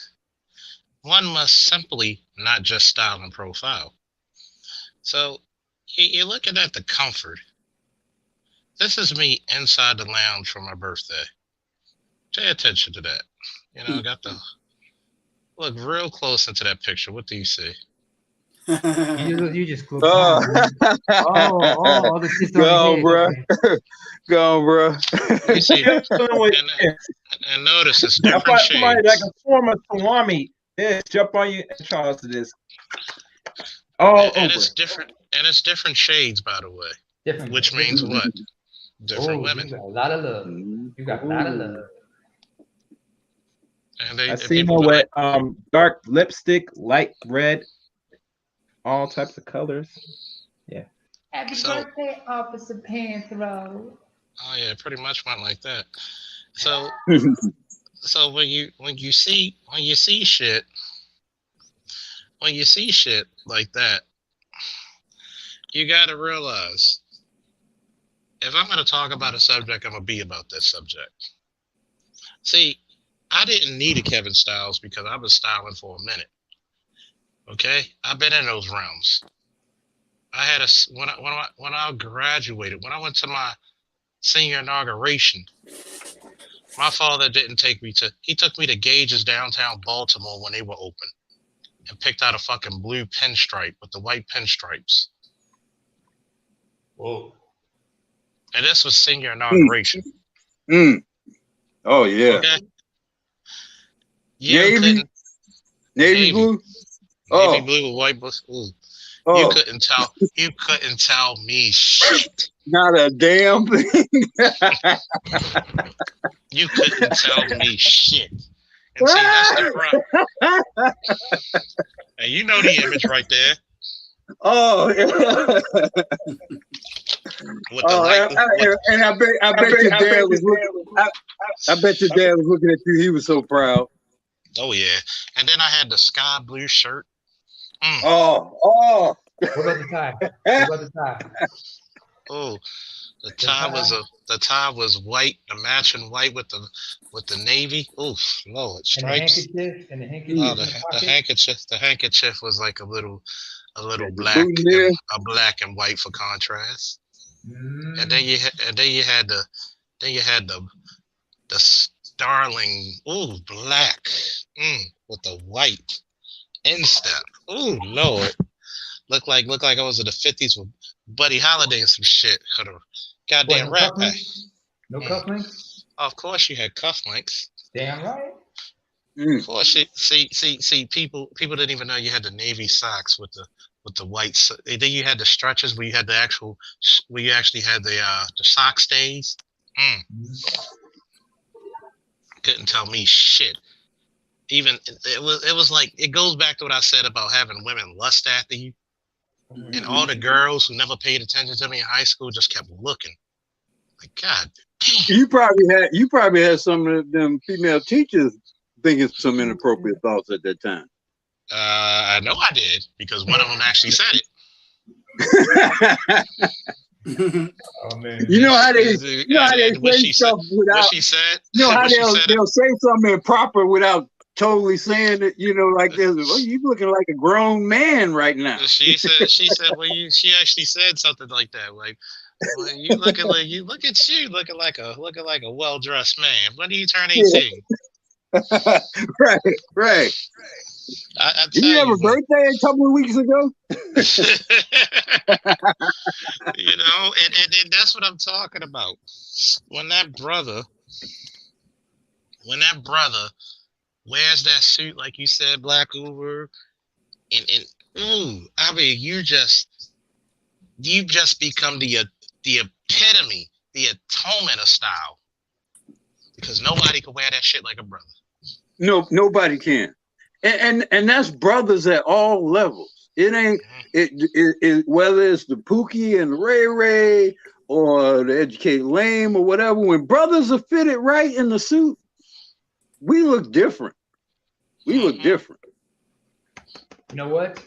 I gotta add this. I remember when I was younger, my father would when I was young, he just took me aside and tried to teach me how to shine my shoes and shit. You know what I'm saying? He taught me how to cut my shoes. He tried to teach me how to tie my tie. Although I learned how to tie my tie like three different ways, like from my father, from one of my the father-in-law of one of my aunts, another uncle from another side, the other side of the family. It was all about, they said, we want you to be an elegant man. That's what they were trying to teach me. Because they knew the importance of just being like that. Even though I myself, I had earrings. But, they said, look, it's important that you have to look a certain way. You have to be presentable. In fact, I remember, does anybody remember the actor Jeffrey Holder? Who? Jeffrey Holder. He big guy, he was about 6'6", from Trinidad. Very loud voice, very talk. What movie he was in? Choreographer. Has anybody ever seen a James Bond movie where involving voodoo, with Yaphet Kotto as a bad guy? Oh, the guy with the voice. It's a great booming voice. Yeah. Oh yeah, I remember that. He talked about his father. How his father was like. He talked about his father like his father was an elegant man. Elegant man. This, you know how elegant this man was when they were growing up in Trinidad back in the 40s and 50s. His father was always looking looking fresh to death in his suit. But he also wanted his woman to also look good. He said he told the story of how one time his father went to a women's department store and went to get a hat. He was like putting the hat on himself and saying, "Look, this would look good for Louis. I better get this for Louis," and such like that. And he told his sons how to look dressed well.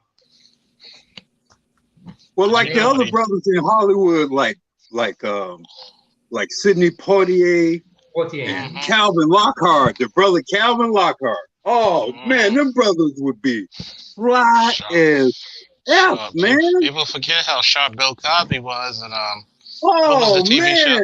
What was the TV show he was on? Untouchables? You know what the well, several shows. No, the shows. I Spy. He was sharp as shit. Yeah. Oh man. Oh. He was sharp. He talking about physical prime Cosby. He was sharp as shit.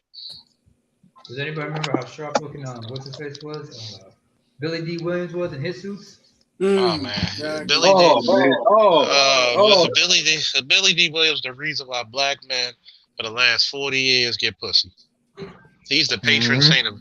He's the patron saint of style. I remember seeing The Empire Strikes Back, and when Billy D. Williams first appeared in that movie, I heard a noticeable sigh from women because he had like that cape thing or whatever he had, and those women were like, oh.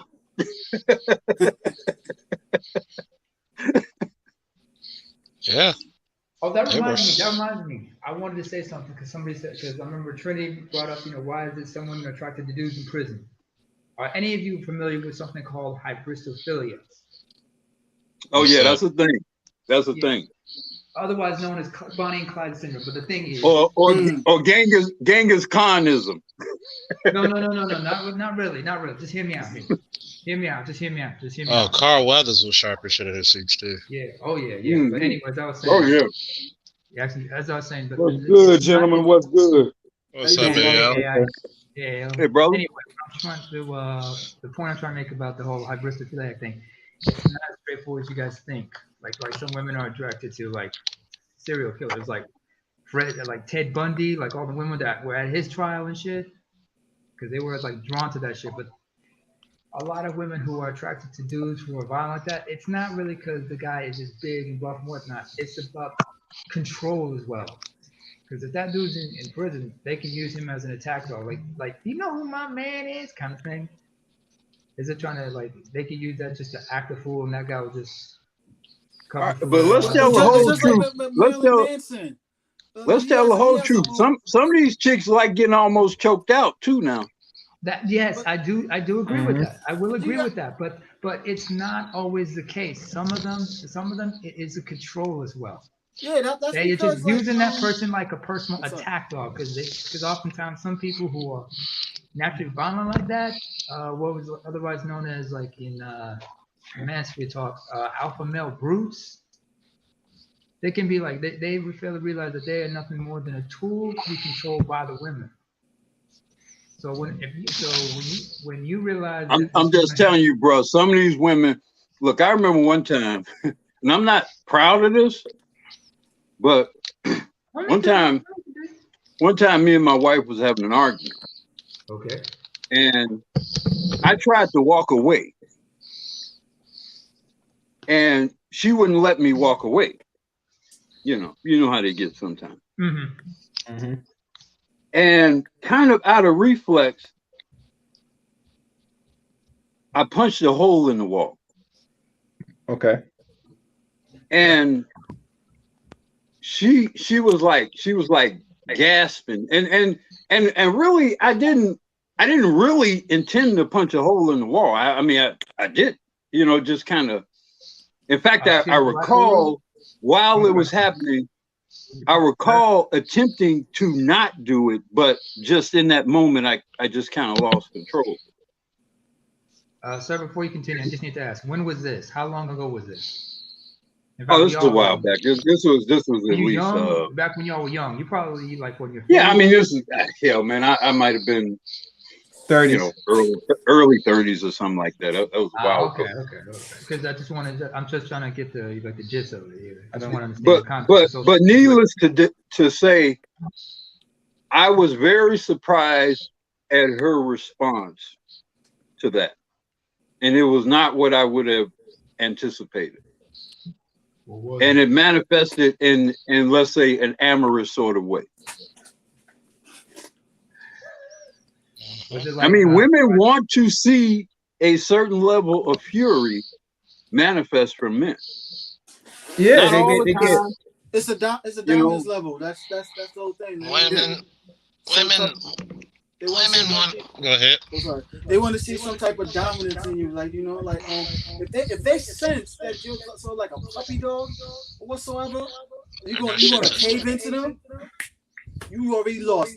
Period. Women are gonna shit test you.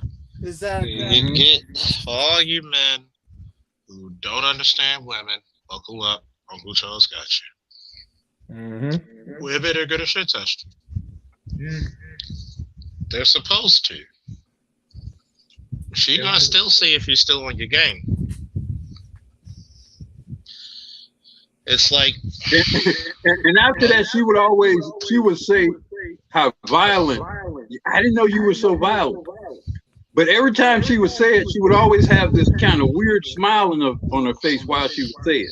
I didn't know you were so violent. You know what you were doing, man. It was. Remember Chris Rock said women argue it's with distance and irritation because they want to see how far they can push a motherfucker till he snaps. Like, I've dealt with a lot, not a lot, but a few women like that, and I'm pretty laid back, like I am on YouTube, pretty laid back. That being said, I try not to put myself in situations because I may hurt an individual. And besides, you got to be a very patient motherfucker being a guy who wears a gun 24/7. So there are females who push my buttons, and I'm like, look, if you were a dude, I wouldn't even give you fair warning, but stop. But you don't tell me. Okay. Like, I remember it was like one chick, she grabbed me from my shirt, and I just threw her. It was just reaction. And it was like, oh, what the hell? She was like, ow, that hurt. Yeah, I know. Good. But why did you grab me? And for something like that, it wasn't trying to be violent. It was just reactionary. I'm just used to people grabbing you, and it was a throw. And it was weird. Like Uber said, chicks started like, can we have sex? Mm-hmm. Like, think about it. I had an ex downtown Baltimore from the Lexington Market. She had this crazy stalker follow her, and where I'm like, okay, let's go. And I got this gold watch on, fresh from coming from Iraq. You save your money, you shine it and profile it. So I'm like, oh fuck, I gotta tuck my glasses and put my watch in my pocket. So I'm fighting. So he tried to hit her, so I pushed them both away. Dude took a swing at me, and I love it when dudes swing wild because it looks slow to me. It's like you seen that scene Damn. in Justice League when you Yeah. cock Yeah, when you cock all the way back when the Flash is running and Superman looks at him. Yeah. That's how. Yeah. That's exactly how it felt. So And he's I mean, your reflex is good, Charles. You reflex like. yeah, they better be good. You had all them damn boxers, boom. God damn, when you ordering Big Macs in the ring, shit, from the fast ass hands and shit, you better get quicker. So this dude cocks back, and when you cock back on me, I'm just gonna hit you first because my punches are just straight. Right. So I just hit him with a straight down the pipe. Boom. 2P, or just one? It was just one because I sat on it. Like I lowered my weight into it. And I guess I hit him so hard, his knees buckled. Like you remember that dance, Pop Like It, Drop It? He did that. What's your And name, boy? What's your name, boy? It was so funny because when his knees came out of his side, it was like his legs said, "Fuck it." We ain't the one getting embarrassed. And it was like, yo, then he came back to for a second when he dropped to his knees. And he tried to wrestle me to the ground, which was a big no-no. Mm-hmm. See, I'm How used did he to try to wrestle? because he's an idiot. And he still has his friend around, so I'm sprawling him, but watching what the friend does. And it wasn't a mat; it was concrete. It was a sidewalk, so he sprawled face first into concrete. Mm-hmm. So I put him against the wall. I give him a couple of, as my homeboy would say, "Did you shine his shoes?" I was like, "What the hell is shining shoes?" When you on top of a nigga, you punching him like this, look like you buffing his shoes. So you give him a couple of the shoe shine punches, and his friend come over there. So I do what any cordial young man who just came from Iraq would do. I put my shin bone in his neck and his chin, so he couldn't get up. I grab the other dude's head into a front headlock, pull his shirt over his head, and start uppercutting him while I'm still on top of the other dude. God damn. See, I watch enough hockey. See, there's fighting, but then there's street. There's fighting, but then there's street fighting. Serious street fighting. And guess what, niggas? I don't fight fair. So I uppercut him, bit, and then a couple of times because it's hitting his shirt. And I got his shirt. I was like, hey, we're next to a brick wall. Hit brick wall, brick wall, hit, bing, bing, bing. So I grab her and we go up the street. Dude, the one dude who I was on top of, he's running.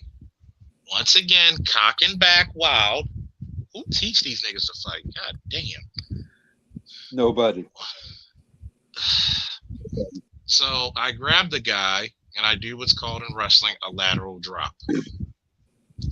If you're not familiar with a lateral drop is, I'm gonna give you a moment to Google or YouTube what a lateral drop looks like. It's a throw, and imagine into a light pole with the same velocity as you'll see it on the video. What a lateral drop is. Go ahead, Google it. We'll so you basically clotheslined his ass. No. Imagine. I'm probably YouTube it right now and share up the screen. YouTube it right now, and I'll show you what a YouTube it right now, and I'll show you, and I'll show everybody what the fucking lateral drop looks like. So imagine, because he's cocked back, so I just underhook his arm. I just overhook his arm and underhook the other one, and I lean back into the throw. So imagine if you're running at me, and I catch you. And I just take all your momentum forward and throw you into a pole. Just let me know when it's on screen. And I'll pull it up. Jeez. Did you see it? Not yet. You putting on screen now? No, I can pull it up on screen if you got it. Give me a second. Relax. So just in case you want to know what a lateral drop looks like, it'll give you a picture. Okay, I'm And watching it. I see it. I think I know what it is. Go ahead. This is the lateral drop, folks.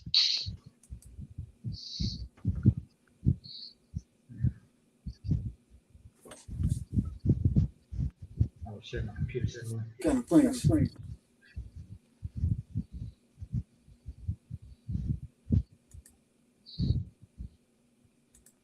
To an open position. So I come in, I'm just going to pull it back. Oh. I've seen a similar takedown like this in some. Oh. So imagine it's on light pole. Into a light pole? Ooh. Imagine it's on a light pole.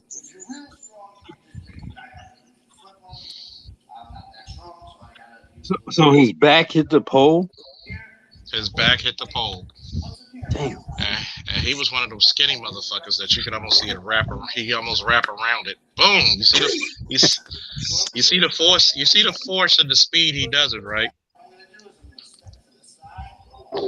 So.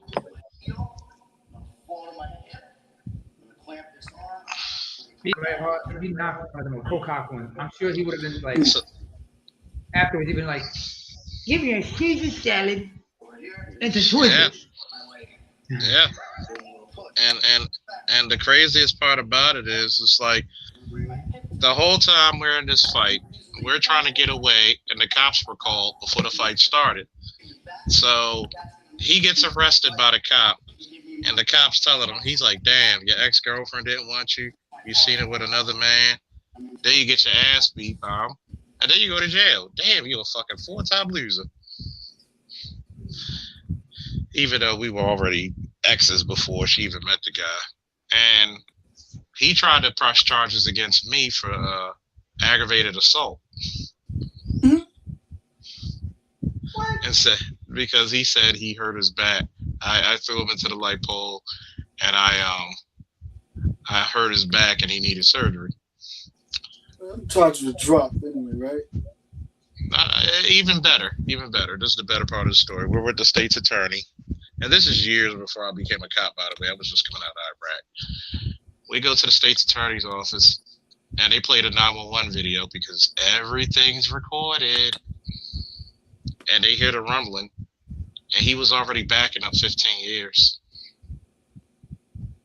Now he had charges on me. He had charges put on for trying to assault me and her is counted as domestic. So he tucked his head down and said, I'll take a plea. And they were like, no, you can't take a plea. You got backed up years. Ain't it grand? Yeah, it was kind of that Def Jam Vendetta, man. I tell you the truth, man. Man, now you got me all nostalgic. One of my favorite games of all time. I always thought to myself, I need to start wearing knee pads when I go on duty. You're like, why you gonna wear knee pads? In case you got a knee drop a motherfucker. Who knows? I don't know. But nah, like sometimes you might be on the ground for prolonged times, or you need the support. And in case you might need a knee drop a motherfucker. But still, we do fair and partial. Charles, you in your early 40s, Charles? Nah, late 30s. No, he's my age. 38. Late 30s? Yeah, you better start wearing the fucking knee pads, because I'm here to tell you, I'm 47. And after playing 13 plus years of football, high school, little college, I'm a walking wreck every day. You better put them knee pads on. And the weight you carrying on your body and the shit you be doing in them streets, yeah, just put them on. Ain't no shame. Yeah. Oh, there's no shame in it, because guess what? I will put on the same shit Batman puts on, like that. God damn. Like shit. Yo. Let me ask you something. How old are you right now? I'm 47. Oh damn. You need to how fucked up you need. How wrecked are they? What you say? He said how. How much what? How messed up are your knees? Oh no! My knees are great. It's everything else. My shoulders. I live with my helmet forward. That's the way we were taught to play. You use shoulder pads and helmet. So I got messed up shoulders. You ever thought about seeing like a? You ever thought about like seeing like a? I don't know, chiropractor or osteopath about that shit. You know, get your shit all back in place. You know. Look at here, son. I'm a retired defunct trucker that Bush put out of business. I'm poor, I'm black, and I'm struggling just like everybody else. The only thing that keeps me solid is studying and obtaining knowledge. Other than that, yeah, no, you don't have to apologize. Shit, it is what it is. These white folks knew what they were doing a long time ago. A long time ago. I didn't know your situation. That's all. I'm just saying, you know, I remember I had a discussion with Charles about, you know, recovering from COVID and shit. You know, like Charles, you remember what we were talking about last time? Oh yeah. See, my thing is taking different supplements, taking antibiotics, and I'm trying to make sure that I don't want any lingering effects. I don't want any lingering effects. I want to be able to still do the shit that I could do before COVID, and I still have to have surgery on top of that shit. So I'm just looking at it like I'm going to try to cut at least 10 pounds, 10, 15 pounds before the surgery. You might seriously think about taking early retirement, bro. Think about that. I might, depending on how I feel. You know, you done served your country and you done played public servant for the longest of time. Come on, man, you paid your dues. You ain't got the doctor. You ain't got the doctor's land. Yeah, I've definitely paid my dues. I'll if they want to retire me, let me get my sergeant stripes first, and I'll go on my black horse and go up the sunset. They still ain't gave you them stripes yet? Not yet. Man, damn it, boy. All in due time. All in due time. I'll get them. I'll definitely get them. Fuck all that. I'm getting them. It's funny because I've always said as BGS said, if you ever get a chance to look at his horoscope, he's a Gemini video, and he's a Gemini, and he did my horoscope, and he says, no wonder you like Superman so much. Sometimes you become the hero for so long. It's like, do you know when to gracefully bow out?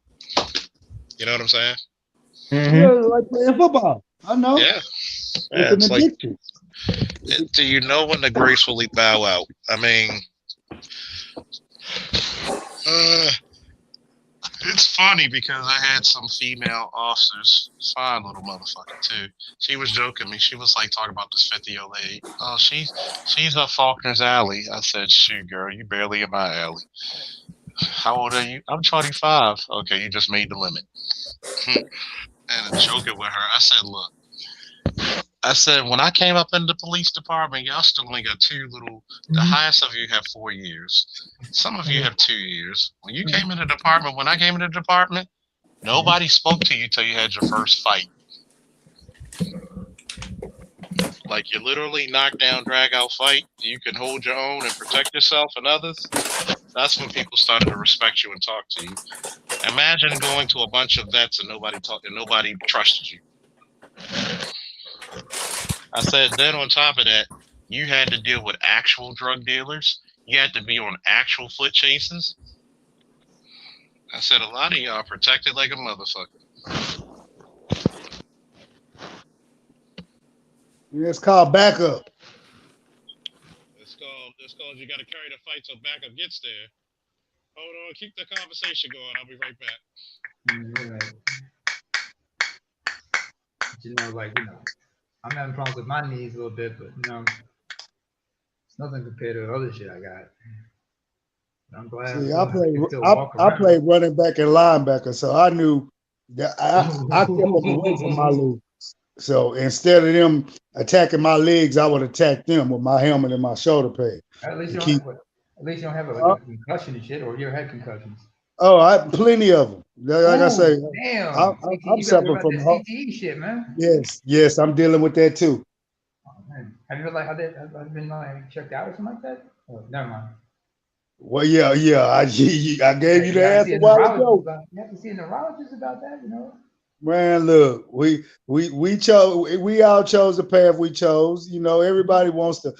You can't live forever. The day I came out the vagina, my Bataan Death Clock March started ticking. I know this. I'm accepting it. I'm just gonna live till I can't live no more. And when it's over, it's over. I ain't trying to fight this shit. Who can? You just got to live every day like it's your last. You better. You only got one of these motherfuckers. I understand. And football is the most thrilling experience you can ever have as a man. This is what a coach told me one time that got me hooked on this sport. And y'all gonna laugh when y'all hear this. Son, this is the only sport in the world you can kill a man and not go to jail. What? That's all I needed to hear. That's all I needed to hear. I mean, you get to get to that primal place, you know, where The way. Gladiator shit. It's gladiator. Yes, it's not. It's difficult to describe until you've been if in you haven't between them really played. lines. You played in between them lines. It's a whole world. But Yeah, like, I remember having getting my finger. You know, so in high school, I remember getting my finger dislocated. And I remember somebody having to tell me my finger was dislocated. Yeah, I had to tell a buddy that happened to him one time catching a punt return. He didn't know his fingers fucked up. I said, "Oh man, look at your finger." He's like, "Oh shit." We had to put it back together. Right.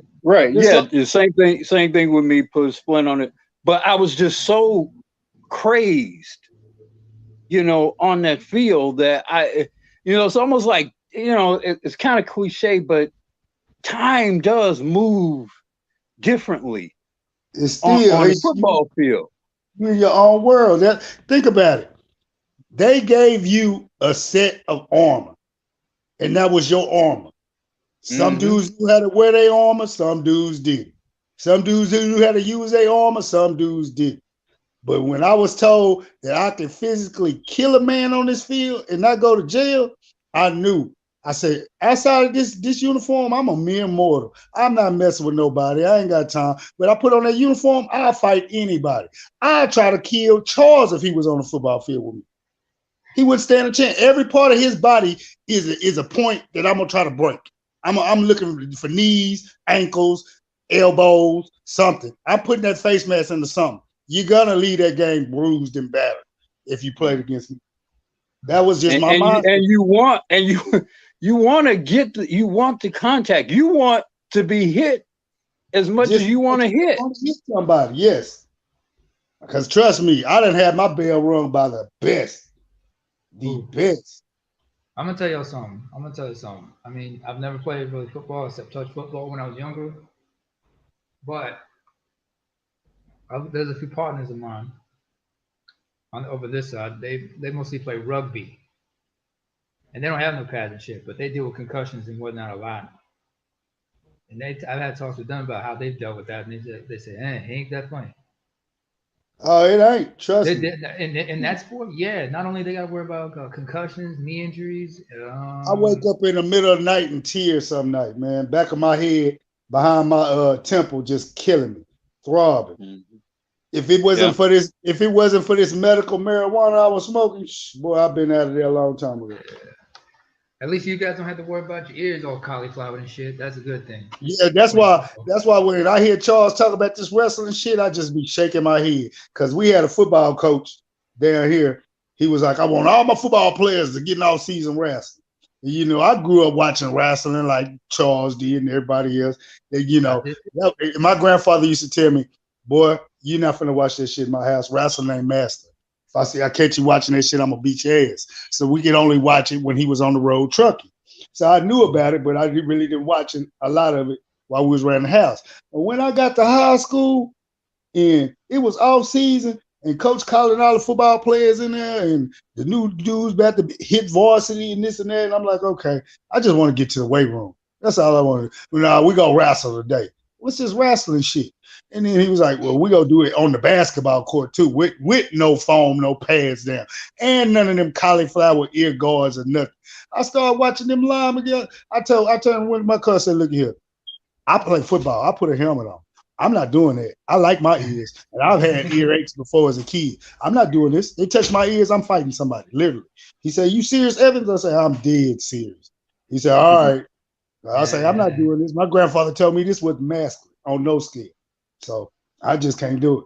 But yeah, I do respect Greek Greco-Roman wrestling though. Roman wrestling. I would Greco-Roman, that's what they were talking about. Yeah. I wouldn't do like it. Professional wrestling. That's different. That's choreographed. I know. That's that pansy shit. I see the comedy in it though. I grew up watching that myself. But I also tried watching like other grappling sports. Like there's like this thing like they have in Russia called Sambo. Like it goes thing to it's a form of submission wrestling. It's like a combination of judo, folk style wrestling, catch wrestling. And they also have a combat form of it that they use for the Russian military. Okay. You see some of those, like, you ever watch MMA? Yeah, but you know what? I grew up when boxing was boxing. And when they started all this MMA stuff, I was like, well, basically, you done took boxing and kickboxing and took it to grappling and all this. I said, man, that's the stuff that military people have to use when all else fail, hand-to-hand combat. So I'm like, nah, this should not be no sport. This is what you're supposed to use on people to kill them. You know, that shit dates back to the ancient Greeks, because the ancient Greeks, they had a combat art called pankration, which people are pancration. They still practice that in Greece. Similar thing.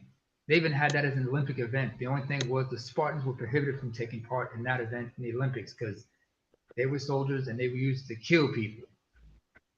You can't be killed during the fucking Olympics. But yeah, I understand what you mean. I mean, I've seen like there's other martial arts like Krav Maga like that in Israel. What was that stuff the Africans started over there that the Romans stole? We actually started the first martial arts. There are some martial arts basically. You know, in Senegal, there's something called lam, which is their traditional form of wrestling. Mm-hmm. It's a huge sport, especially because you got hulking men. Three guys about 6'5", 6'6", 300 pounds. They're grappling, they're slapping. They try the first one to pin the other one onto the sand wins. And it's not. It's most. I mean, they make a lot of them make big, make an honest living doing that. But it's also about the pride of their neighborhoods, especially like in around Dakar, the capital. Also in Nigeria, northern Nigeria, the Hausa people, they have their form of boxing. Really nasty.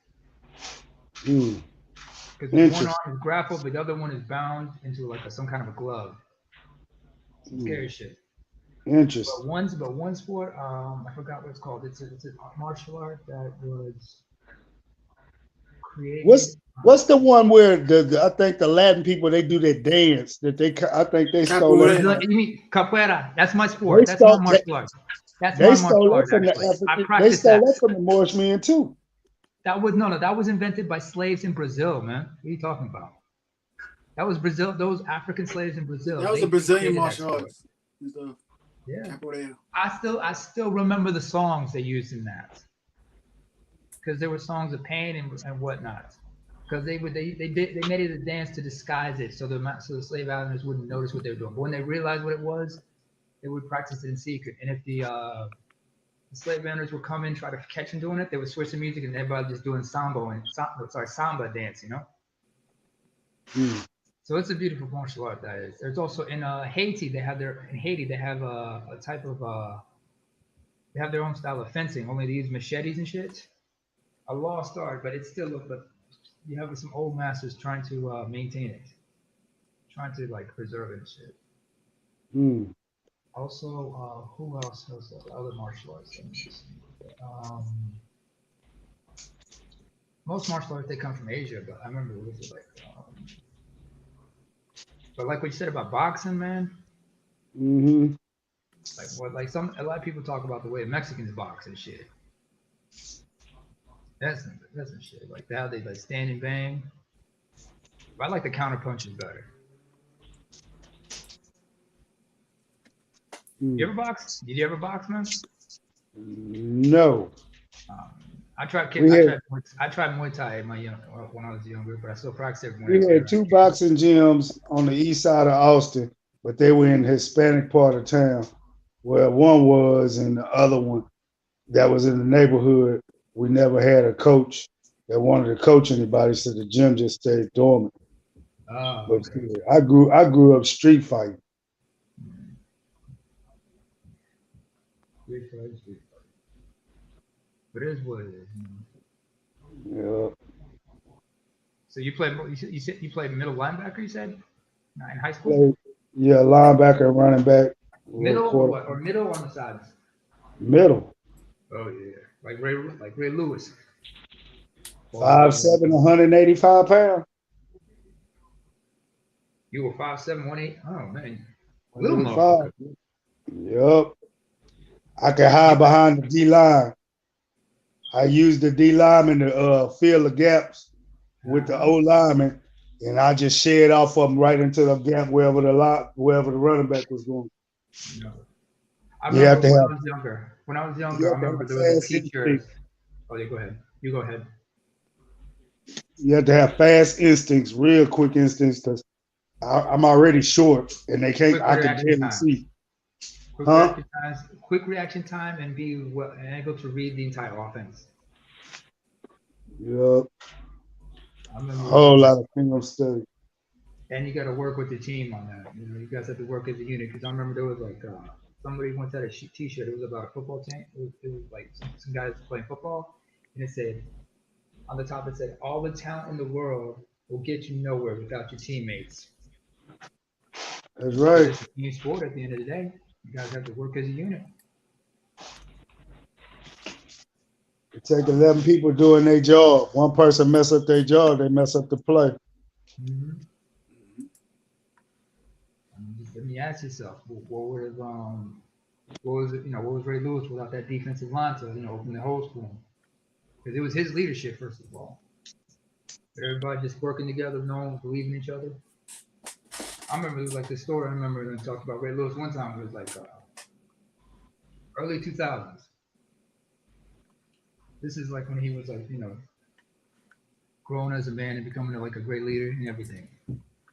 One time, he was like living in this housing in this apartment building complex, in an affluent neighborhood, and he saw all these expensive cars, Escalades, SUVs, and everything.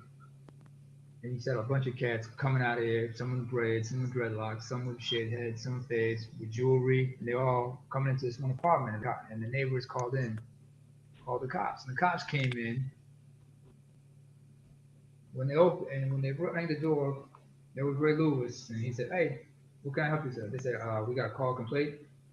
When they came in, they saw the entire Ravens team, and guess what they were doing in his room? What? Ray had invited most of his teammates to his place, and all of them were holding Bibles, having a Bible study session. Oh yeah. He used to do that early in his career a lot. Yeah.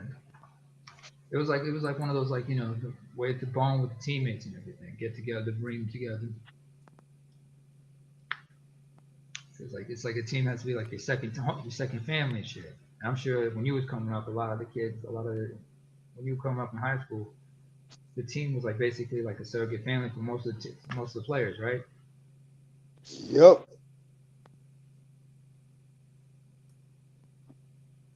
If one of y'all failed, everybody failed. Y'all have to help each other out one way or another, not just on the field, but also off the field. Like if somebody was struggling in school, somebody had to go, "Yo, there's this guy I know in my class. He can help you out if you need." Or like somebody was having problems at home, you can ask one of them, "Hey, you can stay with me," or some shit like that, right? Yep. Mm-hmm. Hey Mel, what's on your mind? Mel? Huh? What's on your mind, brother? You've been quiet. No, nah, I've been doing some things, man. Trying to work on my credit and everything. Working on my letters and stuff. I get that credit fixed for the new year, man. You know, because I was, as they say, man, I want to start making this extra money in different ways. I gotta get that credit up good.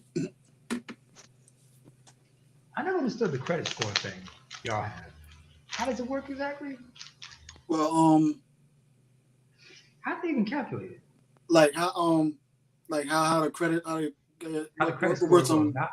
Getting your score up or something like that.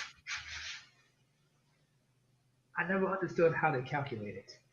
Fellas, I'm finna bow out. Y'all take it easy. Appreciate y'all. All right, brother. Appreciate you, man. All right. They say it.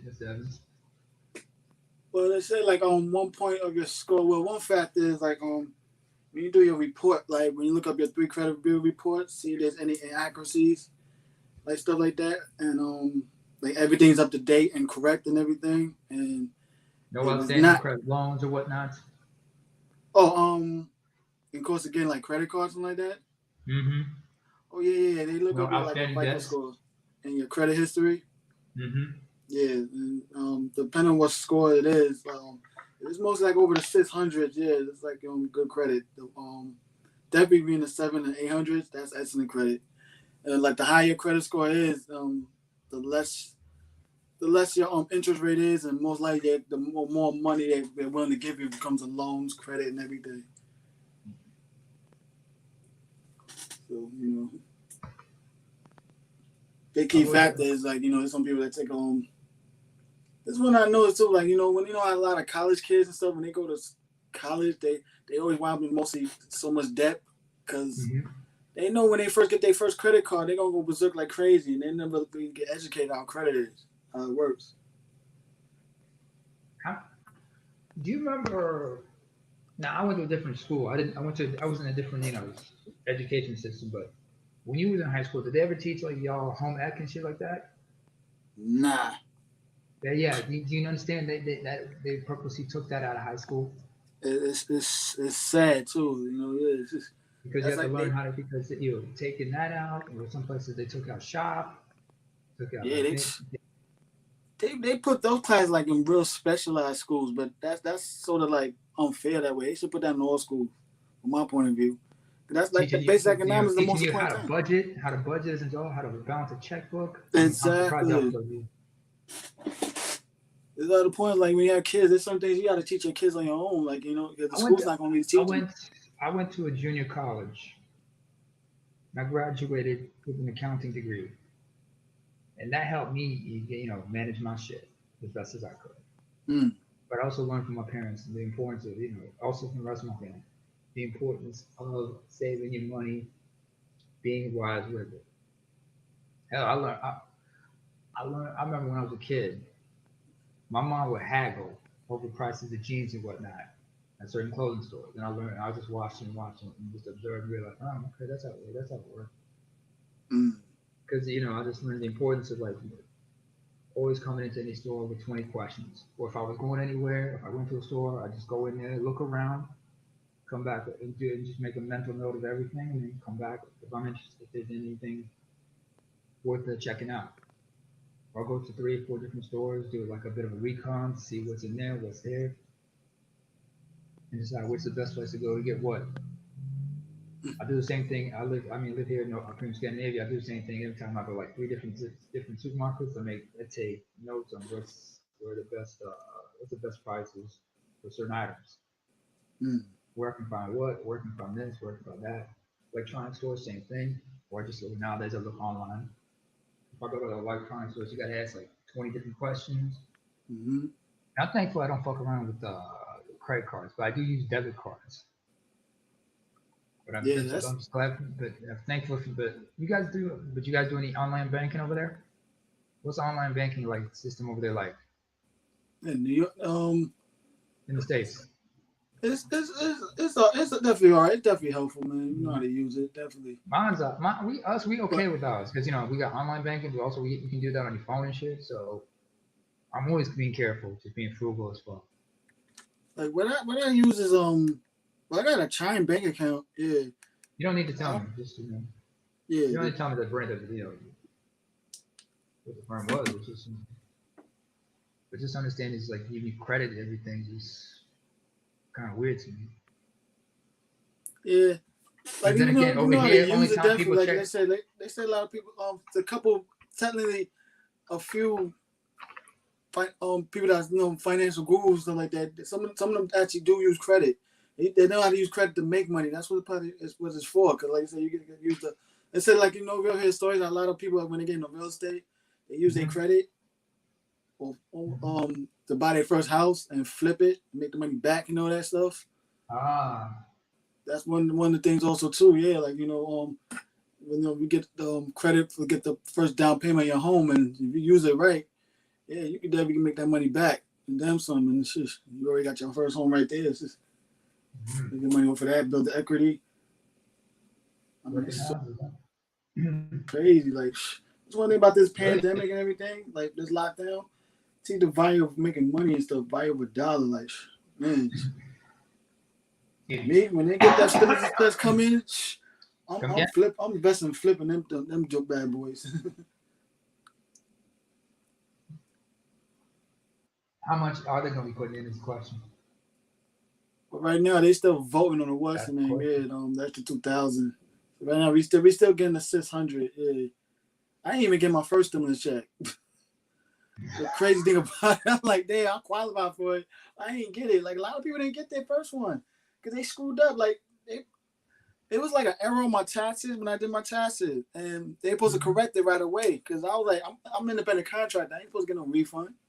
And all of a sudden, I ain't get my first. They ain't even think the department that take care of that, they wasn't open. I was like, what? So, one question I want to ask. Yeah. Who's that? It's funny that I hear they giving people rather $2,000 or 600. How they gonna now say they're gonna take that out their taxes next year? And I'm thinking, saying, well, I'll be damned. So what happens if people don't work? How you gonna take something that people that have been unemployed have worked? That I want to know. Well, my thing is, yeah, if you don't got, like you said, if you ain't working, you still get a check. If they still got your information from the, like if you didn't file like 2019 last year for this year last year, and you did the now filers, so they got your bank information on record and stuff. Yeah, but some people have filed. It's not like every American. They still got your bank information, but my guess is, yeah, with that, yeah, just like you were saying, what happened is they'll put it as a credit, and they give you a credit for the first 1,200 that they owe you. Without that's messed up right there because, like I said, what if I own? They'll take that money and put it towards money that I own, and I don't get unless I get a refund. Then I get that 1,200 added to a refund amount that I get. But just like you said, I'm independent contracting, so I'm gonna be paying. So that's money's gonna go towards the amount after paying taxes. It's messed up. I'm glad this thing is over here. It's like more streamlined because when we do our taxes, first of all, for us when they send us, they send us like the tax return forms to us, right? Mm-hmm. All we have to do is just cross-reference with our with our financial history and see that everything's okay. If not, we can contact them, let them know this is what the inconsistencies are, and then everything's sorted out just like that. And then we just have to wait like 3 more months to get our tax deductibles and whatnot. It's more streamlined over here.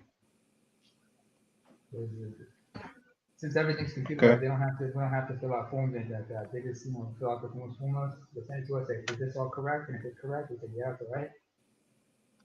We file that, and then 3 months later, they whatever deductibles we get, they send it to us by the summer. Usually before July, like in June. Here, the tax season is like April, so like in March, everybody's just processing this shit. Unfortunately, I keep everything on hard disk, so I don't have to have paperwork and shit. The paperwork can be a bitch sometimes. Oh man. Yeah, it's not like this games that say, that people that do need it, and they don't owe nothing, no one should be getting penalized the next tax shit and all that dumb shit. Well, all the corporations that are able to avoid it because they get the loopholes because they're employing people in mass that they don't pay back. They don't pay back shit, really. All these bailouts. Shit. Oh hell yeah, shit. Hey, Jeff Too Bezos much like bailouts. And so you're not losing money. You gaining money. They got exactly. the tax I think Jeff Bezos Gaining is the king of doing that. He don't pay no taxes. The way he does No it, tax. he ain't breaking no laws. I can't blame him. Mm-hmm. Trump also too. Yeah, they ain't breaking no laws. So I'm like, yo, let me learn your secrets. Shit. We're gonna want to file an LLC tomorrow, man. Saying, let me just get my shit on this motherfucker. Exactly. Fuck this. Yeah, where you at exactly? Where you at? Me? Yeah. Oh, New York City. So which borough? The Bronx. BX. Chaos, where you at again? I'm here in New England. Wait, New England, Maryland? No, New England. Sorry? Here in the United States. In the U.S. What city? New England. New England, Maryland. Okay. No, Maryland. What state? The state is Maryland, isn't it? Like New England, the city of New England. Well, I'm not gonna give the exact state, but it's East Coast though. I'll let y'all figure that out. Yeah. The New England area. Okay. Okay, you meant the New England area. I thought you meant the city. Damn. Yeah. Well, I'm in Norway, so yeah. So. Okay, that's cool. Yeah, man. I don't know what happened to Charles. Charles is dipped out, but we keep it rocking, Keep it rocking. I've just been fucking with Charles since I don't know how long. Since I've been fucking with Charles. A long ass time. Yeah. Through BGS and everything, so it's like just getting to know about these cats. Interesting. Go ahead. Mention with BGS. I was going back from the one of the playbacks he did, and if I can remember, Wholehearted, how some of these dudes thinking that the code thing was fake. And I say, well, it's not really fake per se, but it is effective. I mean, I don't know why people think it's fake. I saw some videos now of one sister telling me she got cerebral palsy after getting vaccinated. And I say, why am I saying like, there's some little leaked video? I'm thinking, say, if people that's getting shot up and there is some side effects, I'm not sure how permanent damage is going to show in the long run.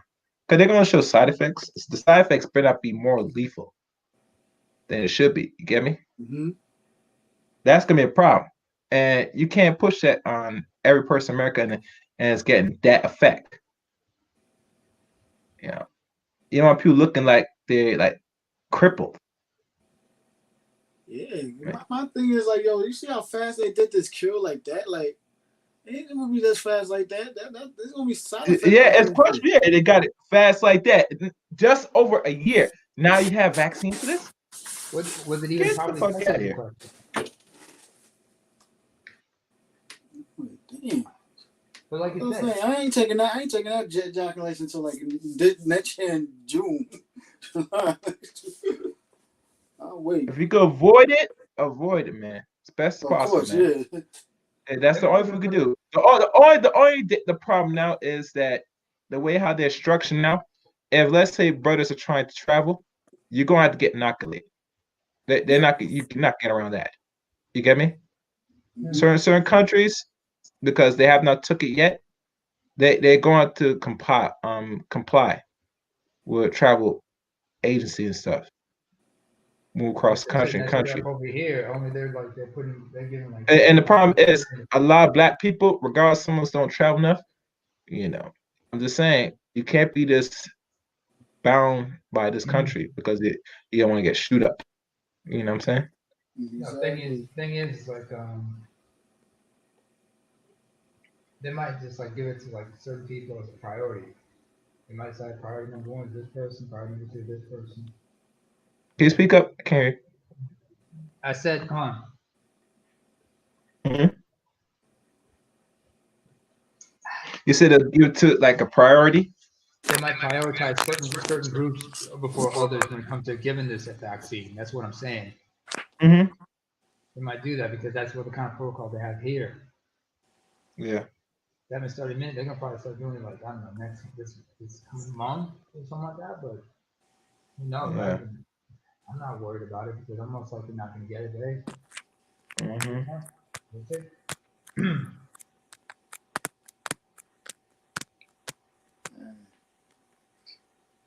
I mean, for all I know, this whole thing might blow over eventually. Yeah, man. Well, like the so-called Crazy Gate said, he said this thing will get back to somewhat normal by summertime. And I said, I don't know about that, man. Exactly. Remember, new normal. I mean, first of all, you roll out something the end of this year, and you're saying there's gonna be normalcy. That means how much percent of the population is gonna be vaccinated? That's the question. Because there's not gonna be no normalcy of that shit. You know what I'm saying? Even to people that work jobs. And say you gonna fire somebody because they're not getting shot up. That's some weird shit, man. Mm-hmm. Yeah. And the financial repercussions behind this mess also too.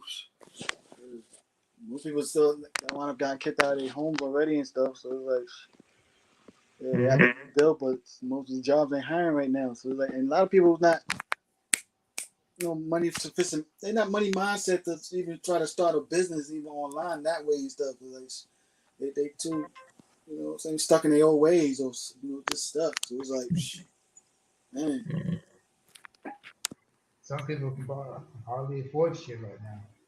Yep. In the financial straits they're in right now due to the shutdown. So they can't just, invest in what they want. Not that many people planned ahead for shit like this. Nope. I mean, a lot of us didn't plan about this, but it lets you know. Nobody saw this coming. I mean, the financial is a recession that was foreseen, but a pandemic, nobody thought about that. Nah. See, last like this, damn. What the fuck are we in?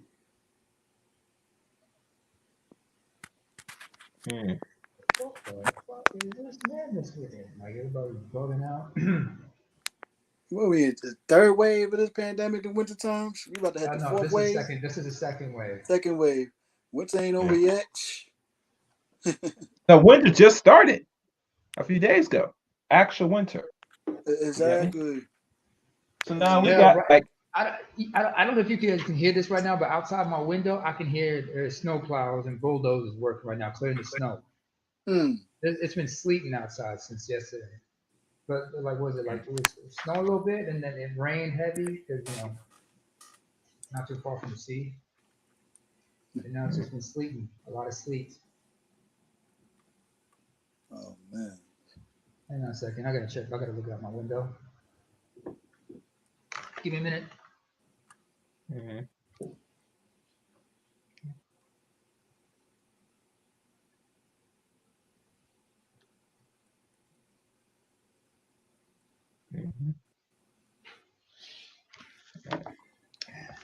Hey, one question I forgot to ask people, and let me see if I could turn this camera on. Let's see if any of you guys even got this book or found other ways to understand or get the information. In a second, as I position this bad boy camera. Let me see how this camera works now. Careful not to knock yourself. Yeah, hold on. Let me see if this will work. See it? Yeah. Anybody ever got this book or heard of this book? Or heard of it? What's it called? Yeah. What's it called? Something Slave Coast? I can't see it completely. Yeah. Oh, it's called The American Slave. American Slave Coast? Okay. Yes. No, I haven't seen This that. was a book that was referenced again, not by BGS, but also nameless protagonists. Yeah. What's it about? And and there's pictures. If I could, this book not only has literature but has some pictures. I'll show an example. Let me see if one good description picture. I had it earlier. 1 second. So I try to pull it back up.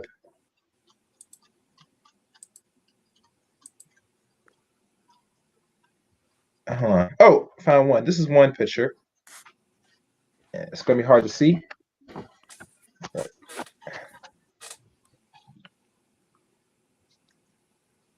that's one. It's kind of hard to see. It's blurry. It's kind of hard to see. Yeah. See, that's what Yeah, I mean, the happens when you. camera's not that clear, man. Yeah. That's what happens when you have an See, that's what happens when you have an iPhone.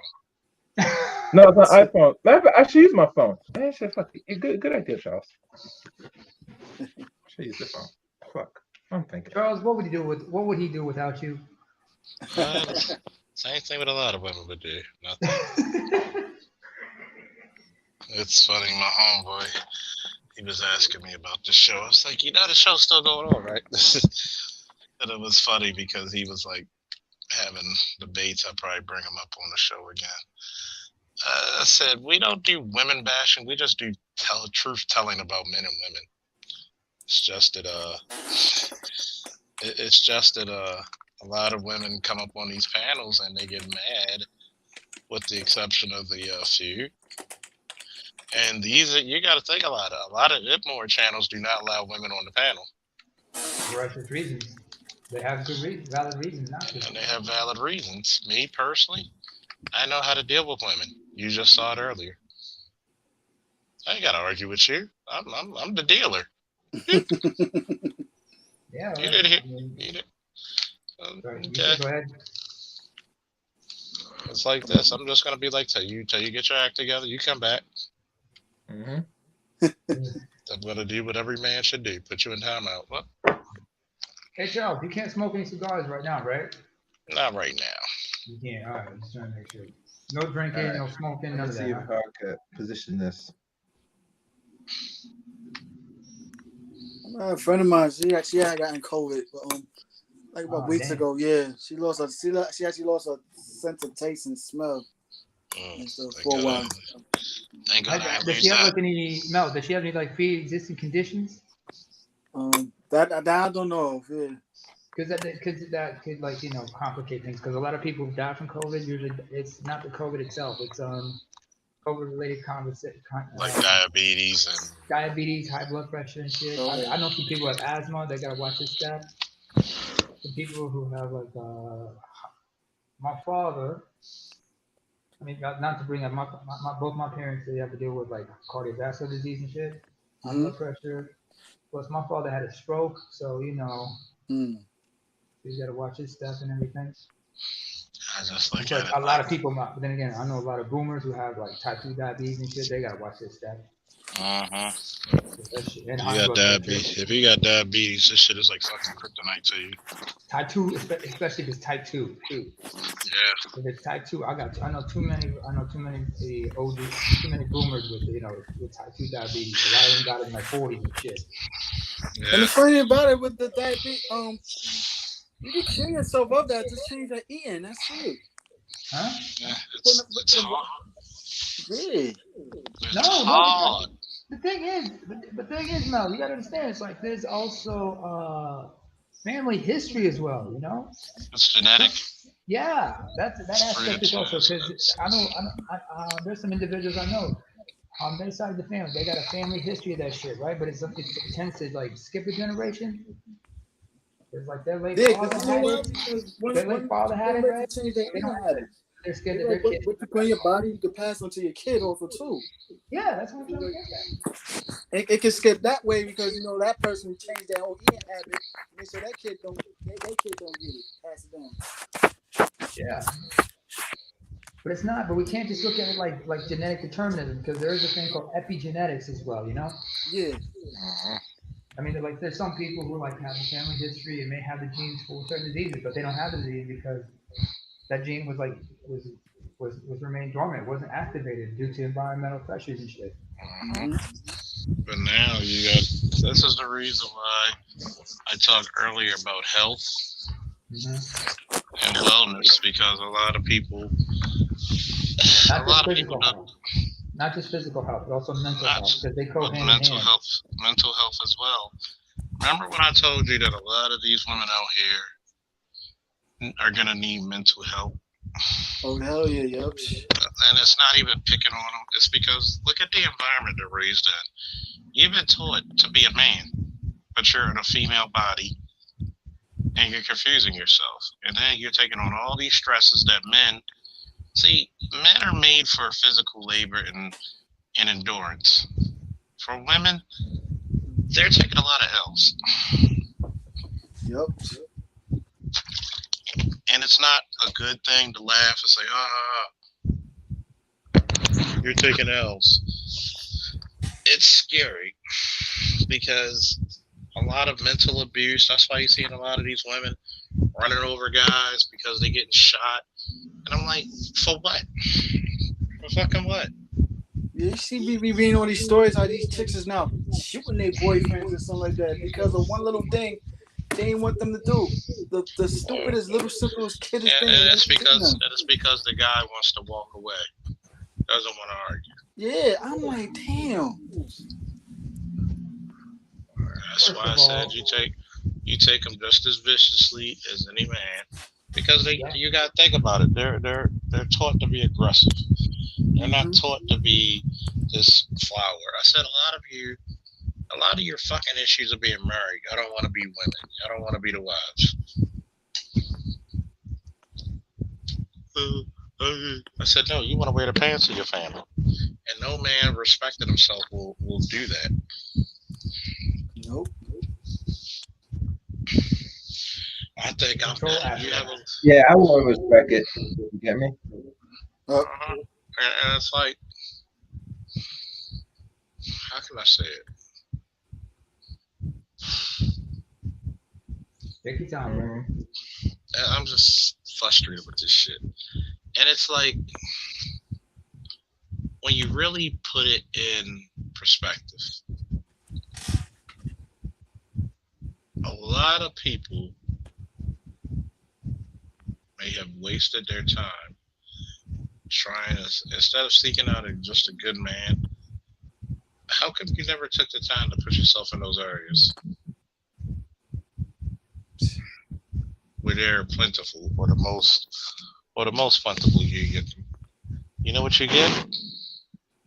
You're gonna get a bunch of people who make excuses instead of improving themselves.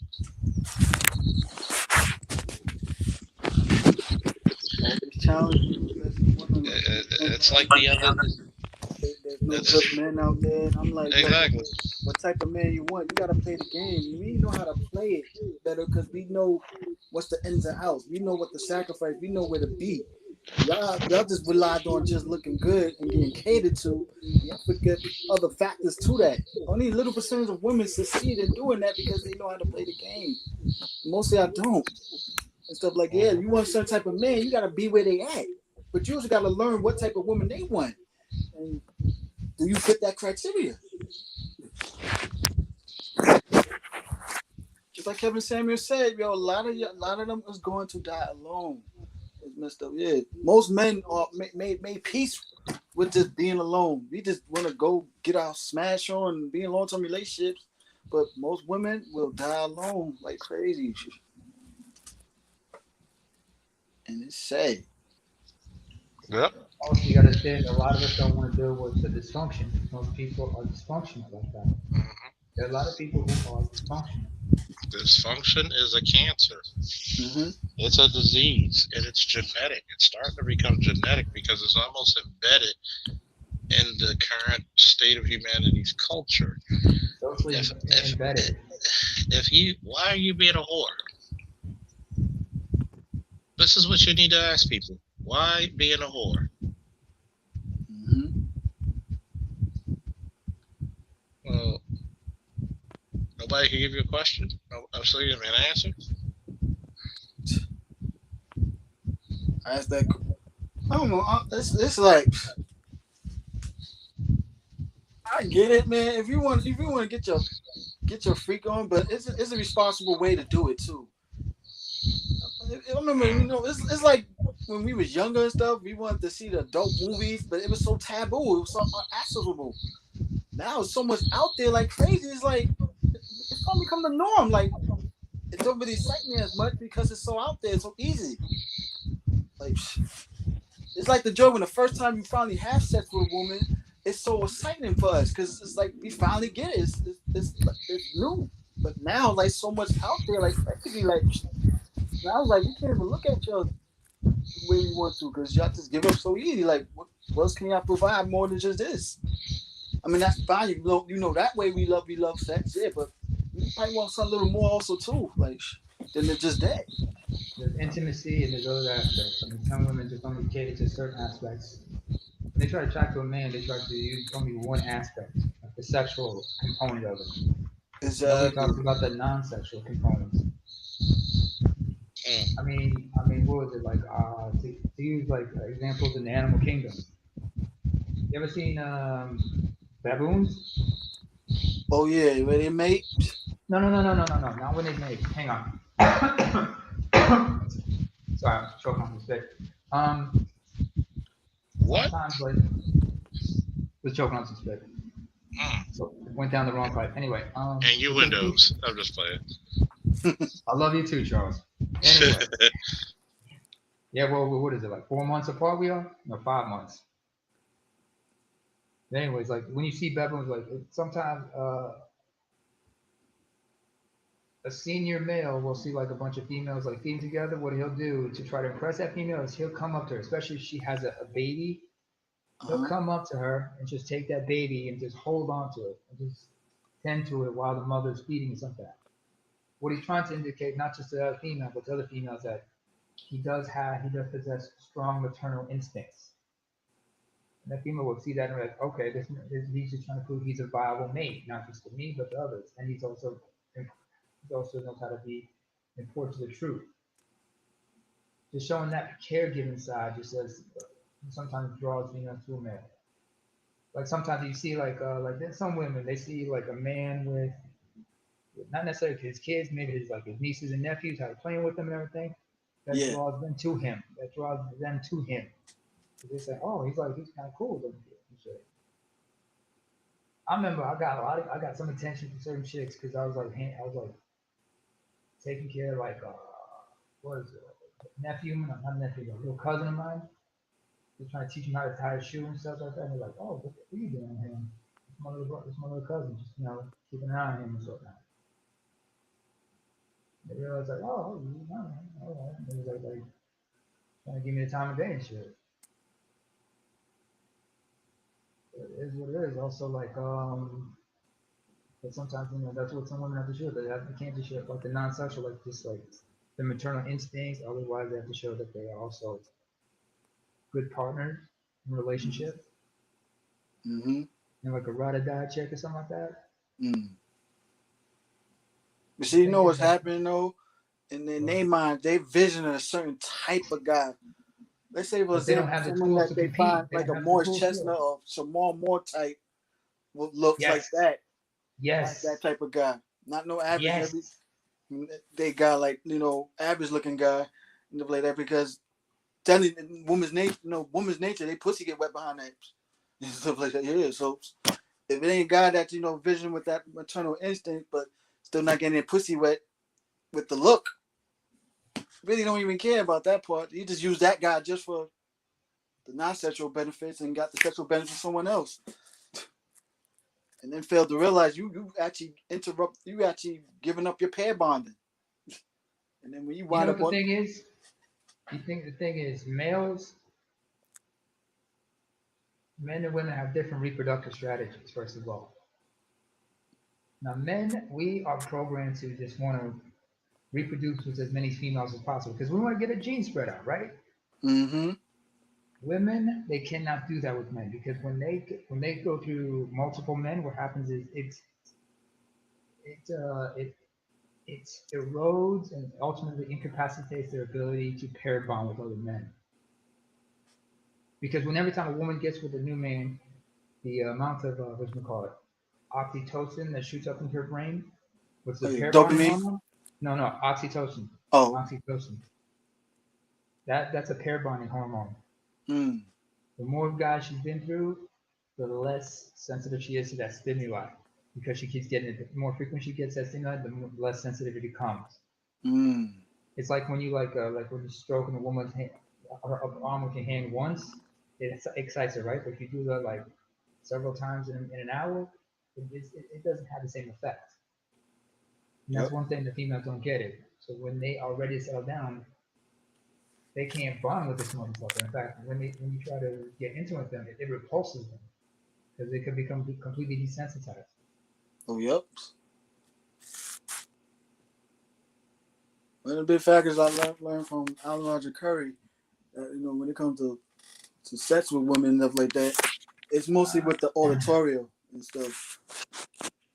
You talk dirty to a woman and make her come that way, it's like you king right there. You know what I'm saying? I've said some ridiculous shit in my time, and that just like makes them laugh and realize, okay, this nigga is crazy and he packed. But I was like,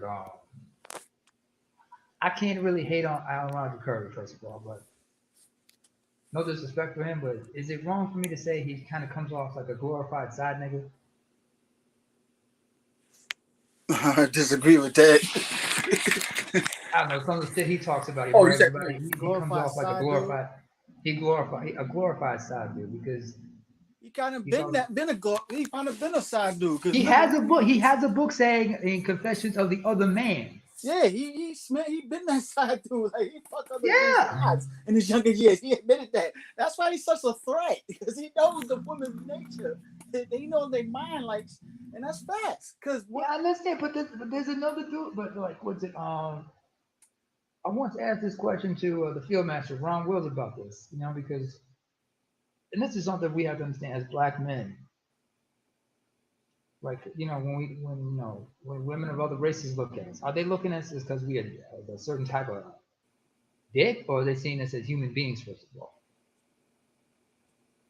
Because when they're looking at us, are they just looking at us because they attracted us, or is it just a certain trio of letters?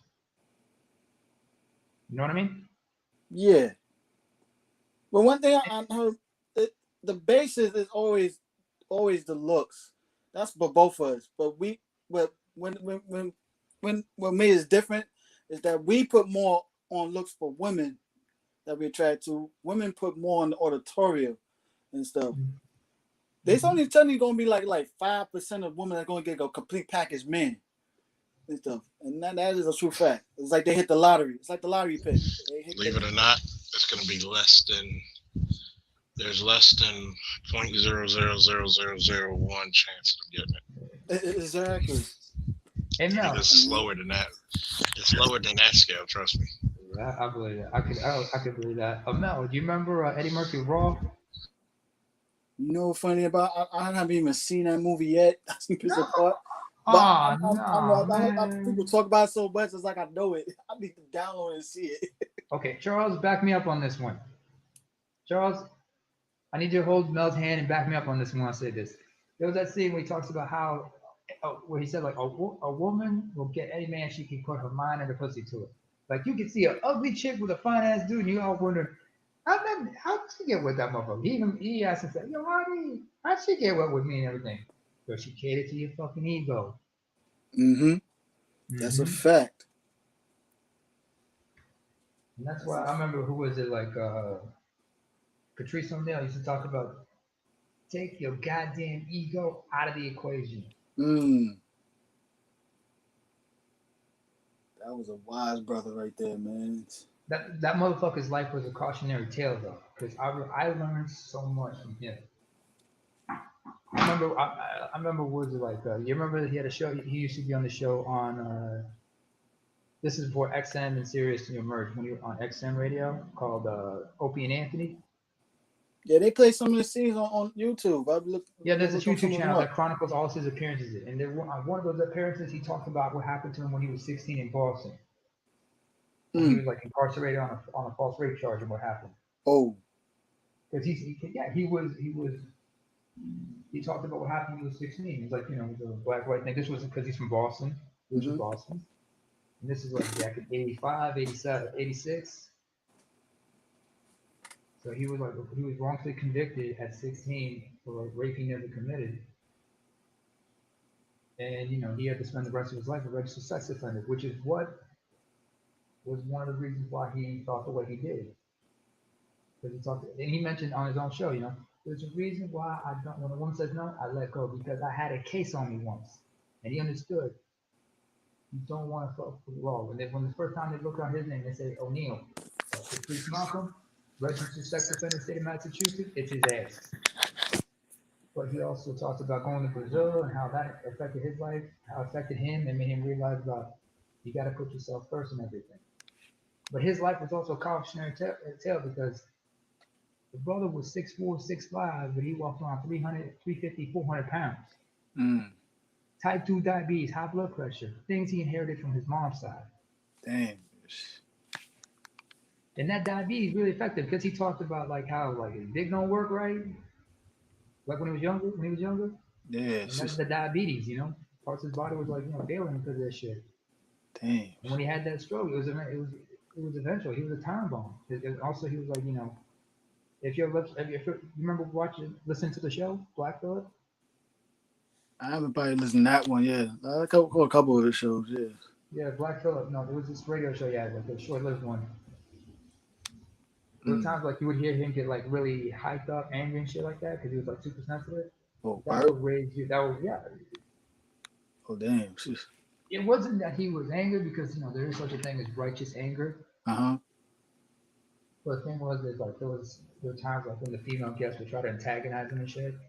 Yeah, I do know that when he had some female guests, he'd be, I thought it came out was joking, like he challenging their words when they sang, but he was ready to challenge them, but they were just trying to antagonize him because it's like Chris Rock said, it's an irritation. Mm-hmm. How far can you push this motherfucker until he snapped? Because a lot of them looked at him like he was beneath them. Most of them had their egos, I remember there was like a couple situations where I almost got into almost got into some shit, but I knew how to take myself out of that situation. There's this tale I keep telling like some of my boys, like what happened was like I was with a friend who's female. Mm-hmm. And I don't drink.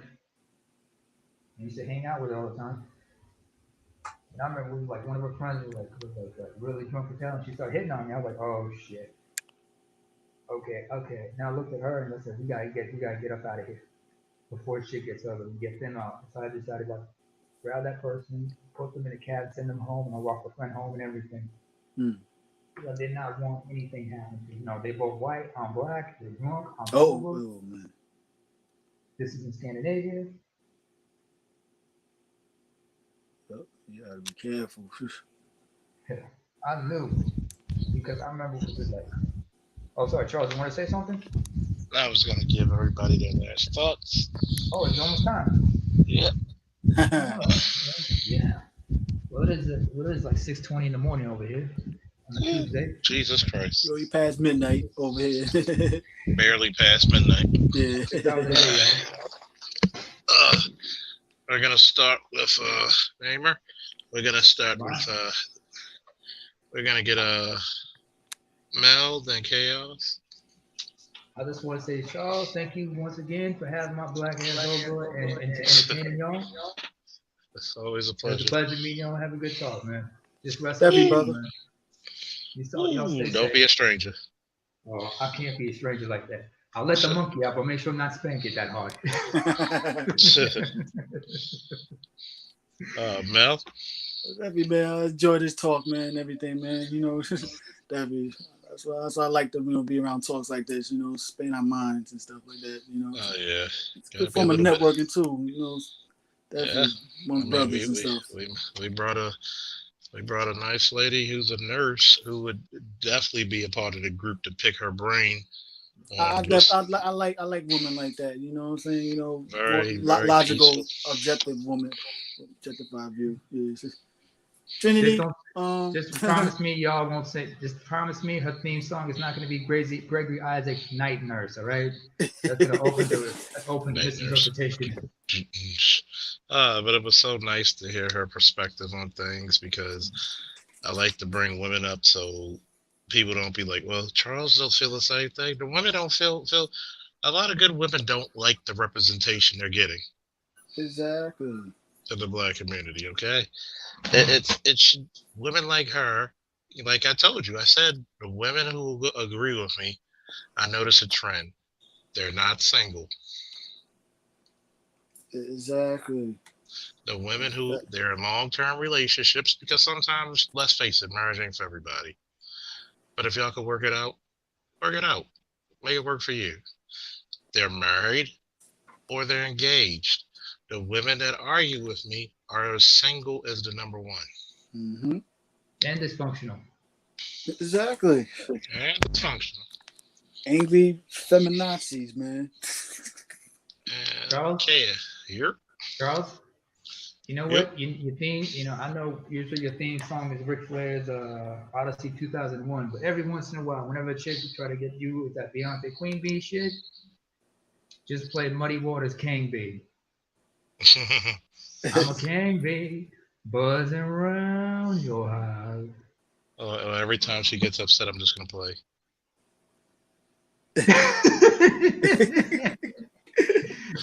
Wait.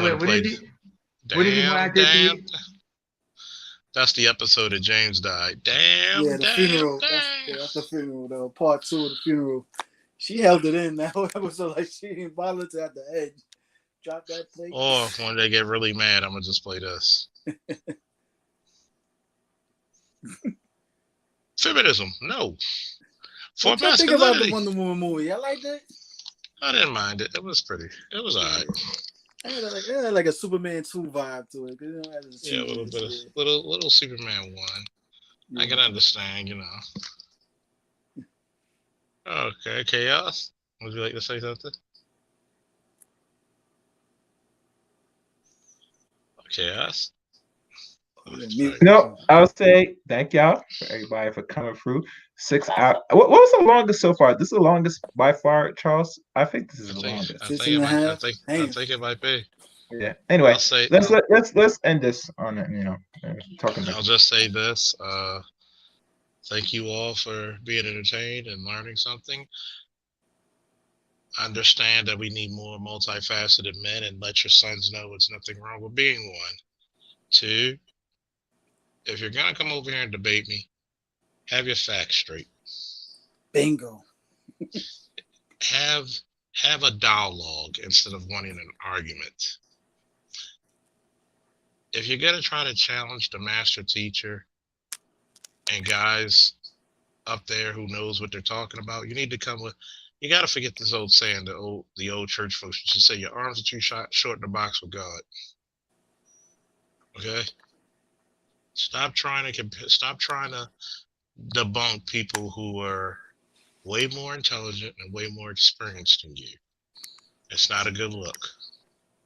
If you want the black society to survive, it is better to be on the devil's side than in this path. COVID has showed you you're not as independent as you thought you were. The government has turned their back on you. The only people that have not turned their back on you was their men.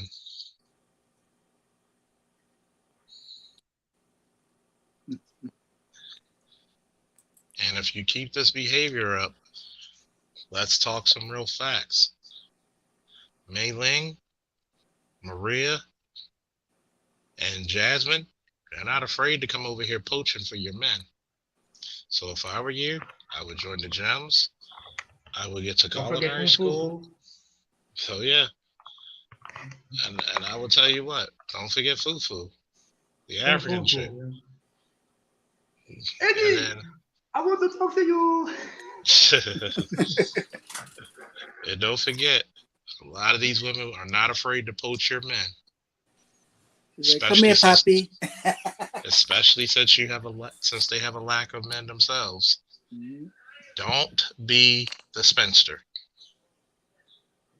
Thank you. Good night. Woo! God bless. Woo! Y'all be safe out there. Happy holidays. Likewise, brother. Stay safe. Happy New Year. You too.